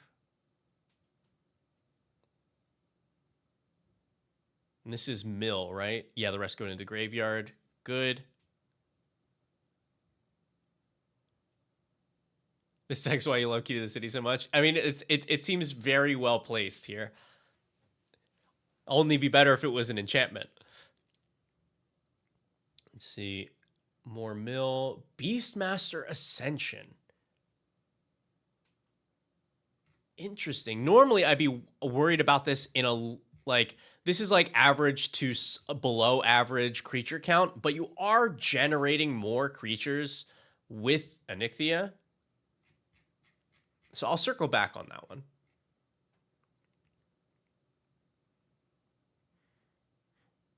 Yes. Play more Grasp of Fate. This card is good. This card is very good.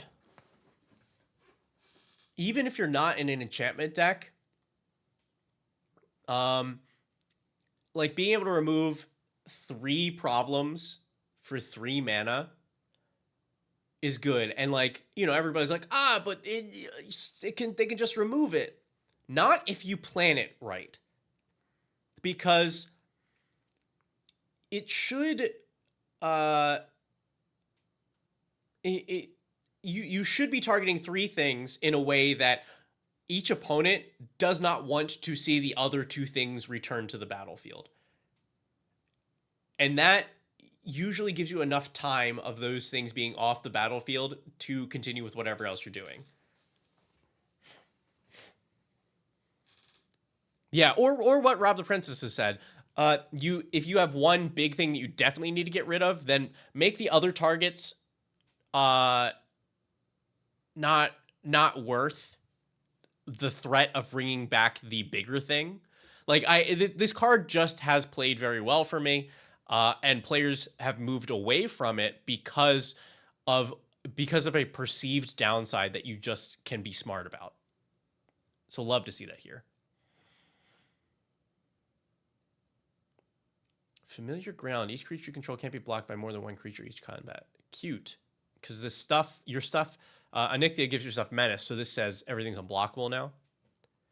And then let's see. Mauld recommended it. Oh, the Beastmaster Ascension, because I was having issues closing games. Haven't tested with it because I don't get enough chances to play. Okay. I can see some reasoning there for it. I think there might be, because I think he's right for something like that, but there might be better choices that accomplish that thing. And I'll think about that once we've gone over the rest of the deck. Okay, good. We have some more enchantment-based removal. Enchantment-based ramp.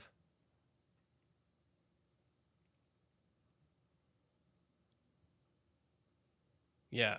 Oh, man. The Boon of the Spirit Realm will probably get huge.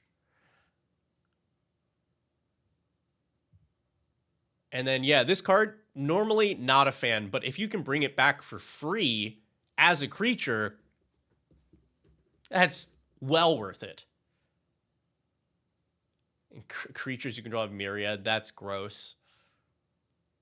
Real gross. And a nice healthy 38 lands. You love to see it. You love to see it. Yeah, Hall of Heliod's, of course. And then we do have Valgavoths. And then I know that you are usually budget conscious for these decks, Elect Man.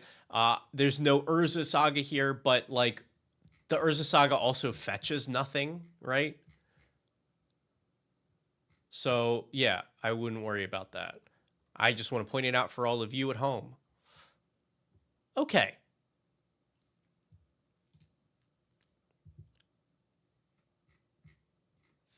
This looks like a good time.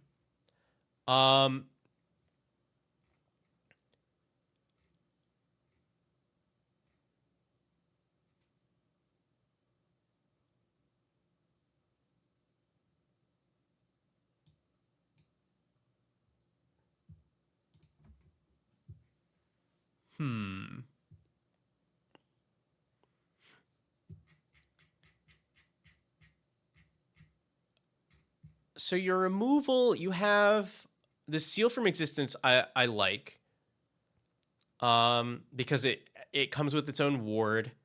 Touch the Spirit Realm has the channel option.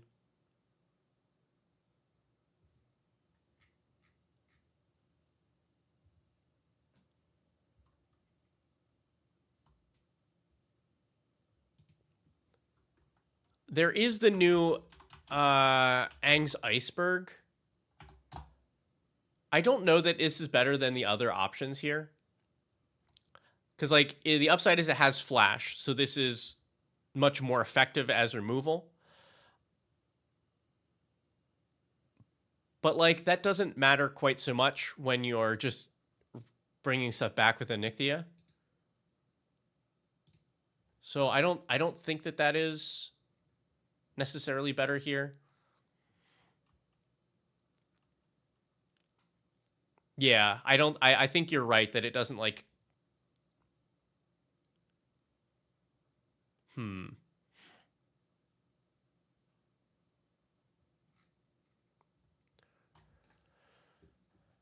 Now, you mentioned that you might have had a problem closing out games.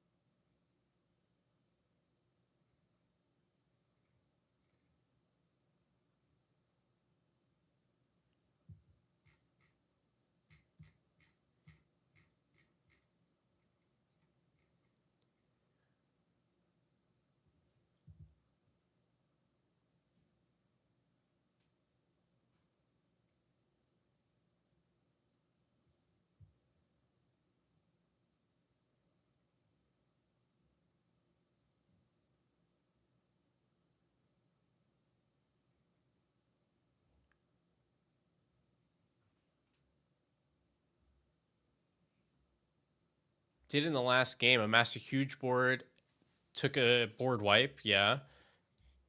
Couldn't rebuild, and then got mono-greened.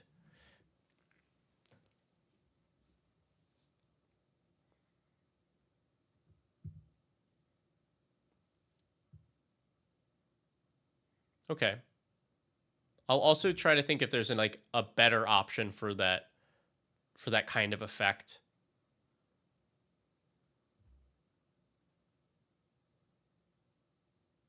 Dath. Summon Titan.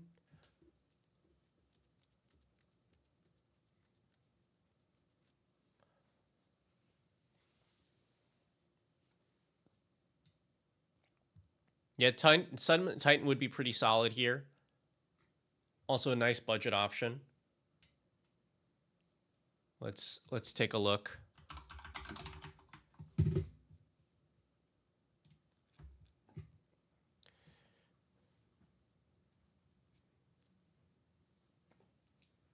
So you get some free mill with it, and then we've been milling ourselves all game, so bringing back all the lands is pretty solid.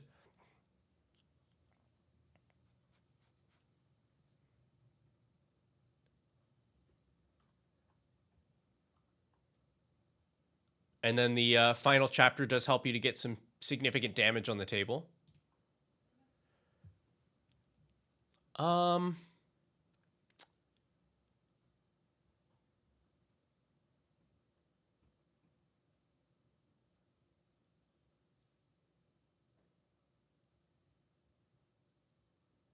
hmm.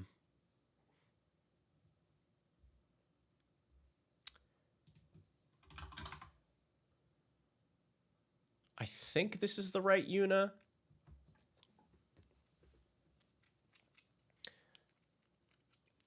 During your turn, Una and enchantment creatures you control have trample, lifelink, and ward 2. Plus, she also helps to reanimate your big enchantments.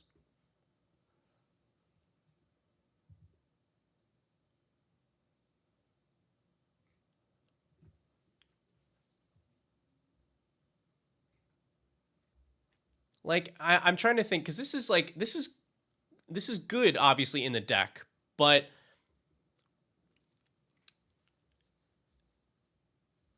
it's like the kind of redundancy that you don't necessarily need.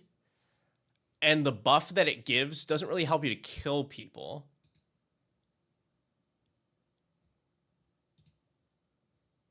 But I do think she'd be pretty solid here. Oh, okay. If you are willing to spring for it, you know a card that will end some games for you? Bahamut.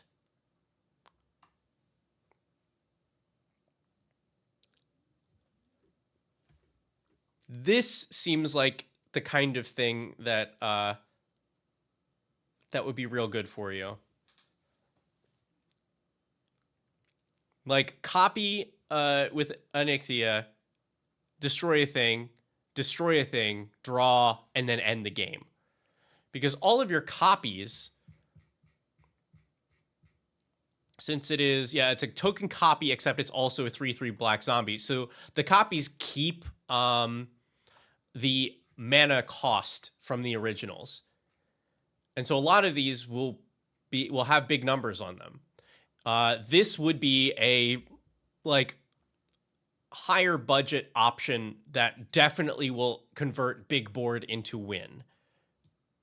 Also, the card is just excellent.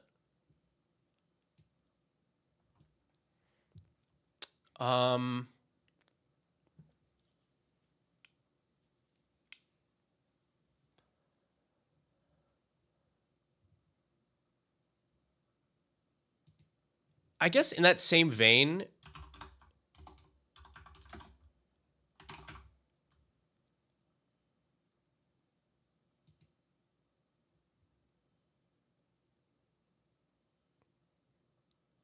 yeah, definitely test it, because that seems like a very good. I mean, if you have Una, I assume that all of these sagas are in Una. They do make for good options, like Knights of Round reanimated with Onyxia. Oh God. But Primal Odin is a good budget option. It does a similar thing. So you reanimate it, you get to kill something, but then you have really good setups for getting these creatures through. Like, even naturally, Onyxia gives them menace. So Primal Odin can just kill a player on chapter 2. You know, it's getting some help from flying. It's getting some help, from the menace. It might be totally unblockable because of your familiar ground. Like, that seems like one that you could spring for an extra copy of. Or I guess Una is not running this, right? Because it's in black. I really like this here.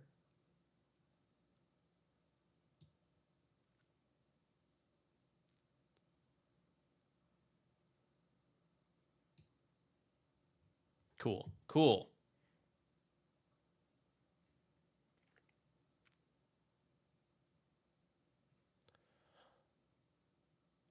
Uh-huh.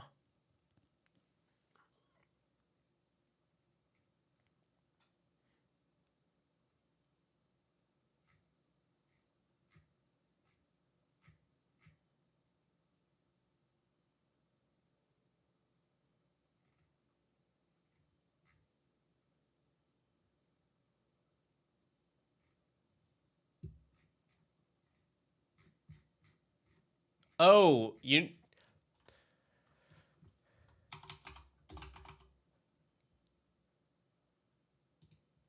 you're in Eerie Ultimatum colors.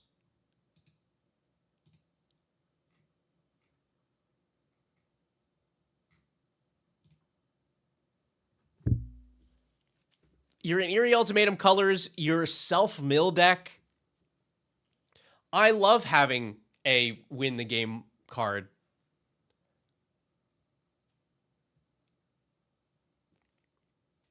Like you're so intensely permanent based as well.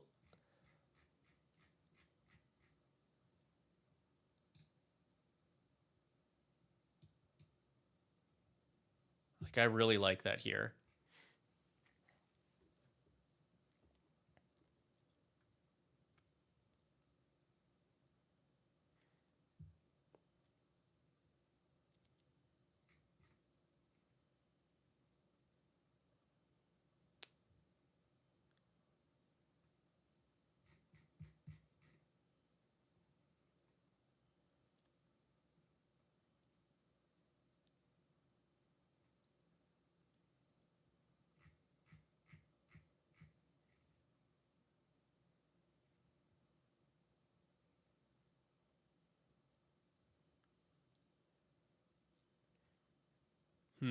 How do you feel about tutors for this deck?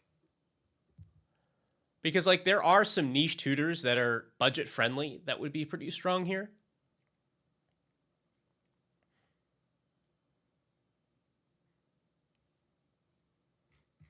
And how do you feel about Dredge? Hey HD. It's a very techy day. We've had a lot of techs. Deck already plays tutors. What did I have in mind? Well, okay, so what your tutors are like Gravebreaker Lamia, which is good here. But did you have like Sterling Grove, sure. But what I had in mind, because you have this ability to reanimate anything, and so it can be nice to have cheap options like Unmarked Grave. Search for any non-legendary card and put it in your graveyard.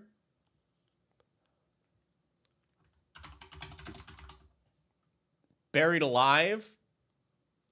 Search for 3 creatures and put them in your graveyard.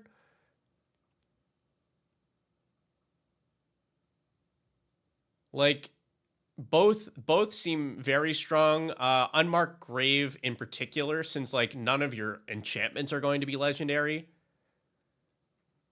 Like you can Unmarked Grave for Legion Loyalty for 2 mana. Right? Because it's not just for a non-legendary card. Don't want you to cut his Demon of Fate's Design or Renewed Solidarity. Oh, I will absolutely not cut those. Yeah, like Buried Alive is a little narrower since you can only find your creatures with it. But Unmarked Grave seems fantastic here. And that's like, I think, yeah, you should be able to find a very cheap copy of this. Hmm.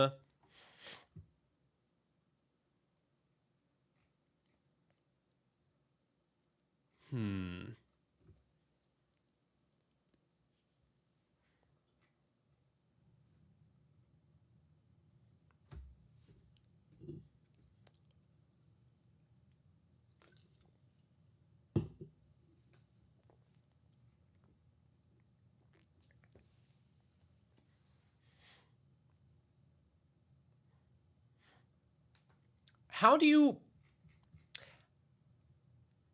All right, everybody, talk to me about this one, because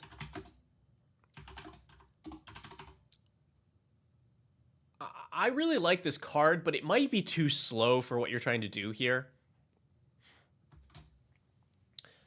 Battle for Bredegard is an enchantment. Chapter 1 and 2, garbage. Make a 1/1, make a 1/1. Chapter 3, choose any number of artifact tokens or creature tokens you control with different names and copy them.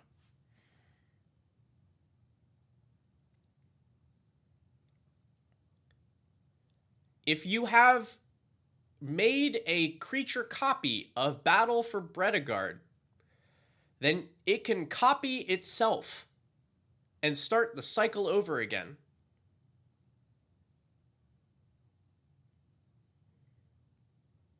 So you, all of your enchantment creature copies have different names, so you're copying all of them, and you're copying Battle for Bredegard.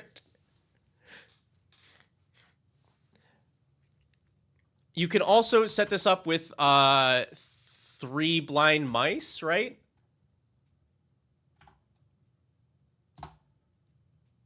If I remember correctly, 3 blind mice. So you make a token copy of this, and then chapters 2 and 3 are make a token that's a copy of target token you control.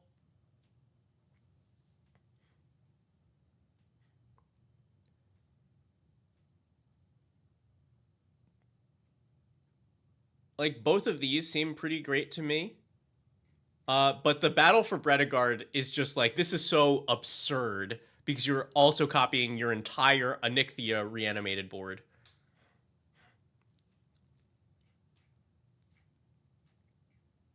Yeah, when you cast it off of Shiko. I mean, it's the same thing here.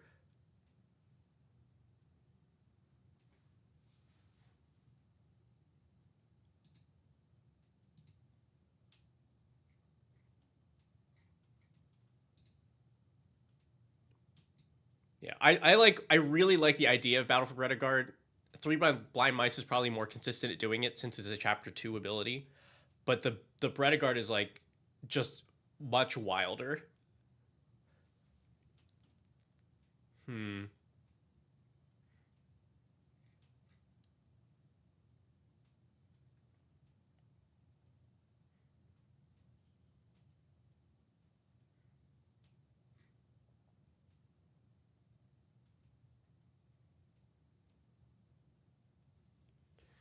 Oh.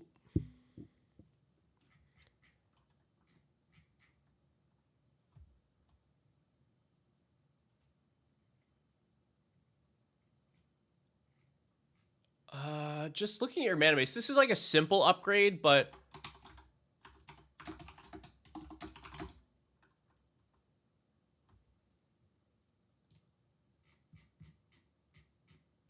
if we run Strength of the Harvest here, it's a regular tap land, but it also just turns something into like a massive threat.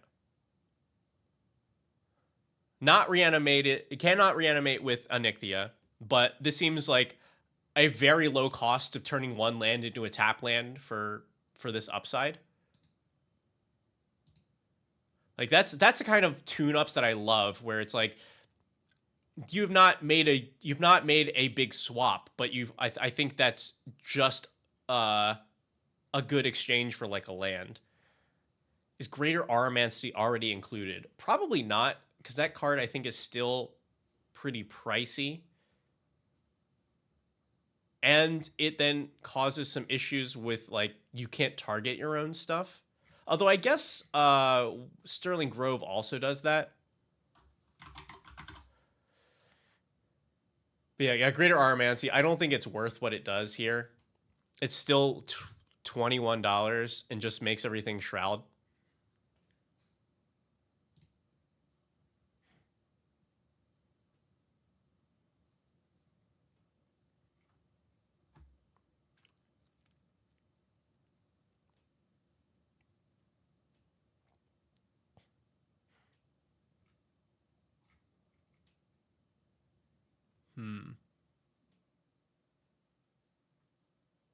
Athreos.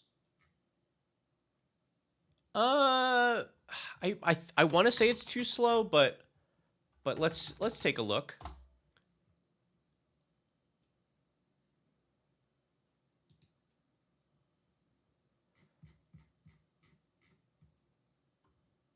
Because we of course can reanimate this.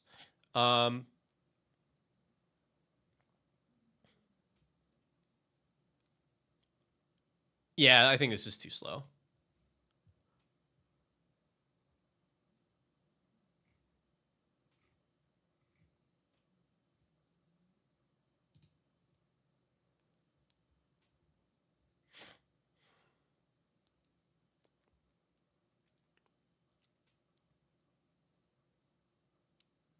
Oh my god, I just talked about this card. Which means hurry up and pick it up before it spikes.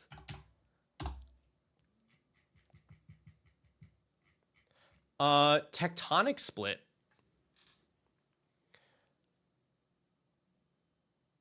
Hexproof, and lands you control have add 3 mana of any color. Normally, you'd have to sacrifice half of your lands. But if you reanimate this, you are not casting it, so you don't have to do that.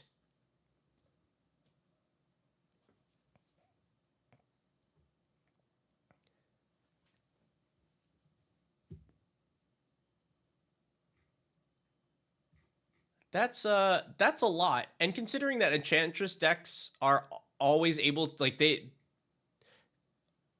will always have things to cast, I think that's worth consideration to triple your mana with Hexproof. And the other option being Nyx Bloom Ancient is still super pricey.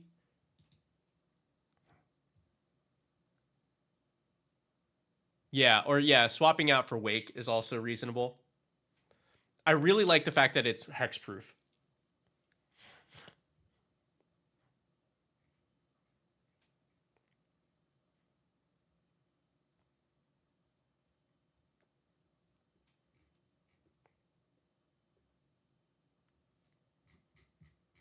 Is there... I noticed that there's not a lot of cost reducers here in a deck that is very heavily enchantments. Is there a reason for that? Like,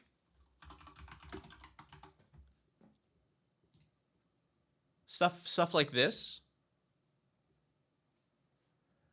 So I think I would want Blame Elk. Because like I can see some reasoning here that you are not casting a lot of your enchantments.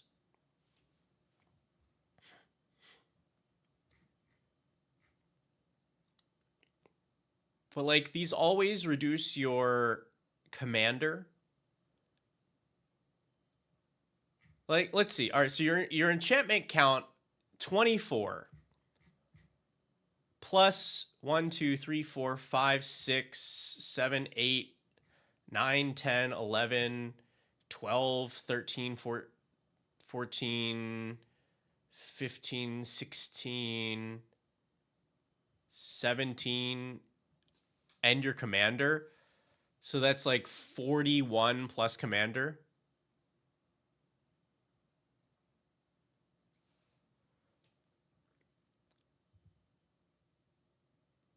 Okay. Well, there's that statement isn't false, but I like to look at cost reducers this way. If you have something that taps for 1 mana and a cost reducer that reduces by 1, the thing that taps for mana is better at its base. But as soon as you can consistently get 2 things reduced by your reducers, then the reducer is better.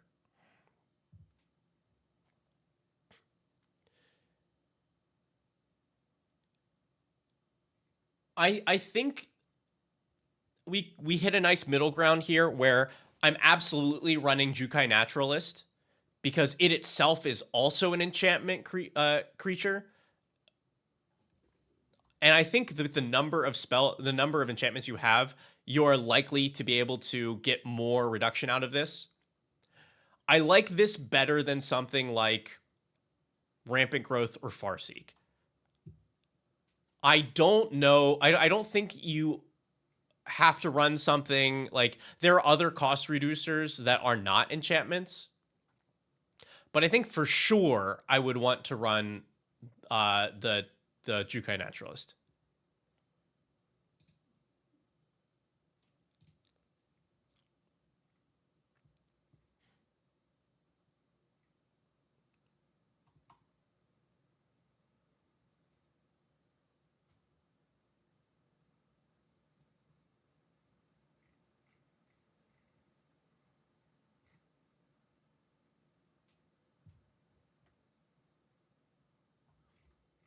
Oh, do you have Undo in here? No.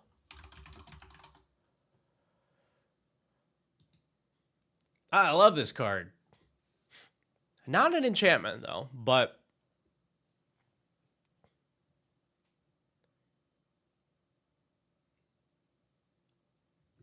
the reason I like this here in particular is that a weakness that this card has, it is 5 mana, and then you have to play an enchantment on top of that to be able to get value. Otherwise, you let it sit for a rotation, and somebody goes, well, I don't want them to get a big copy, so blow it up. This is much better here because you can play it and then just swing with your commander to make an enchantment and then get a copy. So you're significantly reducing that downside.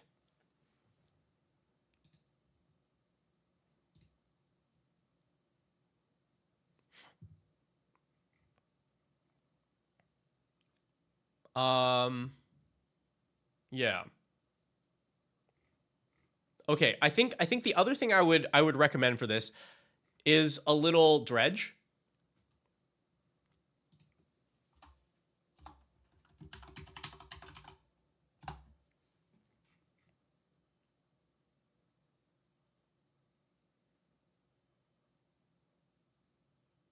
With like going like Golgari Grave Troll or Life from the Loam, those are pretty free. I don't think there's anything here that is like synergistic other than the self mill, but man, it is a lot of self mill.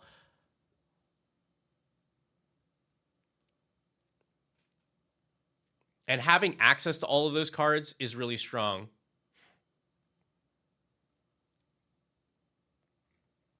So like,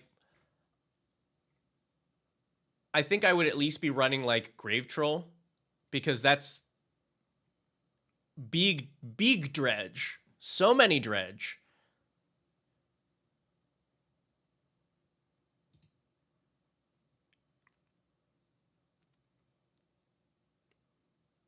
And then like Loam is pretty free. Stinkweed Imp would be your other one with big dredge number.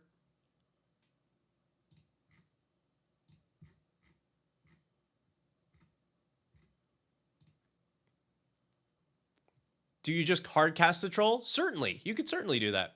But I think for the most part, you're just going to use it for the dredge stuff.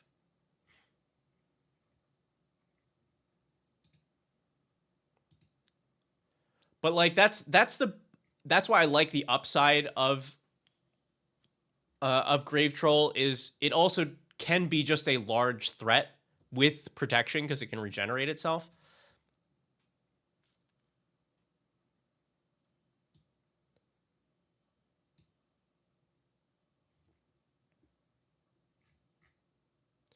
And then you even get like if you're gonna add the unmarked grave, like Troll is a good target for it if you don't need a particular piece at the moment.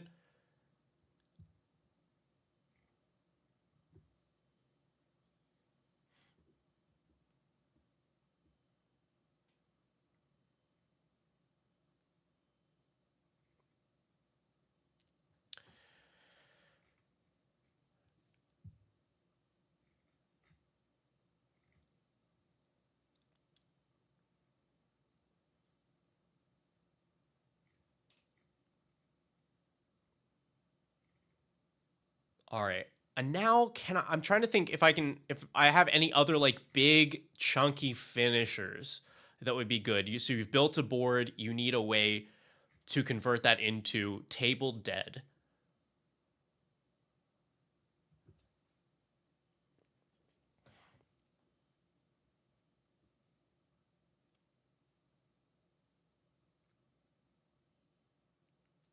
We need like an enchantment with an overrun effect.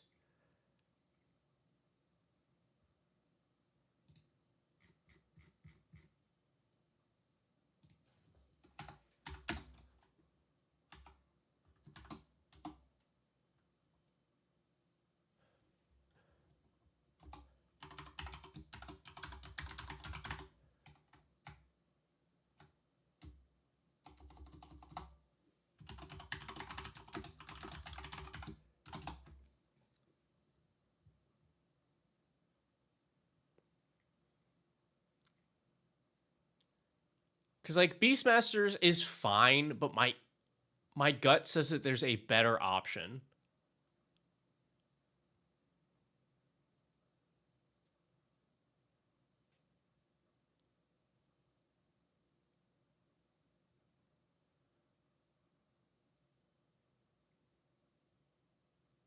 Hi, Phoenix.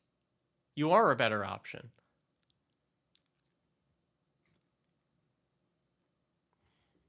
Oh, what about Old Faithful?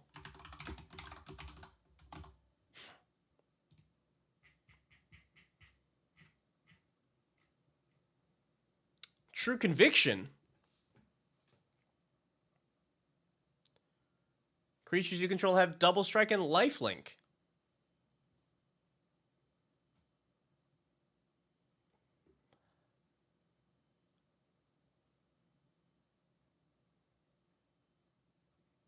It does the thing. Helps with your board full of creatures. Also helps to mitigate crackback if you can't kill everybody on that swing. I know I personally like this better than Beastmaster. Didn't like it because it didn't affect stats. I mean, like, but it affects your bottom line of damage to players. Like that might just be a personal preference thing. But to me, I like True Conviction over Beastmaster.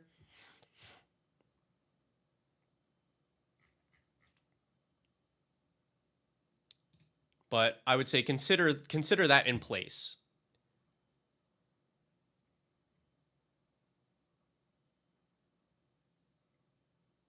Because also the other thing to consider is like stats are more important if you have to go through things, if you have to go through or over creatures, but your enchantment creatures will have menace anyway.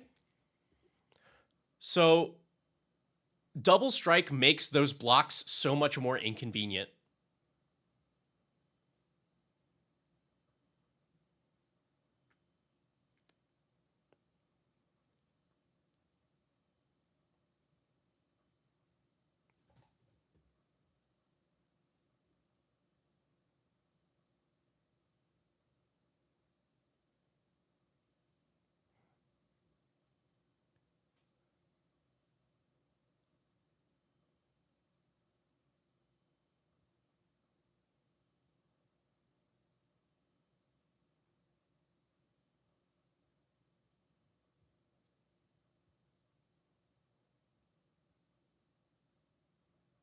Hmm.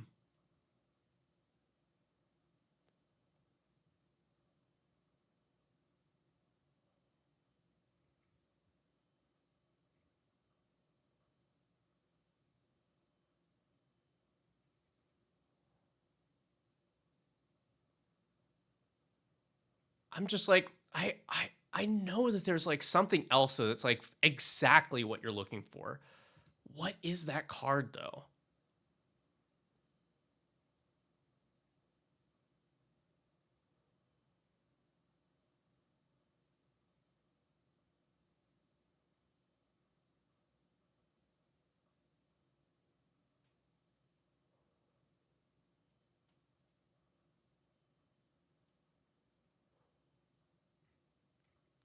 Like, it exists. I know it exists.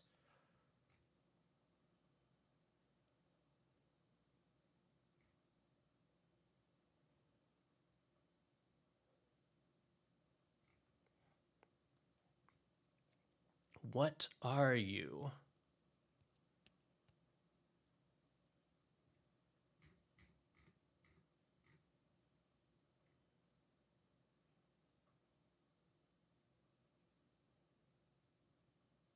What is... Oh, what is...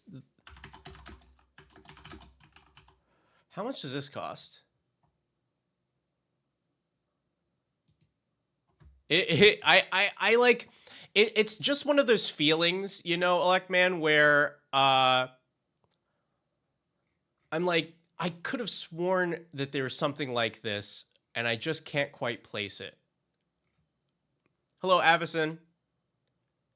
The green saga that fetches a land. Yeah, the Fenrir. It is not in the list, but what was I... What did I just add? Here we go. March of the World Ooze. This is not the card I was thinking of, but this is very cool. Creatures you control have base power and toughness 6/6. And then whenever opponent casts a spell, make a 3/3 elephant. So this is Collective Blessing, essentially, with more upside. Because the majority of your creatures are 3/3s. So you are still, in essence, giving them +3/+3. And then this seems like a good time. You also don't feel bad about like playing this into an empty, like if you have an empty board, unlike Beastmaster and True Conviction. This, you're like, I have no creatures. Great. This is going to build me an army if I need it.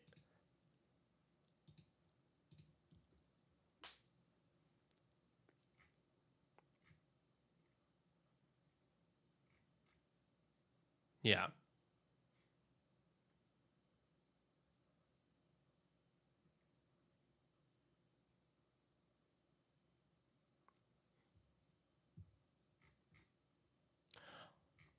I need to make a quick check of something. We're going to do, we have 29 creatures. I need to see how many of these have combat abilities. I'll tell you why in a moment. Not a lot of them, it looks like. Reach. Those are not the words we're looking for. Flying lifelink. Flying. Lifelink. Flying trample. Flying. Not enough. Not enough. I thought this might be a really cheeky spot for bleeding effect, but it is not. At the beginning of combat on your turn, creatures you control gain the combat abilities of creatures in your graveyard.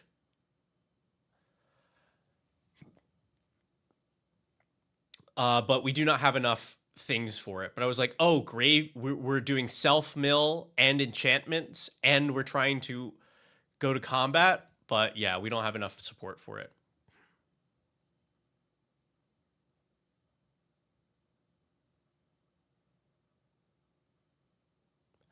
Oh God, that's what it is. That's what it is. How, I hope this card is not expensive.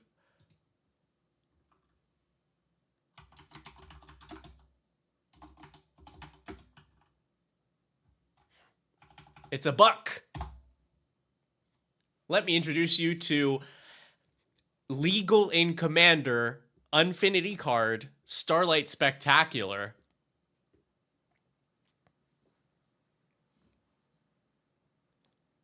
Beginning of combat on your turn, choose creatures you control one at a time until each creature you control has been chosen. They get +1 for each creature you chose before it.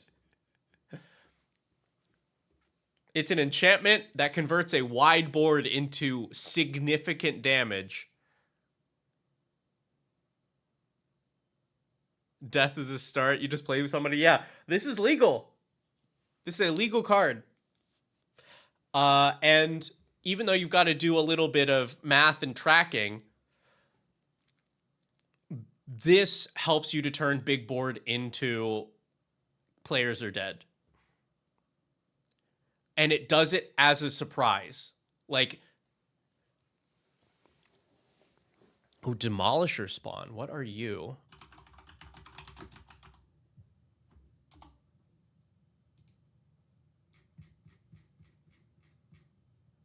Demolisher spawn is an enchantment. Attacks if there are 4 more card types. Attacking creatures get +4/+4. I do like that. I do like that, HD. That's great. Because it's very easy for this deck to get Delirium. Most of your stuff naturally has 2 types. You then end up with land. The one tricky thing is the 4th type is the fourth type is your struggle, right? Because you get creature, enchantment, land, but then I think finding your 4th type is actually the problem here. You have 7, 8, 9 cards total.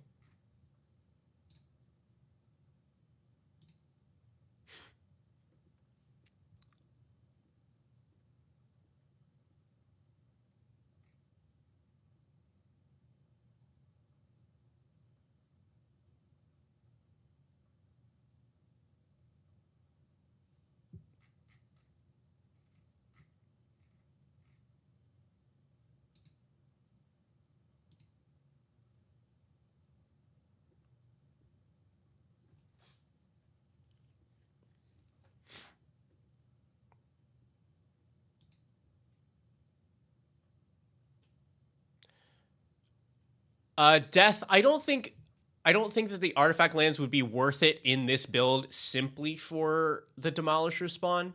If there were more Delirium cards that you were running, I'd be on board with it. But running artifact lands, if there's not enough stuff that works with it, is a downside because they're easier to blow up.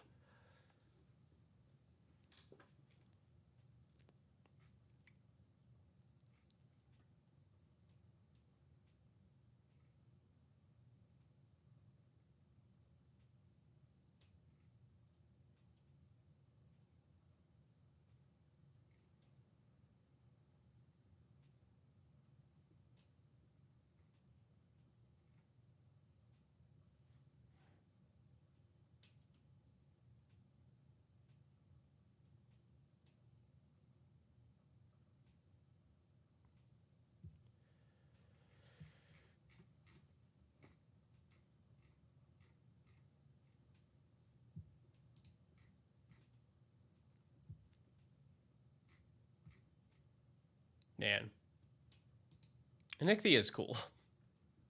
It's a cool commander.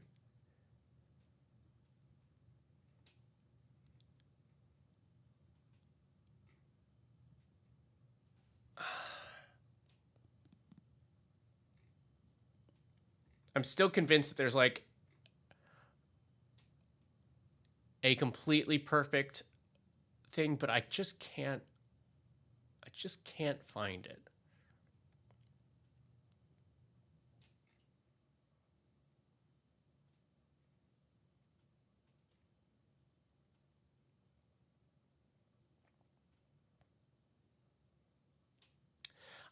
I'll point out like an unfortunate one.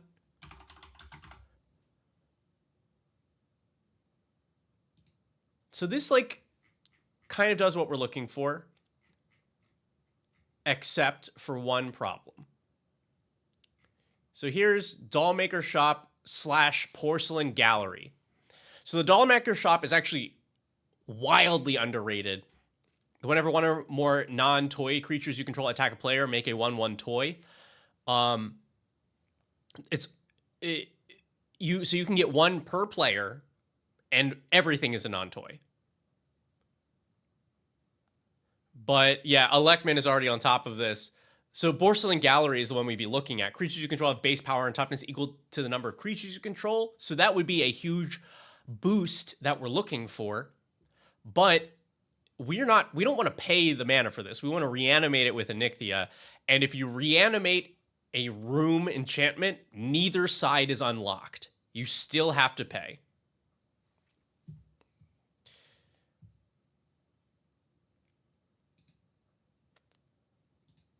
All right.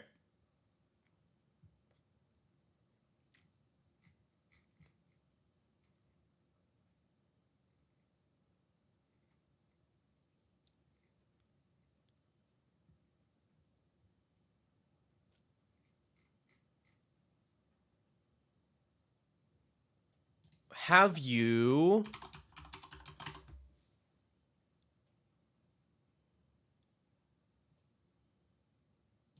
tried out stuff like this? Resurgent Belief, I think, is probably your best budget option, but the other one is what, Redress Fate?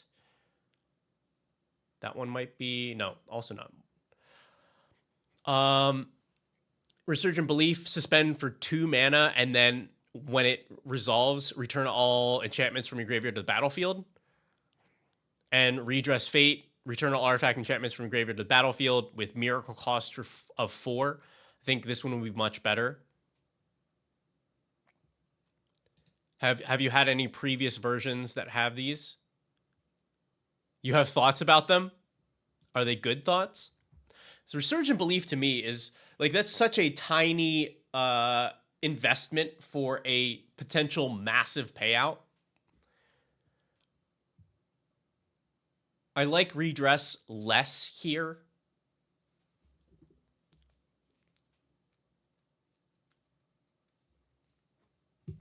Like, sure, you give your opponent some time to figure out what to do about this, but for 4 mana, that's pretty good to bring back your entire everything.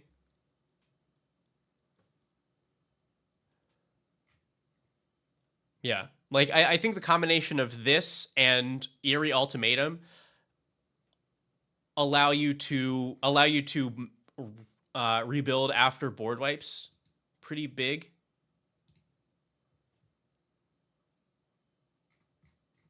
And particularly if you are also going the route of adding these dredge cards, then they get really powerful. Oh my god, we're in the presence of Twitter greatness. Hi, Caro. Hi, everybody.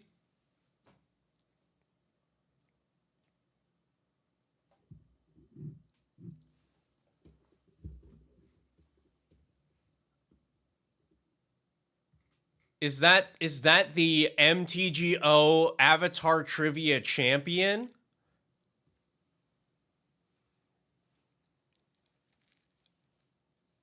Is that Banger Post All-Star?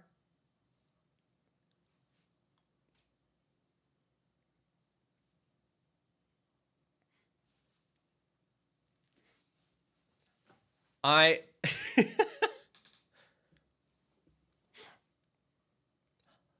have been blessed by the algorithm gods. My face is inescapable.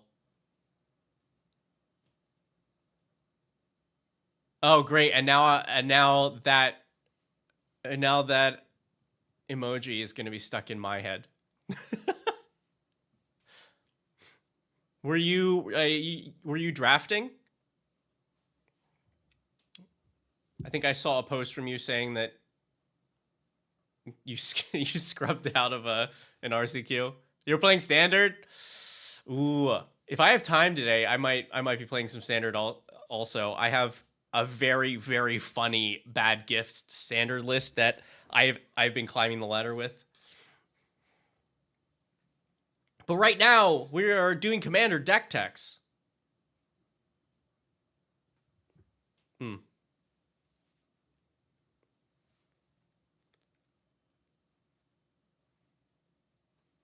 Yeah, so many people are playing Is It.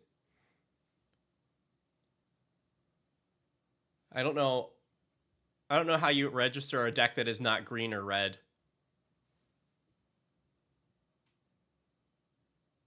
But yeah, I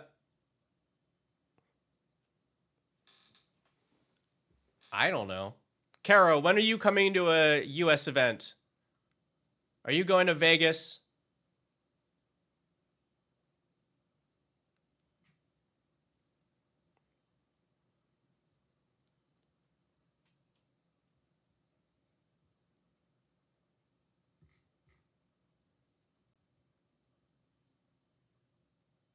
Let's see. Yeah, Elect Man. I was like, for a moment, I was like, why Arbor Elf instead of like Birds of Paradise here? But oh, one, budget. Two, you have multiple enchantments that go onto lands. Am I going to GP Toronto though? No. Tell them to invite me. Can't just be going to events the way that I told you that you should.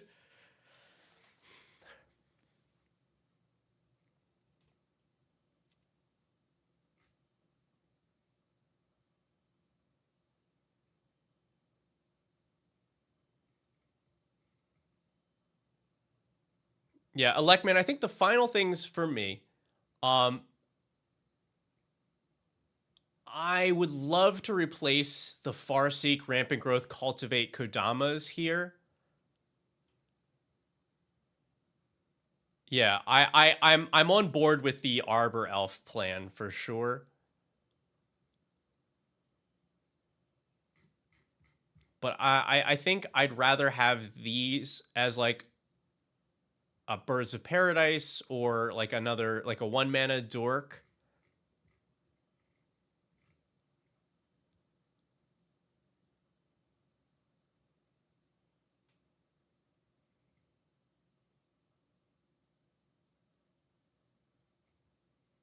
Are those my hard cuts or do I have more? They aren't my hard cuts. Here, actually, okay, let me give you some, let me go through and I'll give you my hard cuts.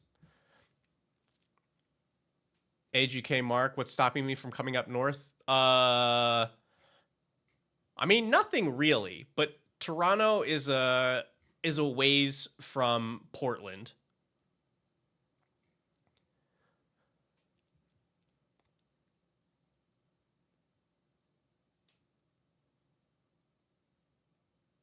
Also, I hate all Canadians, yes.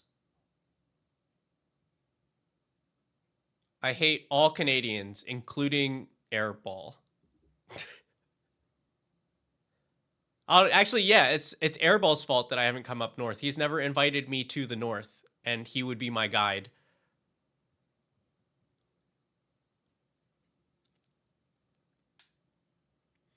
Yeah.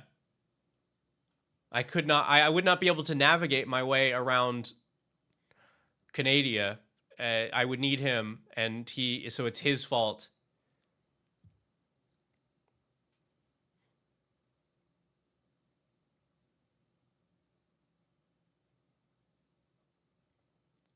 Electman, how has Nessian Wanderer work for you?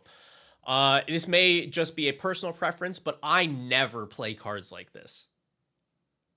Uh, eh, because like you'll consistently get lands, but you know, a deck like this has other ways to get lands, and that's the only upside that this has at all.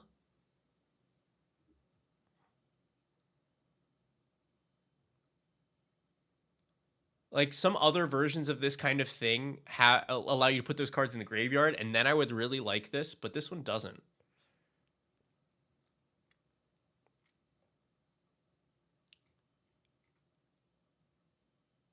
Because like Hermit Druid grabs lands, Satyr Wayfinder grabs lands.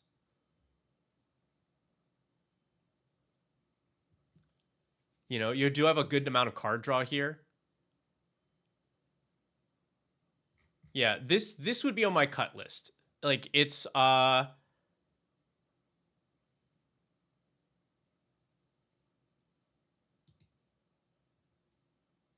does the job, sure, but meh.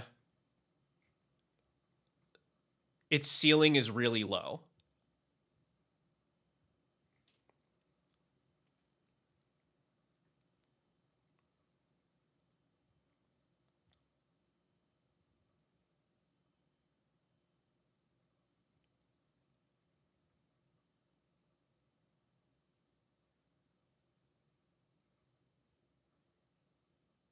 Yeah, I would say I want to replace these, but I do not want to cut them.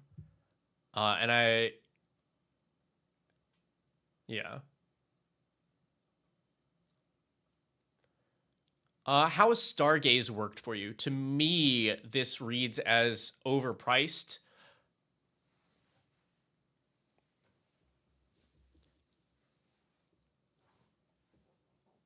Like you have good card draw. You should be using the mana to forward your game plan. Stuff like Dredge helps to fill your graveyard for free here, or like much freer than this. So like I would definitely be cutting this.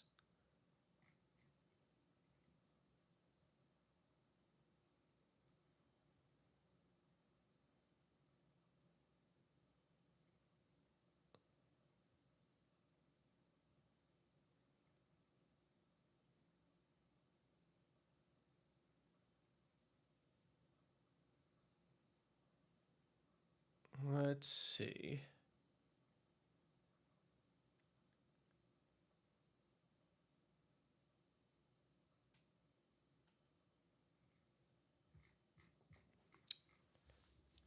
Yeah, it's tricky because the list is tight.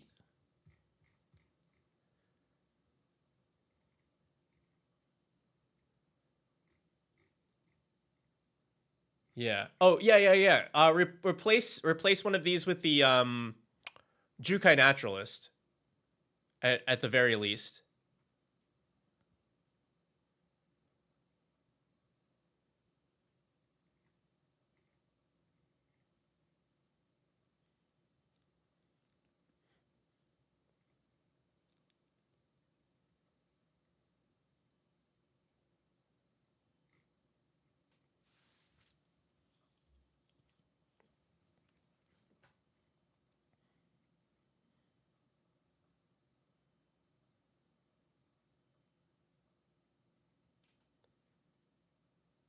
Hmm. I'm tempted to say that this Rack Harpy, even though it does all the things that you want, is also a little like underwhelming.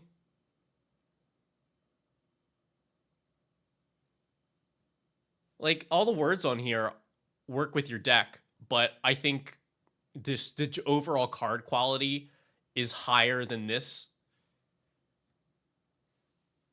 because it doesn't feel good if this is your best reanimate target, and it doesn't feel good paying 4 mana for this. The art is sick, yeah. Squee! Thank you so much.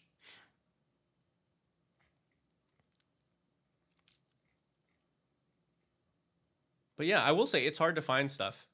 Like the Beastmaster Ascension, I think this would not be a cut, but this is personal preference. I would replace this with like the Starlight Spectacular or with True Conviction.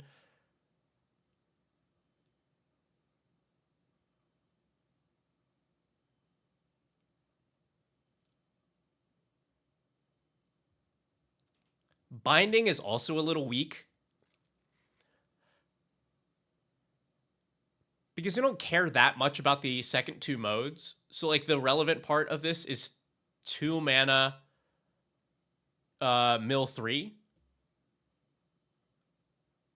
It's like some minor graveyard hate on chapter 2.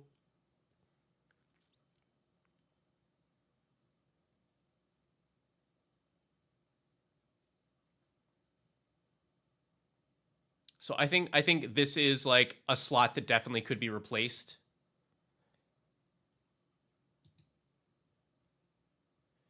Yeah, I think I like Dredge as an option better for the self mill, or even just individual instances that are better, even if they're not enchantments, like Grizzly Salvage or something like that. Malevolent Rumble, the Squirrel one. If anybody knows the card I'm thinking of.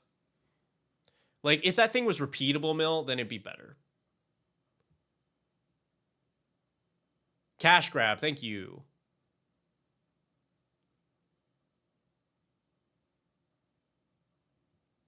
Yeah, I'm a fan. This is a sick list.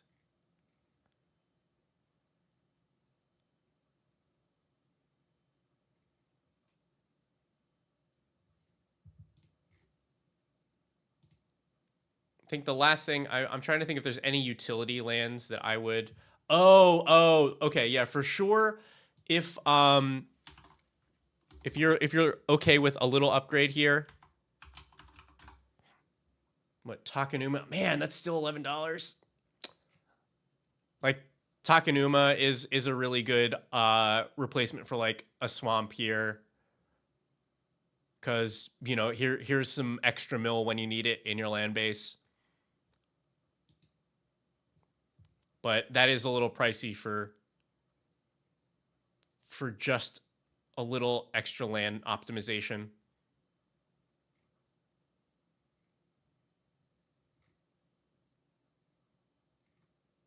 Dead Bridge Chant. Actually, Dead Bridge Chant. You might be right. It's finally a time for Dead Bridge Chant.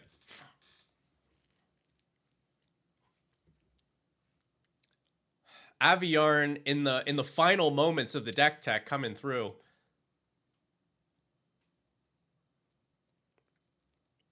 Yeah. Also, Takenuma is just a good land to have. Like every single black deck that you ever make, you can put it into, and it will make the deck better.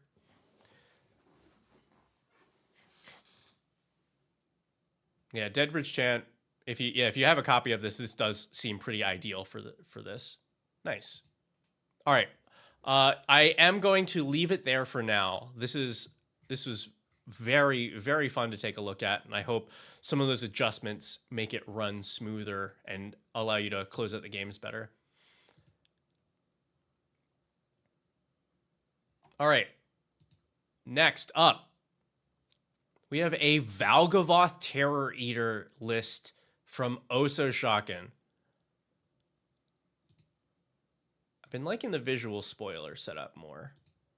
Seeing all the cards for real.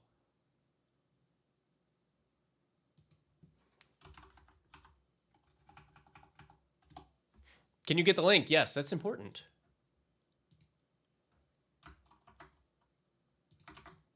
Bam. All right. So Valgavoth, definitely one of like the coolest big old creatures that's been printed recently.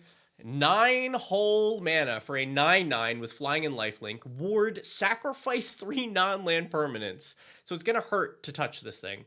If a card you didn't control would be put into an opponent's graveyard from anywhere, exile it instead, and during your turn, you can play those cards by paying life instead of mana. Good night, Elect Man. Thank you. I'm glad that we finally were able to get you deck teched. I know it's been a couple weeks of us being in scramble mode, and we are still in scramble mode, but at least enough so that I can add, so I can do new deck techs.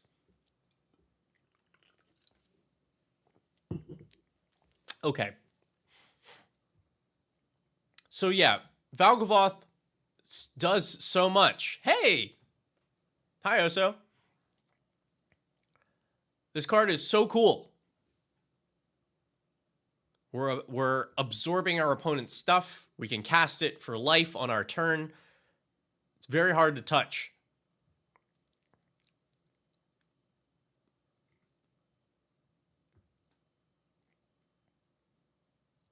I love your show.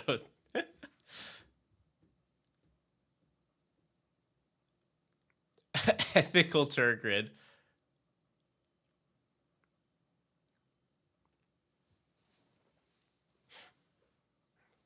I don't know what you're talking about. Now, okay, so you submitted this with like not a lot of notes, if I remember correctly. Yeah. You're just looking for flavor and demon sub-theme.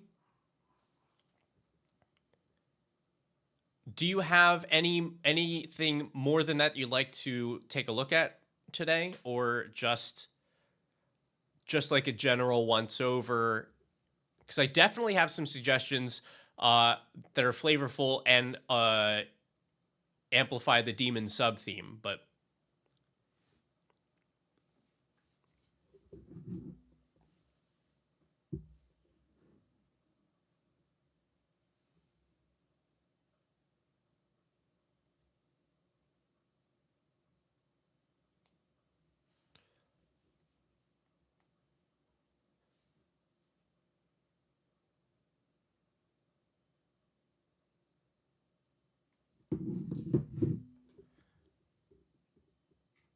just wanted me to read the title. What have you become, Butterfree? It's a good title. It's beautiful. Although this is more like Venomoth, right?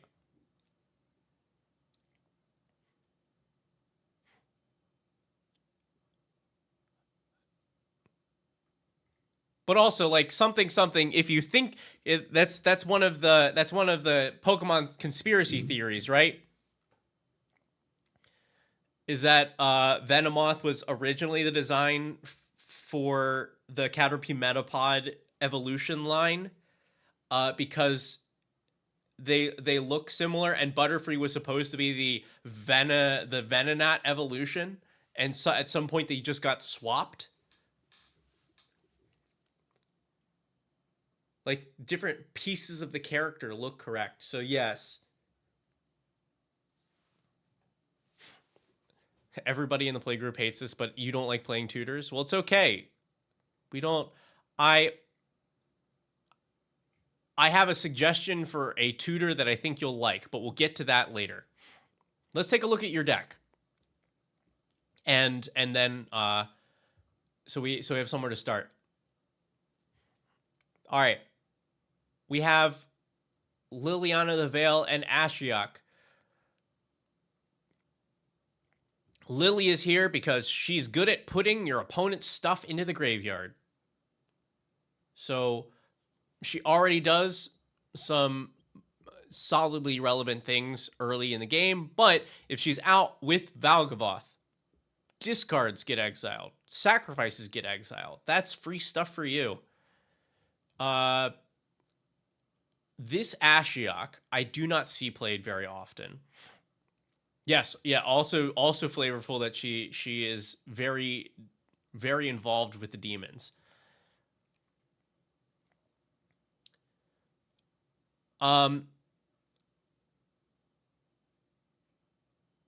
So the interesting thing here is, so Ashok, if you would pay life while your library has at least that many cards in it, exile that many cards from the top of your library instead. And Valgavoth lets you pay life equal to its mana value, equal to like for the spells that you've eaten. That's kind of funky. That's kind of funky, and I like it.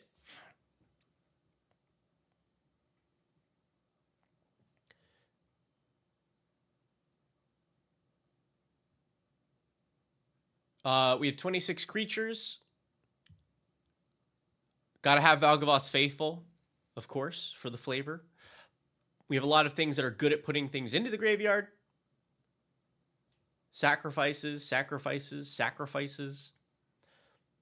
Ways to pay off from things going to the graveyard, like Morbid Opportunist and Abyssal Harvester. Tiny Bones stealing opponent's stuff out of the graveyards. Like the tiniest little Valgavoth.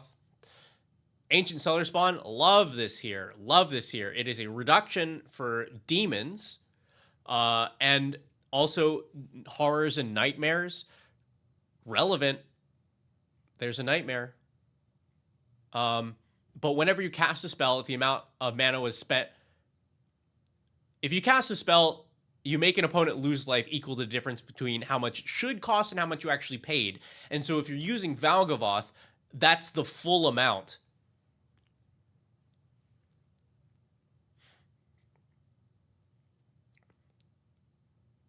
Making big mana because our commander costs 9. We have some little synergies here of like Bloodletter of Aclazotz, draining our opponents for double. Nightmare Shepherd, also like a medium version of Valgavoth, but like in reverse, because if our stuff dies, we get them back, but also is a demon. More making our opponents discard and sacrifice. Making our opponent sacrifice is a demon. Geo Golem getting, casting our commander for free. The Scyzon I thought was cool. I don't think that this synergizes with the deck other than the fact that it is a demon, but the card is cool. I played a lot of this card back in the day with kitchen table 60 card casual Magic. But yeah, just like lots of we just want our opponent's stuff to go to the graveyard. We have so many ways to do it.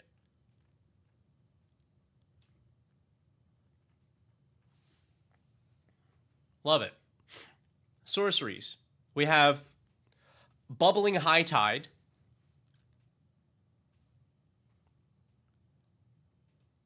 Grab stuff from opponent's graveyard. Arden is awesome.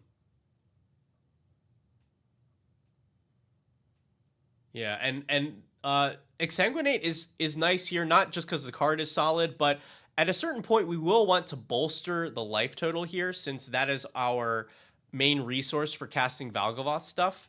And you don't want to like end up with Valgavoth on the board at like 5 life and not be able to cast things.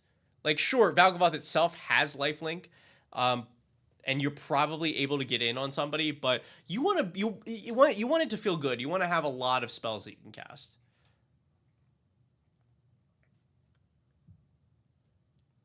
We get to run some of the mono black stuff like Defile and Consuming Corruption.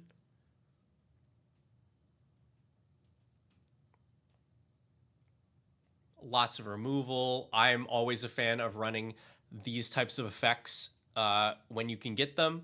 So nobody expects the Imp's Mischief. Yeah, like seeing these big sacrifice effects here. A good way to control the board before Valgavoth is out and pay off into Valgavoth if you've already gotten there. Lots of ramp. Seance board is such nice, like specific, such a nice specific mana rock for this.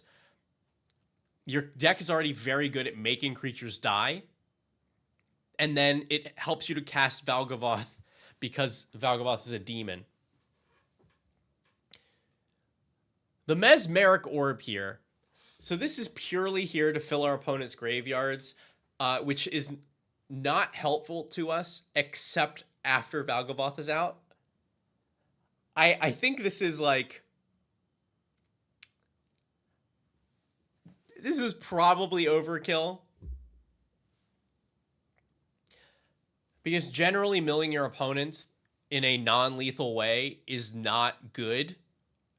But this does a lot of mill. So if you can make it, it is overkill. Yeah, okay, thank you. Okay. As long as you recognize it.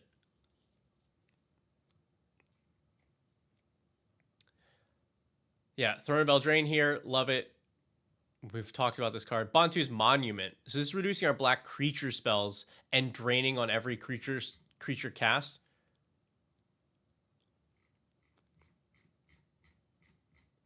We have 26 creatures. I think this is an instance where Bantu's Monument is probably just better off as a mana rock.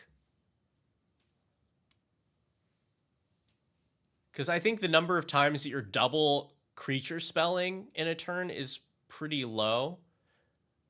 And the drain, I don't think, makes up for it. Currently, it's in the sideboard. The Mesmeric Orb is in the sideboard. But yeah, Bantu's Monument, I think you're better off with this as a mana rock.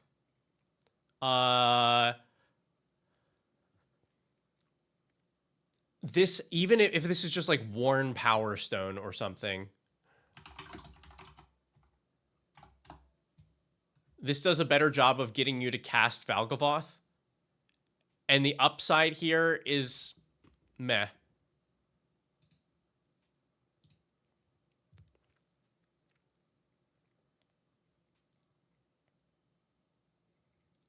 Enchantments. Paying life, putting that many counters on Font of Agonies, and you can start destroying creatures for 2 mana. This is very cute with Valgavoth. And as long as you have enough other ways to pay life, then this is solid. I just don't know if you do. Because it's paying life specifically, not just losing life. And like, if the cuteness is worth it for you, keep it. But I want to say there's not enough ways to pay life. You have Villas.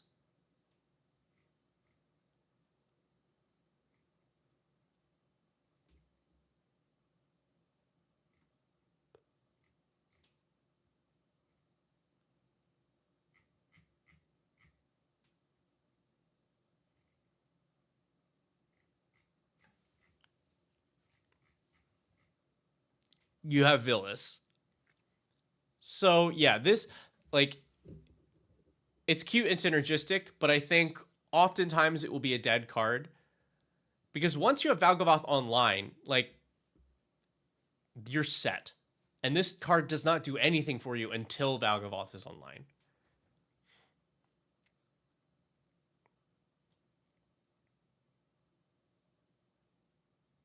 Font has been underperforming.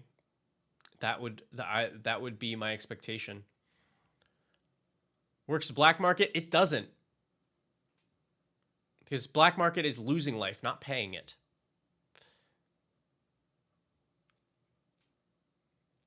And then, yeah, of course, have to have Unholy Annex and Ritual Chamber for the demon theme.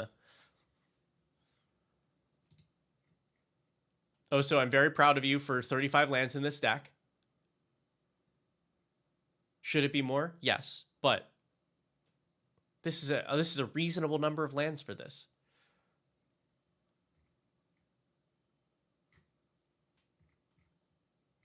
All right. So this is the deck.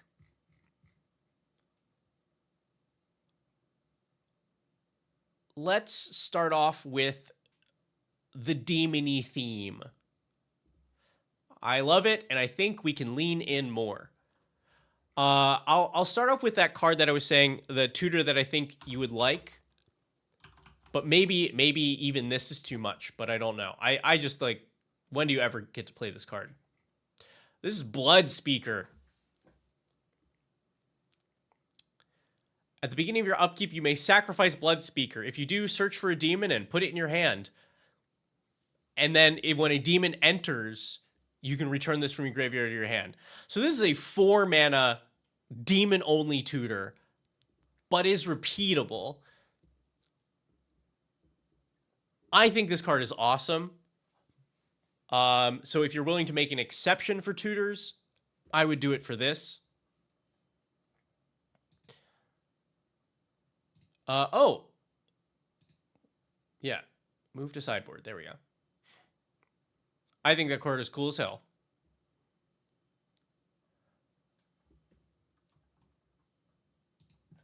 I know it was mentioned earlier. Demonic Council also. Like, this one is a lot. There's a big difference, though, for this. Because this can sometimes be a true tutor. Like, Delirium is not that hard to achieve. But, like, it's a demon tutor. That is pretty cool. But I would definitely recommend the Blood Speaker over that if you were trying not to be playing tutors. I really like Rot Curse Rakshasa here. Is a demon. And then you have this ability to make a bunch of creatures decayed. So this does a lot of things. It opens up an opponent to get hit since decayed creatures can't block. It is also setting you up for Valgavoth, because if your opponent keeps those creatures around, they then can't attack, or your Valgavoth eats them. And also, the Rakshasa itself, like, deals some damage. Gets in for 5 for 2 mana. Hey, Higher, how's it going?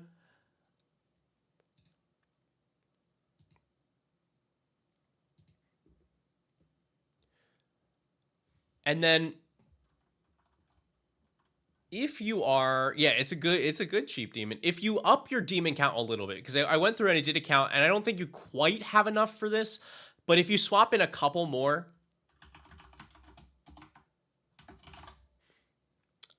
you gotta be playing Liliana's Contract, right?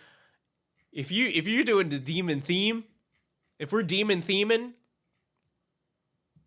Liliana's Contract. Enters, draw 4, lose 4, but win the game if you control 4 demons with different names at your upkeep. That seems like a very fair alternate win condition that is super thematic.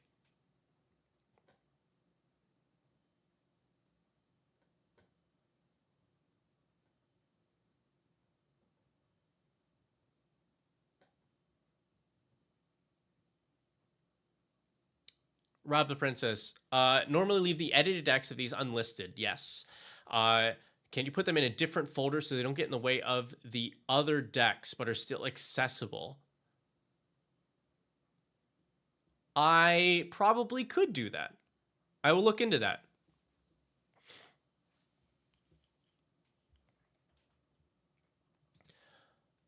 But yeah, I really like Liliana's Contract here.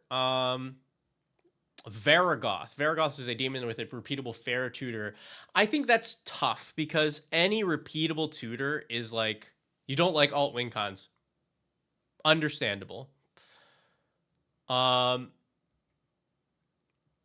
is a solid repeatable tutor though, because people really don't want to block Death Touch. And it like is slightly big enough to survive stuff.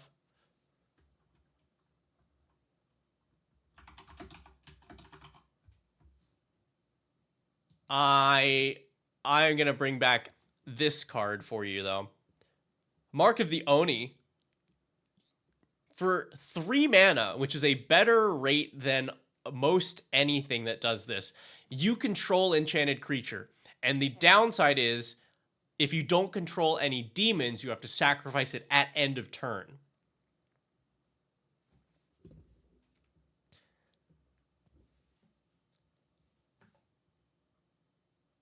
So this is I think this card is a really good time. I know this card because I used to play like an old school demons deck. It's fun if you just play it straight up, where you're trying to keep your demons on board so that you can maintain control of the creature. It also plays nicely into your like Plague Crafter effects to give you something to sacrifice. You know, or like Braids.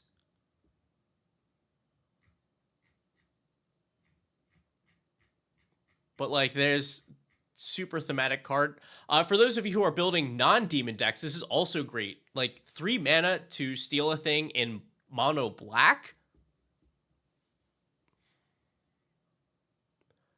We're doing Shadowborn Apostle in the deck. We are not Shadowborn Apostling here. Because, like, honestly, the best target for Shadowborn Apostle is in the command zone where we can't get it.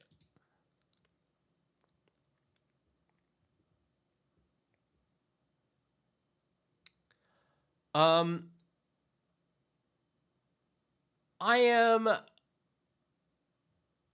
curious for one thing though.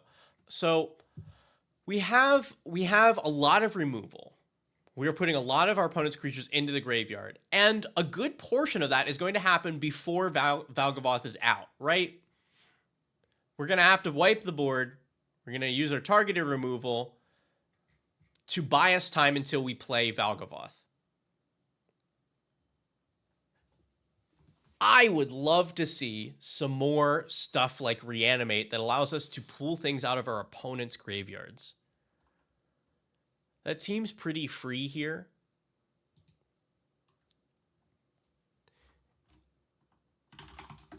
If you're willing, I think the ideal option here is the Soul Stone.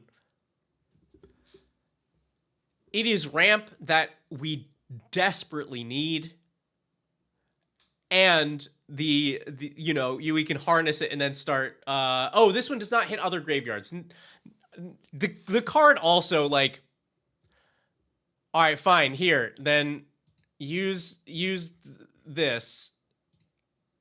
There you go. It's a terminus of return. But yeah, like, this would be very good in this deck. But on the other, like, some other options for this: Virtue Persistence, some nice early removal, and then the enchantment part of it starts reanimating things out of graveyards. That seems pretty solid.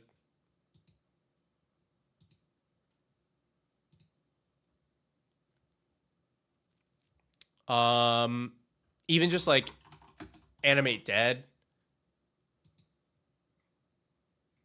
That hits all graveyards.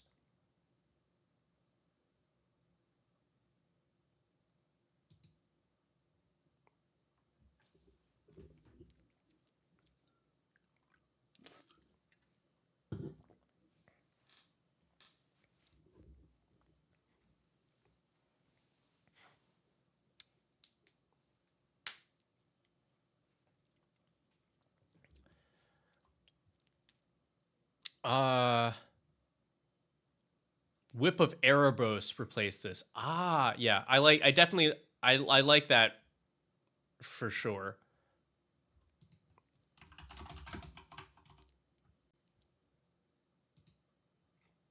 Definitely like that more.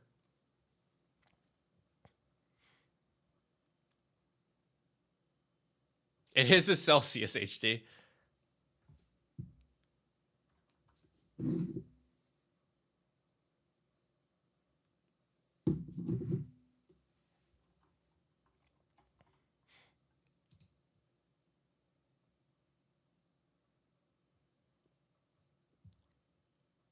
I didn't even realize how late it had gotten. All right, and then here's some just general stuff that I was thinking. We mentioned this before in a previous list. I think for Servandum, I think Spymaster's Vault is very good here. It's pretty free to include in the deck. And then you have target creature you control connives X, where X is the number of creatures that die this turn. You have some, like, you have a bunch of edict effects. So for 1 extra mana, you get to look at a bunch more cards and power something up. Valgavoth loves getting bigger because of the lifelink and flying and it being a commander. I would absolutely run this.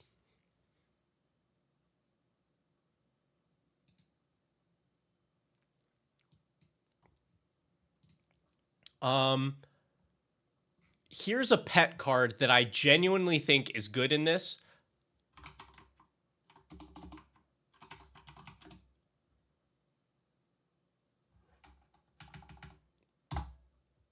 Heartless Summoning.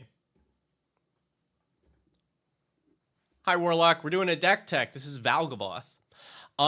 Creature spells you cast cost 2 less to cast, but creatures you control get -1/-1.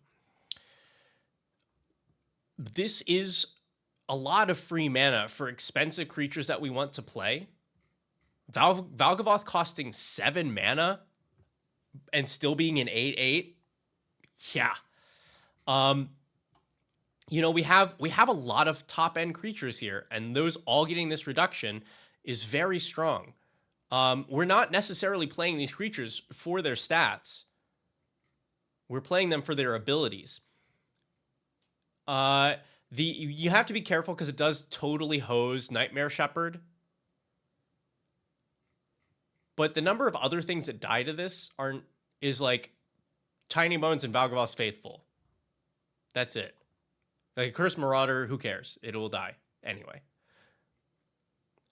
But I really love the design of this card. And I think it's genuinely very good here.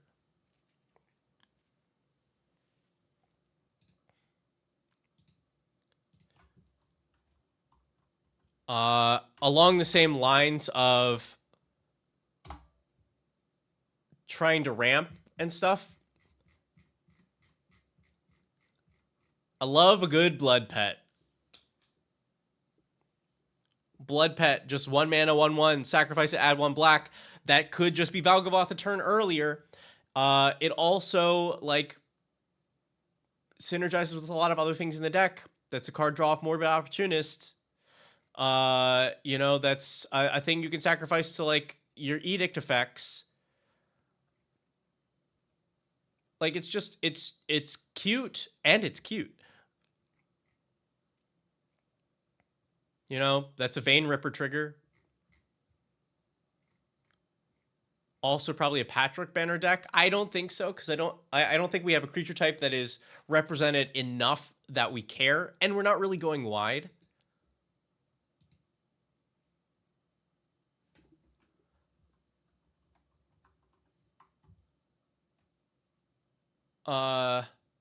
Okay, and then my other recommendations here are going to definitely bump up your budget a good bit. But we are in a very mana hungry deck. And we're running land tutors.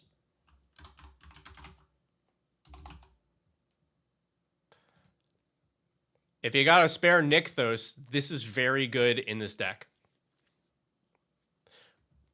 We have a lot of permanents that have a lot of black pips. This will help you to cast Valgavoth a lot earlier.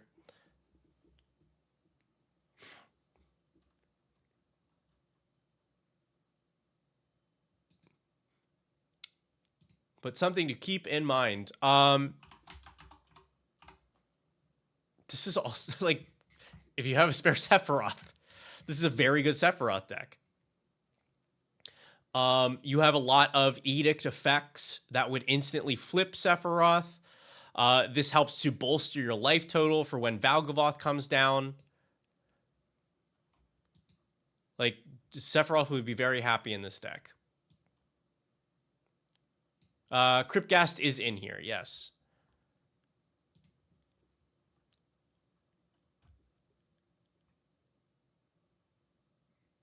And then I always pair these two together. You're running Throne of Eldraine,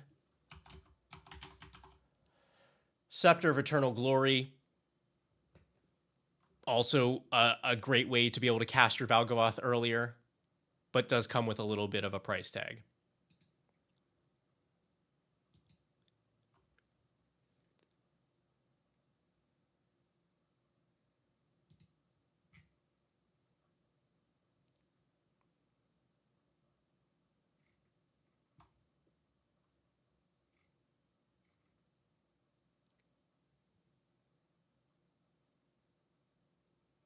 Yeah, Thran Dynamo also does the job. I think even better than something like Mind Stone. Ramping on turn 2 is not particularly important for this deck. And I'd rather have one that does a bigger burst of mana. Or, like, not even burst of mana, but a bigger, like, turnover.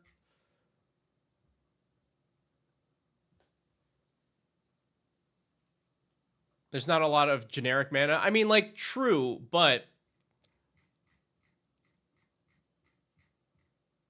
the fact that like, Thran Dynamo plays out really nicely here, right? Like, math-wise.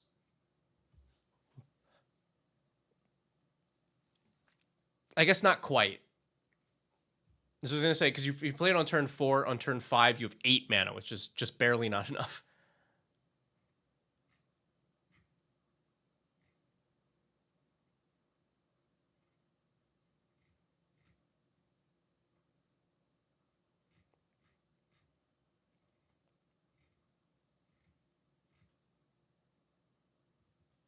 Bogwitch, yeah.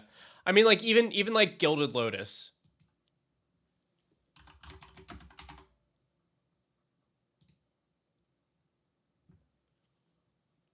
And there's some black mana.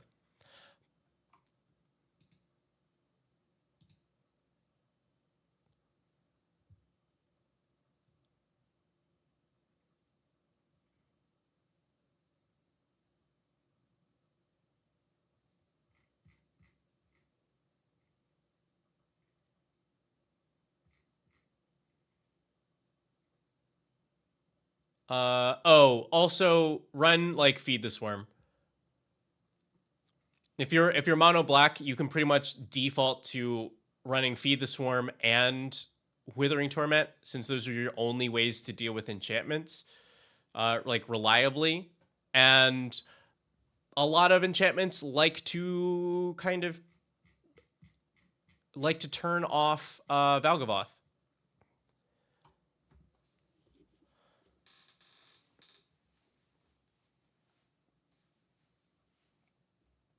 So like if your opponent plays say like Rest in Peace, then if you have two replacement effects that are trying to exile cards, then the the person who owns the thing that is or the person that controls the thing that is being affected is who chooses. So everyone will always choose the not Valgavoth effect. Yeah. Oh yeah, Lucas Sandsport is definitely in here. Um. So yeah, I would not cut the Feed the Swarm from here.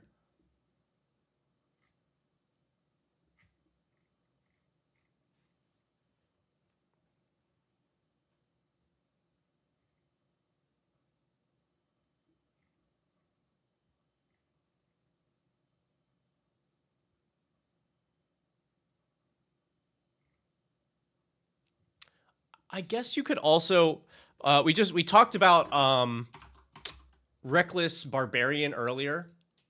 Here's the black version. 2 mana, and it essentially stores 2 mana for you.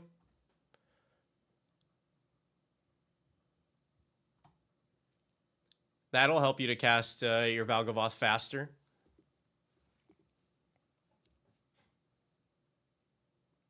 And same thing as Blood Pet, like blah blah blah. Has some synergy with things that care about stuff dying.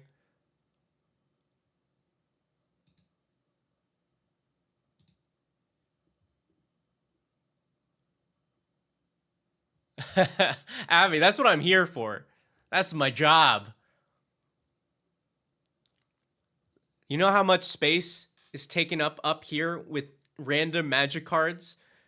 I've abandoned so many important adult skills to keep that information here.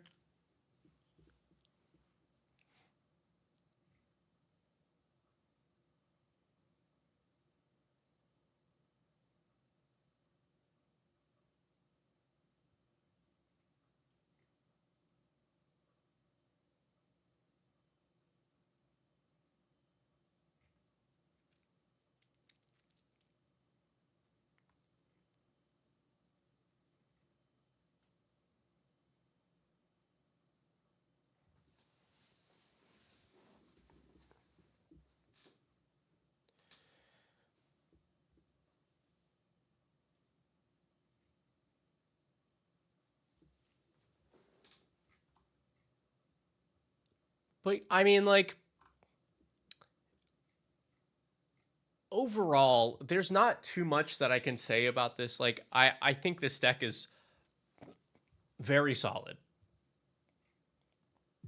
We're clearly like a thematic bracket 2.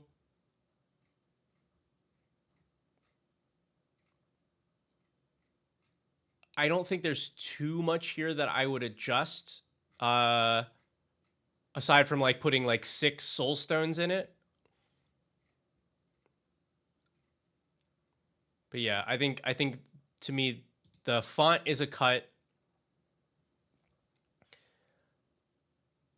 You want to you want a veggie 10 or a nerd girl 10 rating? Um I think for me,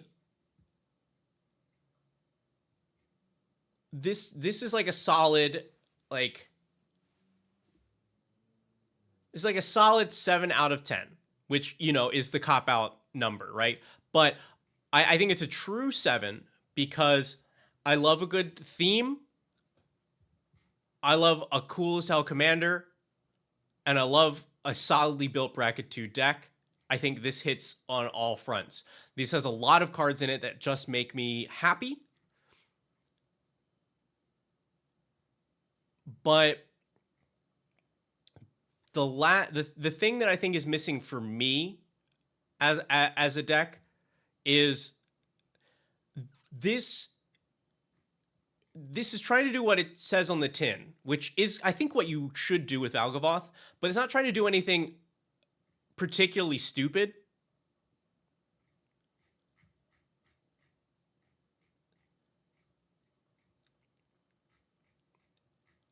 And I think the last points on my scale, there has to be something really dumb. And this is only smart. I think on the Nerd Girl scale, this ranks pretty high. It is removal and value, and you control the board until you play your powerful commander, and then you continue to turn all of your continue to turn all of your removal into more value. It's very safe. It's very safe. It just has a solid game plan. You play good cards. You play your opponent's good cards.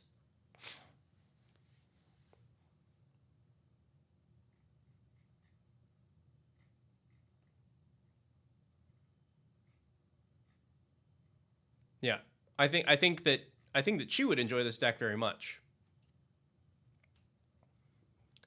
Let me see if I have any other like cuts that I would make here.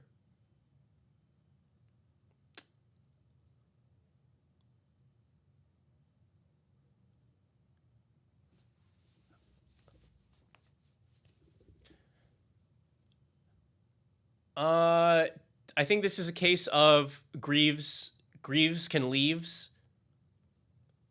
I don't really know what we're Greavesing up that needs it. Valgavoth has super ward. But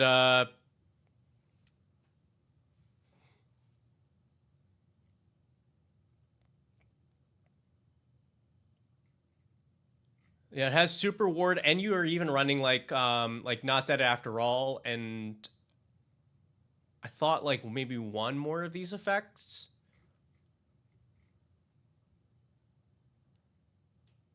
But I guess, yeah.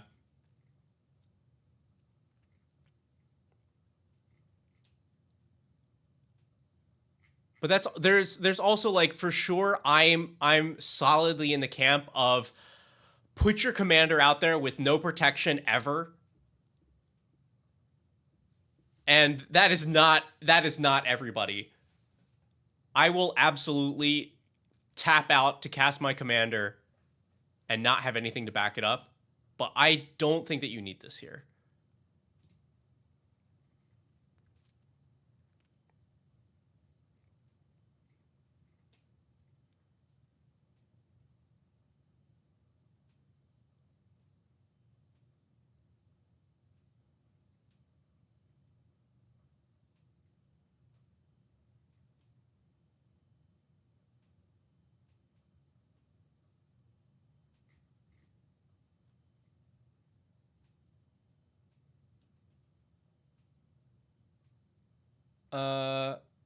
Also, I thought you were trying to not run tutors.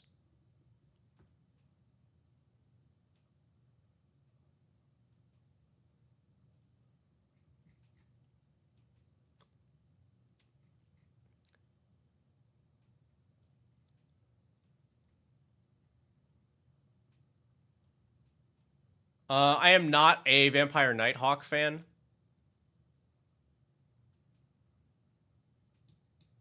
At the very least, run the better Nighthawks.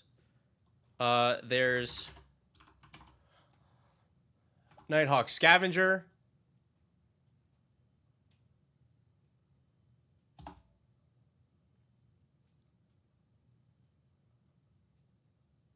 which is almost always just straight up better. Or there's one in Tarkir. What's the one in Tarkir? Karsi, yes, Karsi Revenant. Thank you. This is just strictly better as well. And I like being able to put those counters onto like one of your other bigger demons or something. Like that seems great.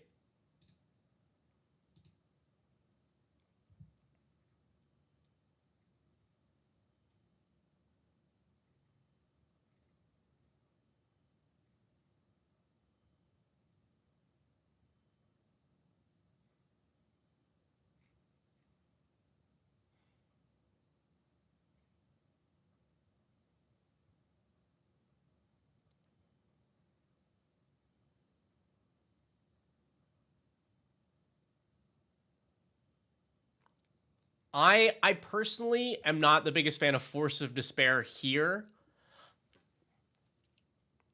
I would like this to just be a different removal spell, because this card is strongest when you have the cards to spare, and I don't think that that is this deck.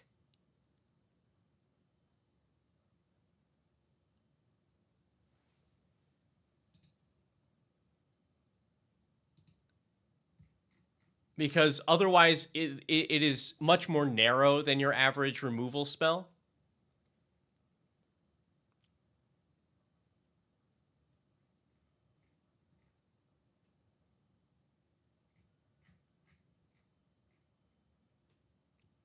I think I'd be happier if that was just like another board wipe or something. Yeah. Oh yeah, and the Bantus. Definitely swap this out for something that produces mana. I just don't think the numbers are here for this to be as effective as a rock.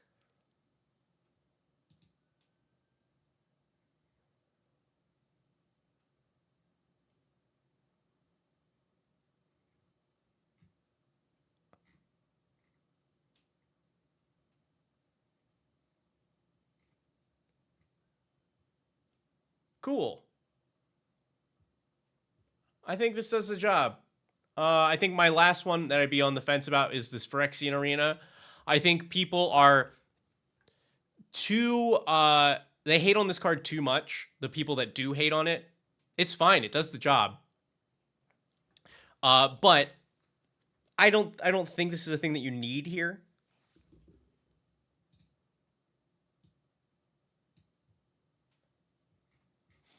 I think you want your mana in earlier turns to be dealing with early threats or putting some of these things onto the board. But yeah. The people that like on it like it too much. I mean, also probably true.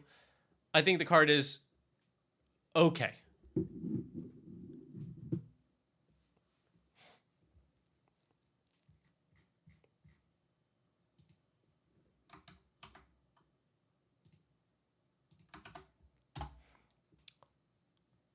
But yeah.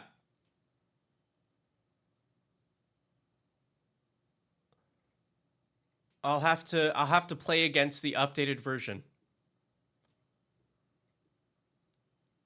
But thanks, Oso. Good submission. Hello, Neo.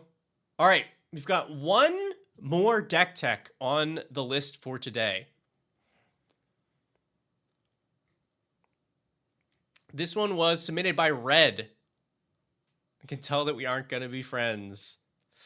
And it's Brina. Brina. This is like maybe my all-timer for cards that people like misevaluate.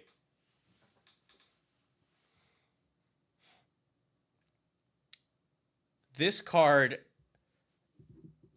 every time people play against it, Everybody plays into it. Everybody always plays into Brina. So 3 mana for a 1/3 flyer. Whenever a player attacks one of your opponents, if that opponent has more life than another of your opponents, that attacking player draws a card and you put 2 counters on a creature you control. I think the concept of Brina is a slam dunk design. I wish they had come up with a more succinct way to word this ability. I feel like Brina is a lot meaner than she is fun. I definitely disagree with that.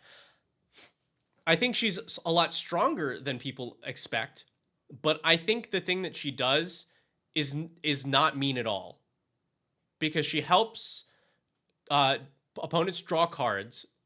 And then she gets strong.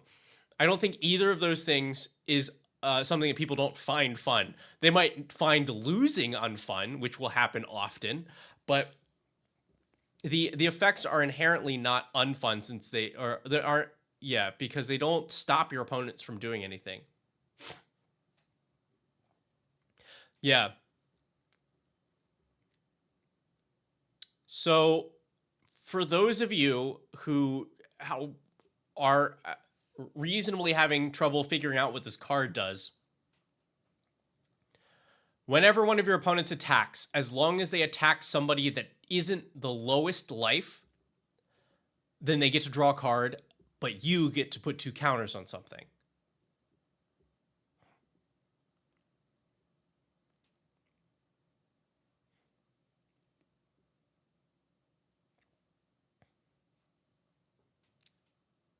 And they can attack any number of players. One of the people they attack has to can't be the lowest life total.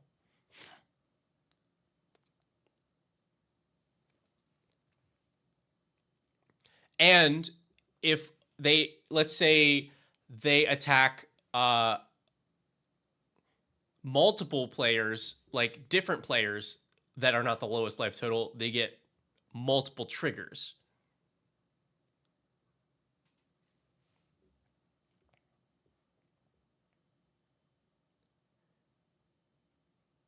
So Red gave me a really nice rundown of what he was interested in for this deck tech.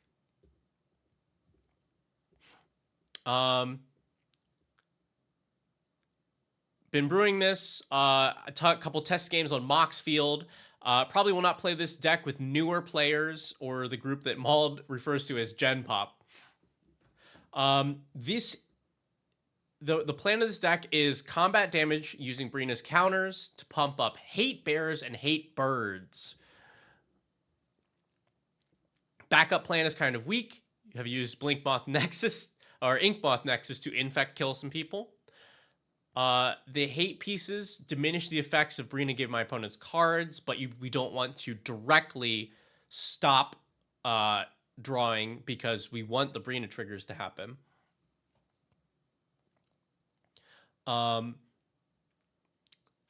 We want to be annoying and taxing, but not shut down anybody.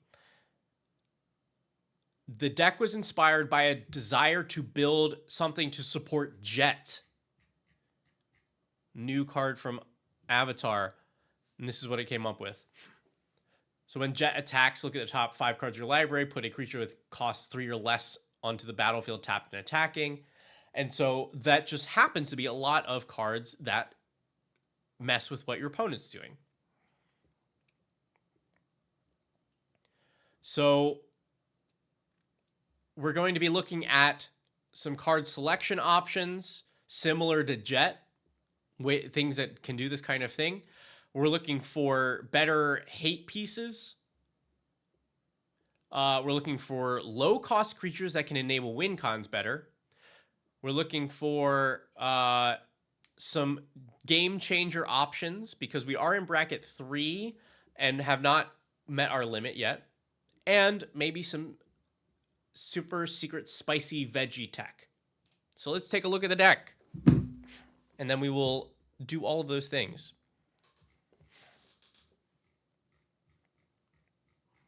Okay. So the majority of the creatures are going to be taxing or stopping what our opponents are doing. Esper Sentinel, taxing spells. Initiate, since we always are putting counters under our creatures, this gives us a repeatable source of destroying artifacts and enchantments. Penalizing searches, preventing +1/+1 counters from opponents. Penalizing creatures entering.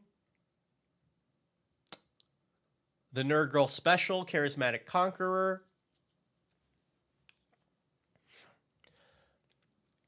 Taxing, in a way, creatures entering. Containment Priest, very strong against like Blink and like sneaking creatures into play. Would be very good against the deck that against this deck. The Confidant is pretty solid here since a lot of our spells are low cost. We're probably not losing much for the extra card draw.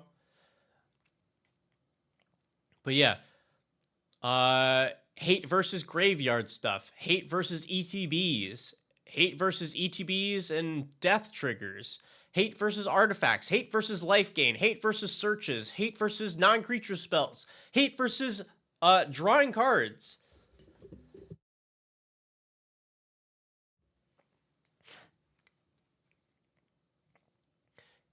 Hate versus graveyard stuff, hate versus creatures entering, hate versus non-creature spells, hate versus searching, hate versus casting from exile, hate versus more than one spell in a turn. In the notes, Red pointed out that Water Tribe Rallier has been very good, and if you aren't up on this card yet, you should be. This is a very, very good uncommon from Avatar. You waterbend 5 to look at the top 4 cards of your library, reveal a creature with power 4 or less, or sorry, 3 or less, and put it in your hand. Waterbending 5? Surprisingly easy to do, especially in decks that are looking for creatures with low power. Because that is tap, that is any combination of spend mana, tap creatures, tap artifacts. Very doable. But yeah, more hate stuff. Hate non-creature spells. Hate creatures and non-basics. Hate activated abilities. And hate something. Death stuff. We have some board wipes, and also the Dawn part of Dusk to Dawn is great for us. Return all creatures with power 2 or less from graveyard to hand. That's like pretty much everything.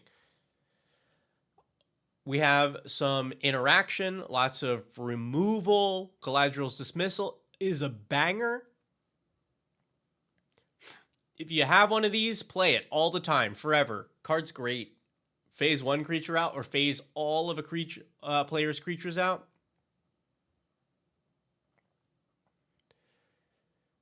Akroma's Will is a way to end the game. And then some stuff to protect our board. Artifacts. I thought the Ether Vial here was very funny. Because we're probably leaving this on like 2. And then flashing in Hate Bears uncounterably is I mean, like, that's a good time. Enchantments. Illness in the Ranks is hilarious. I did not know this card existed. You all have done a good job today of showing me some cards that I didn't know about. This is so funny.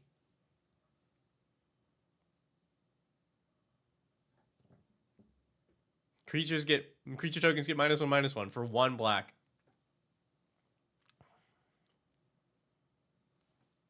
Like, that's very good.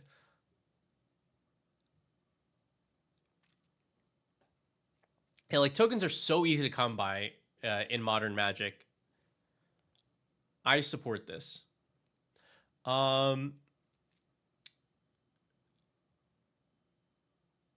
Reconnaissance is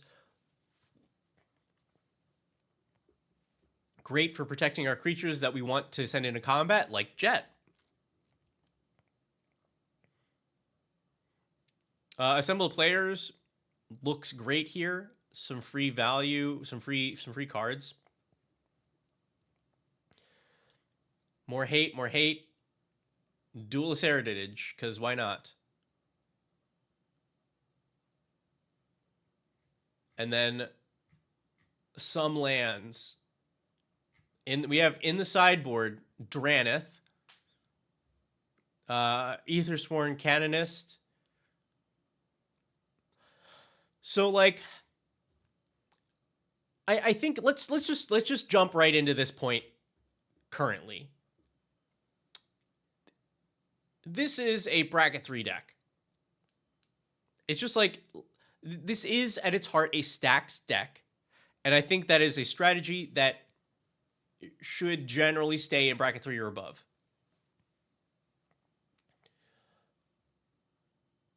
A lot of these things, a lot of the cards in this deck will shut down a lot of bracket 2 decks in a way that like is tough.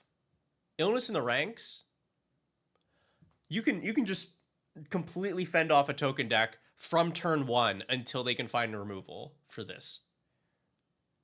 You know, Deafening Silence, same thing for like the Is It Spellslinger deck. Shut off for 1 mana until they find a bounce spell or Chaos Warp or something. They won't even have good options against this. Blind Obedience, the aggro haste deck, done for. And so this deck just is bracket 3 in its mindset. So I think you should embrace that.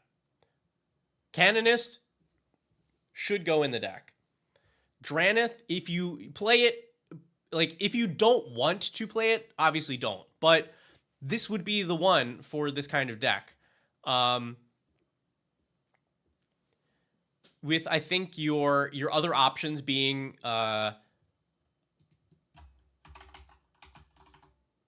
Opposition Agent as a very good hate bear, and then maybe like Smothering Tithe.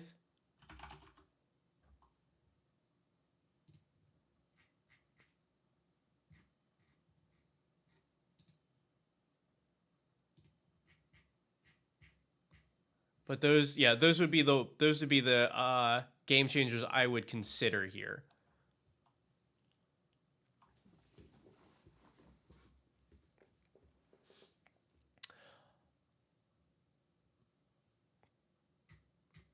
But yeah, I think you just don't build a deck like this as a bracket 2.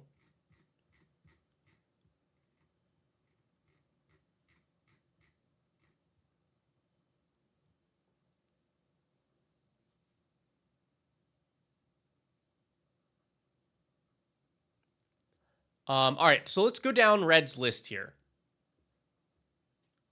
So number 1, card selection options.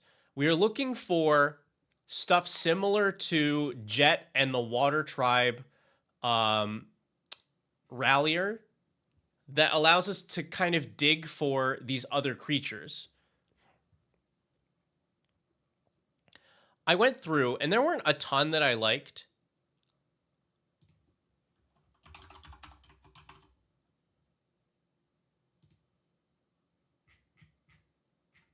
I don't know if this is a good recommendation, but I want to admit that now. But I think this card is very good. I've talked about it before. There's a lot of creature type crossover in this deck, but I don't know if the numbers actually line up for this to hit more often than not. So this is, as far as mana goes, dirt cheap. 2 mana, equip for 1. Creature gets +1 and Vigilance. And then when it attacks, look at the top 6, reveal a card that shares a creature type with that creature, and put it into your hand. 6 cards is a lot of cards. And this costs so very little for a lot of upside. So you're giving vigilance for one. So the giant creature that you've created using Brina triggers is also now a defender. And like there just is a lot of random crossover. Like even if you're just putting this on Brina, Warlock, there's birds, bird. But where this usually you want to go is human. Yeah, red. There you go. Is, you know, there just happen to be a lot of humans because that's, you know, things, people are humans. So I think that card is pretty good here. And then I'm going to show you one. Red, you had said you were trying not to use tutors. And I think my theme for today is sometimes tutors are cool if the card is cool. I think this card is so cool and worth an exception for not playing tutors. Guardian Sunmare. I've been trying to play this in so many decks. 5 mana, 5/5, Ward 2. When it attacks when saddled, search for a non-land permanent value 3 or less and put it straight onto the battlefield. This is so good for this deck. This is so good for this deck. Oh, you have a first claim? Yeah. Please play this card. Please play your gold version of this card. Like, to be able to search for the best hate piece in the situation using this absurd horse. Also, yeah, especially if you got if this is the version that you have. Like, this is crazy. It's a crazy horse.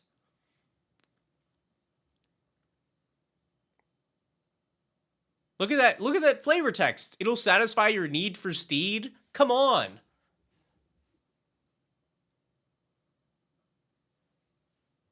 Yeah, this card is awesome.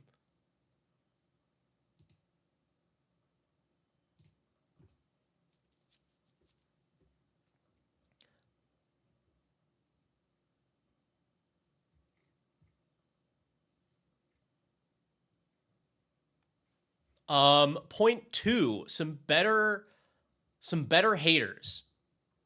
I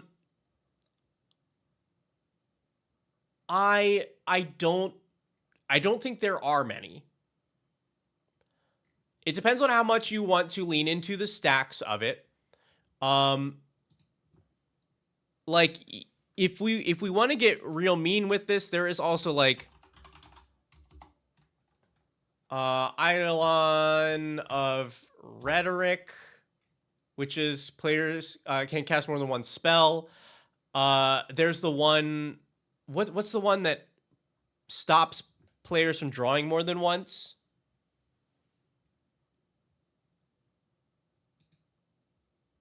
Because like you are already running Archon of Emeria, which is worse than this.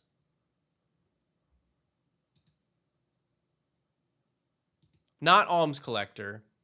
There's one that just says you can't draw more than one.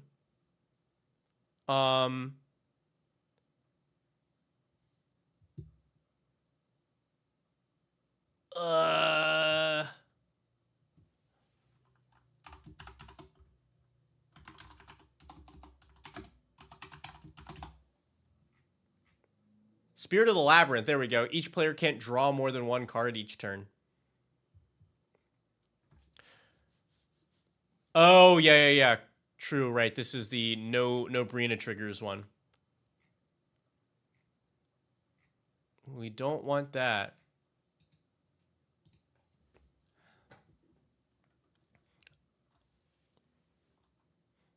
But then there are some like lighter pieces that would work here. I really like Lotho, just in general. I think a lot of decks that can play this should be playing it.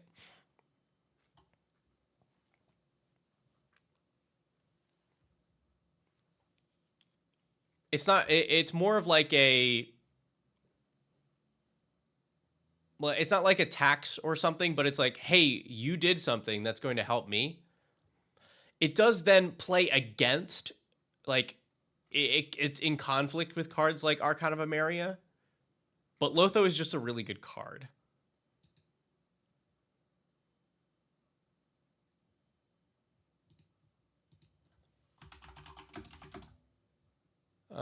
Spirit of the Labyrinth. Yeah. This is the thing. This is the thing. Is this a Grateful Apparition deck? I mean, like, I think the card would be fine. Like, we are putting counters on with Brina, but I wouldn't be worried about running that card here. Oh, this is the one, though, that I think would be good. Boromir. Warden of the Tower. No free casts, thank you very much. And if you need, it will protect your whole board. This I think was the best hate piece that I could find that was not already in the deck.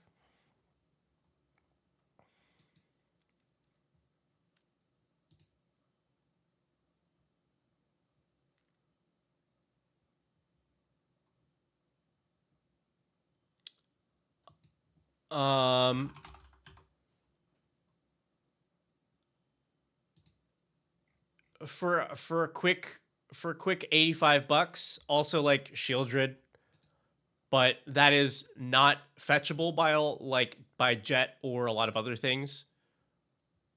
But like, it's on theme. You also then run into the problem that it does then disincentivize Brina, but Shieldred is Shieldred.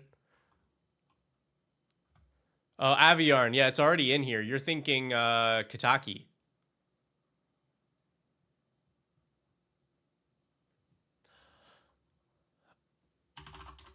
What about not Game Changer Trouble in Pairs?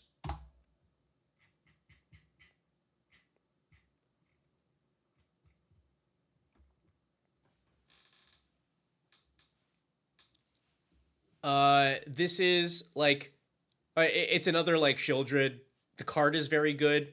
It does slightly disincentivize Brina stuff, but players are greedy.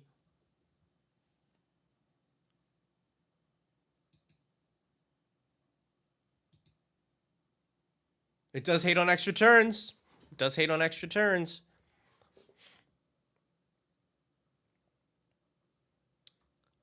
All right.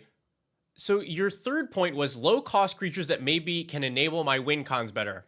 I wanted to ask you, what are your win cons? Because,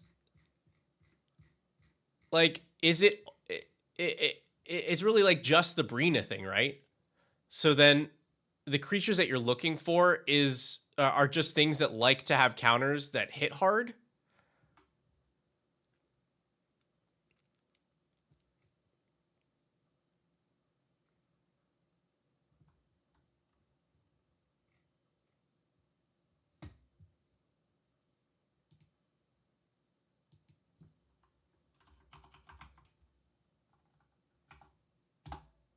Jesus. Brina is awesome. And I'm not sure that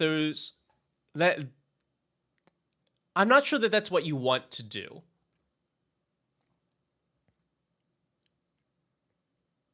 Because a lot of these things just like, your plan is limit your opponent's options and hit them. Limiting their options gives you time, so you don't necessarily need creatures that are like closing the game really quickly.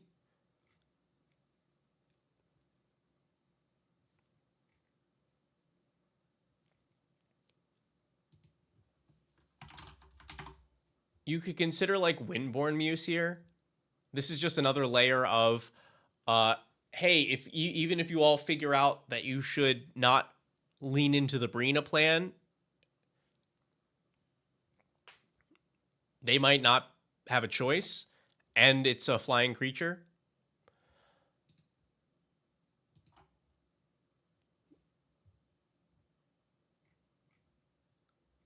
But I I struggled to find creatures that I felt like, because normally it's like either they have this nice ability or they have something combat relevant, and I just didn't want the combat relevant ones. It didn't feel like you really had space, and there's not a lot of things that have both.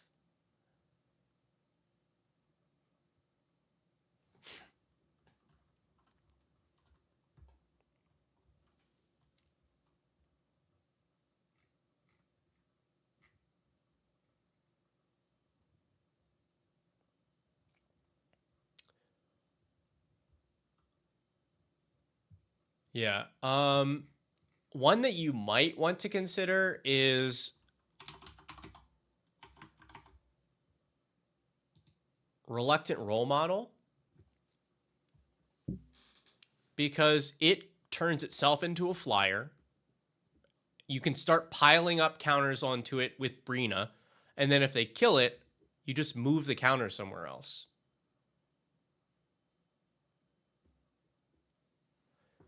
And this, of course, very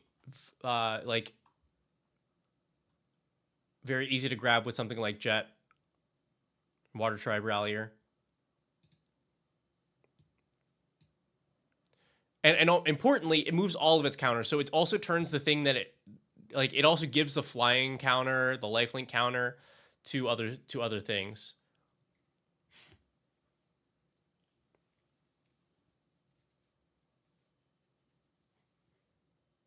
Yeah.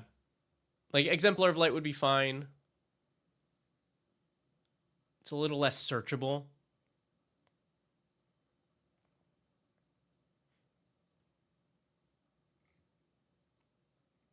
But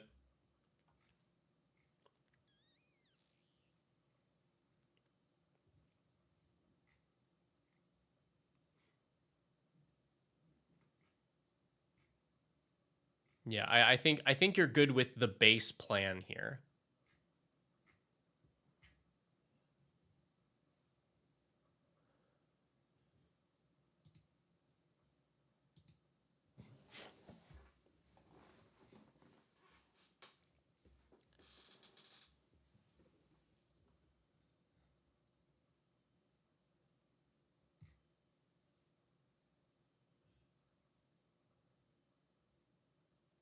Hello, Solemn. Yeah, Zach Fair, I mean, would be okay here. Good at like protecting your important things. I just made a video about the Duke from Avatar that also would be good here. We went over possible game changers for this. And then finally, some super secret spicy tech. I got you. The Duke is so good. So good. I think I'm going to try and build it as a commander because so many people commented on that video being like, no, it's not good. I'm like, you're like, yes, but you didn't listen. You didn't listen to anything.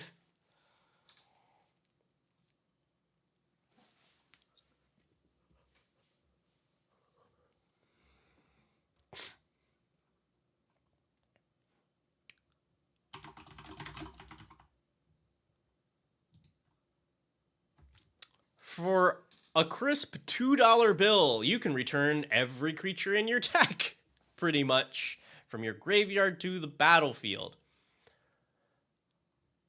This card is so good in this deck. Like, compare this to Dawn. For 5 mana, you can return all creatures with power 2 or less from your graveyard to your hand, or for 4 mana, you can return all creatures with mana value 2 or less from your graveyard to the battlefield.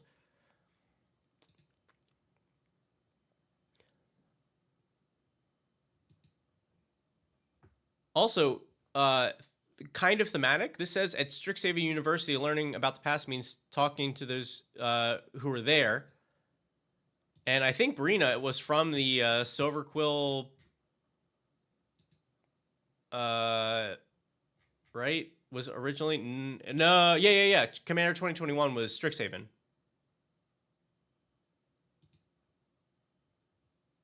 So there, thematic too. In a similar vein, Dewdrop Cure, only 3 mana, gift a card, get 2 creatures, mana value 2 or less from your graveyard to the battlefield. Or sorry, for 3 mana, if you don't gift a card, you get 2. If you gift a card, you get 3. Like, just hate bearers, people will kill them. That's what they do. So this is a really good rate to bring stuff back. Yeah, Ascend into Avernus also a good suggestion. These were just like the best rates I could find for those things. A spicy combo. Do go on.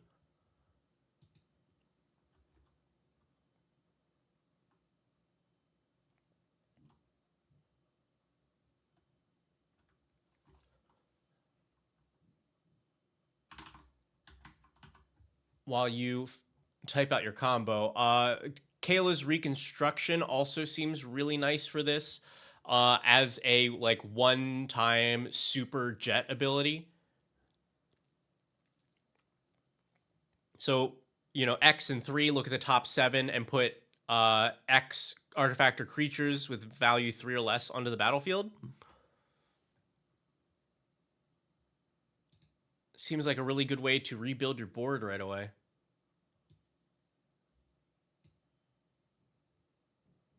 Yeah, very Coco.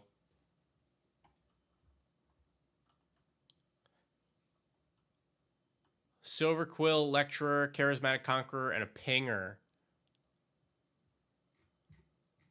All right, so we already have Charismatic in here, right? I think the only thing that we're missing is the Silver Quill.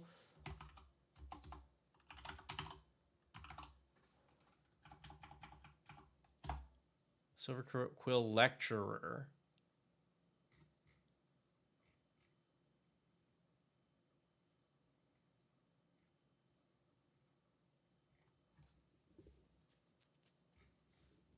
Here we go. Creature spells you cast have Demonstrate.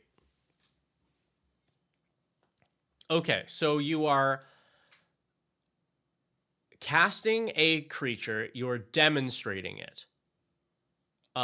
You have an opponent copy that spell.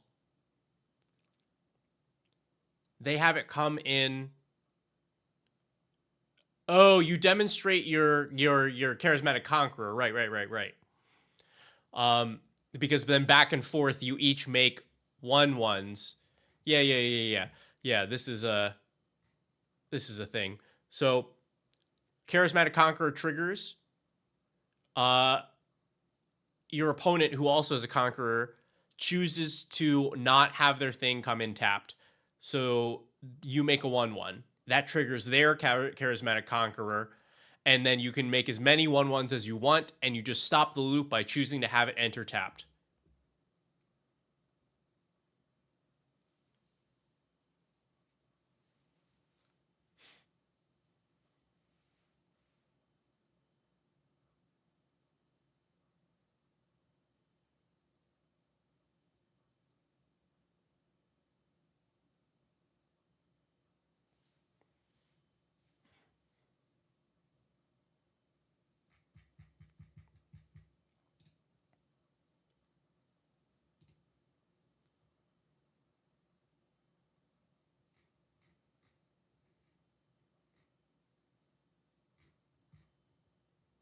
You can't stop it? Let's see.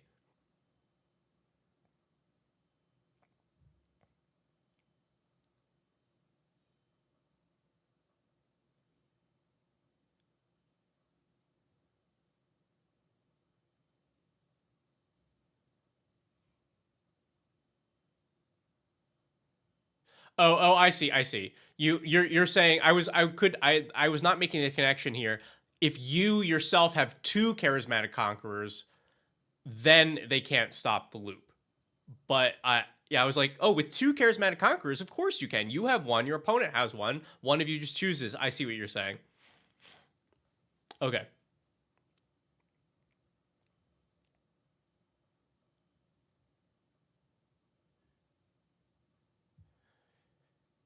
Um, yeah. Oh, okay. So this was the closest card that I could find to Jet. And I don't know that your deck supports it right now. Um, but I think I think you could Whisker. It's Whisker, not Whisper.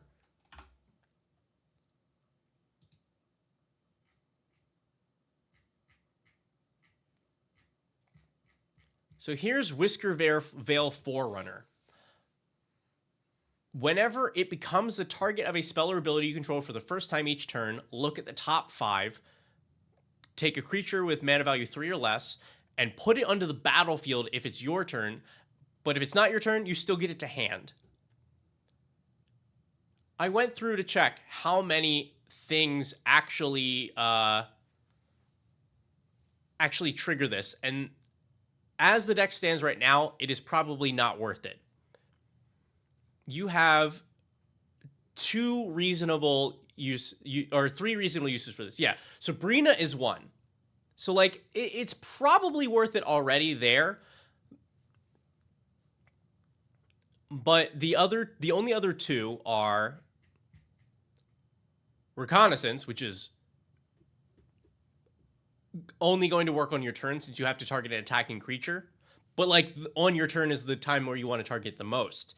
And then same with Duelist Heritage. This is only going to work on your turn, but that is when you want it to happen the most.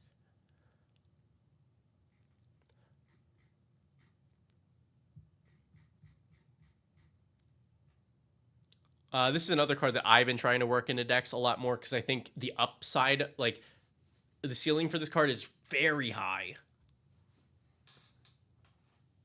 It's a very good card if you're making it happen.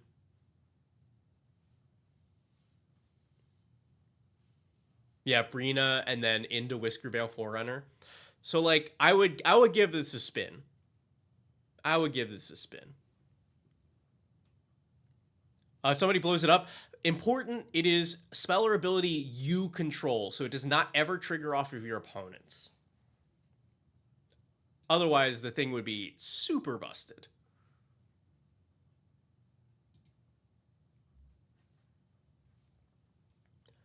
I did not have much else. Just kind of in the same vein. Sigardian Savior, I think, is just a good rate. 5 mana for a 3/3 flyer, so it holds counters from Brino well, and it returns 2 creatures mana value 2 or less from your graveyard to the battlefield. I just think these effects in this deck are very strong. You have lots of things to shut down your opponents, and so they are going to want to blow them up. And then you say, great, they're back. On top of body that helps me hit you and win game. Okay. I don't think I have anything else for you here. Do you have any other questions for this?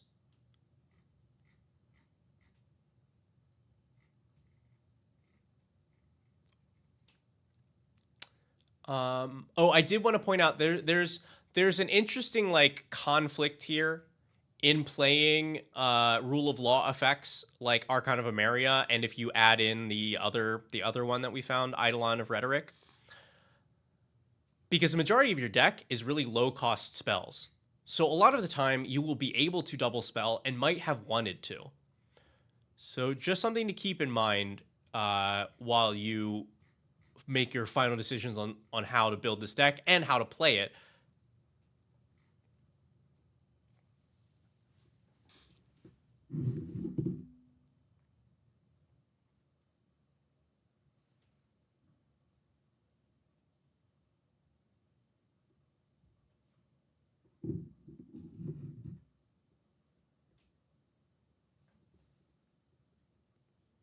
To playing thrash metal, talking about sags. Yeah.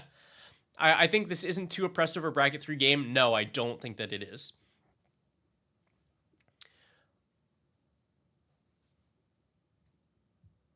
I don't think that it is. I think you certainly want to give your table the heads up. But this is not leaning into a particular, like, this is not leaning into shutting your opponents down. This is leaning into definitely like restricting their options, but this, like, the goal of this deck is not ever like shut opponents down. It is just like limit their options. But I definitely think this is too much for bracket 2.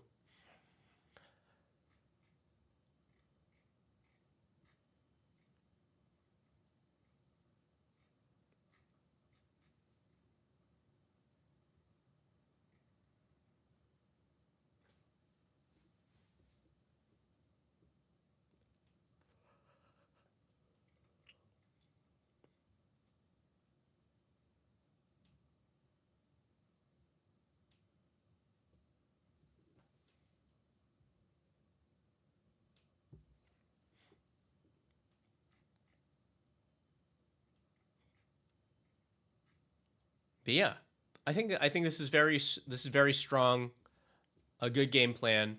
I hope that Guardian Sunmare brings you much joy.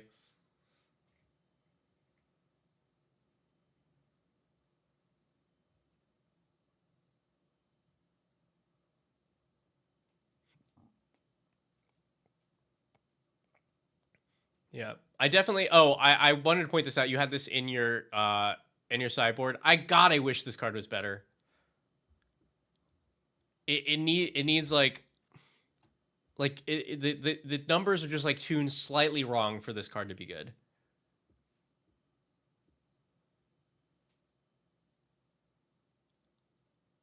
Yeah, this needed to be like 3 mana, or it needed to look at like 2 times X cards of your library, or needed to be able to hit like value 4 or less. It's just like poor Wilfred did not quite make it there.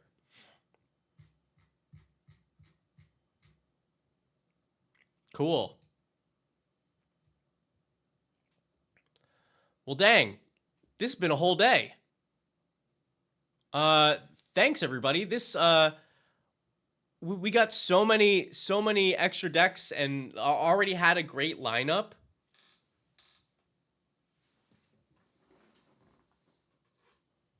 A really nice spread of stuff, and it's good to be back. I will be, I believe, doing this next Wednesday.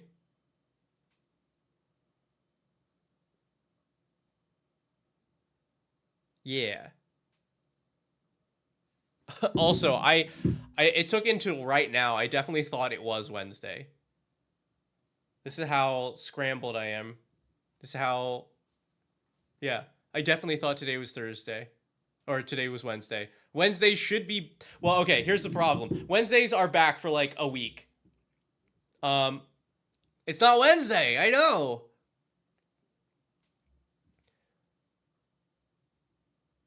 I will be back next Wednesday, but then I leave for my like East Coast vacation the Wednesday after, so we will then not have deck techs until next year. Yeah, it's second Wednesday.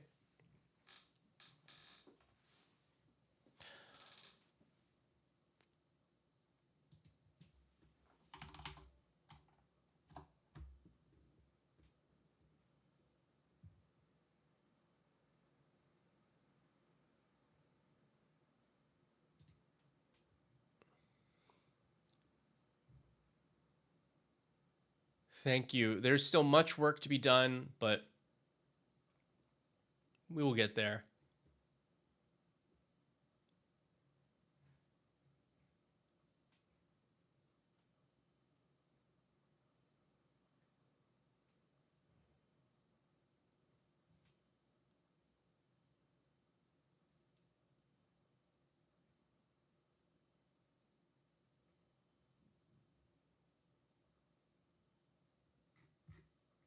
All right, everybody. Well, as always, thank you for hanging out. Thank you for your deck submissions. It's been a good day. I'll see you all next week. And let me...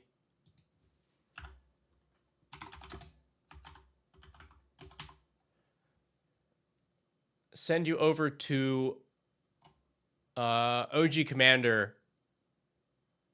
They're always a good time playing Commander right now. Tell them all hello for me.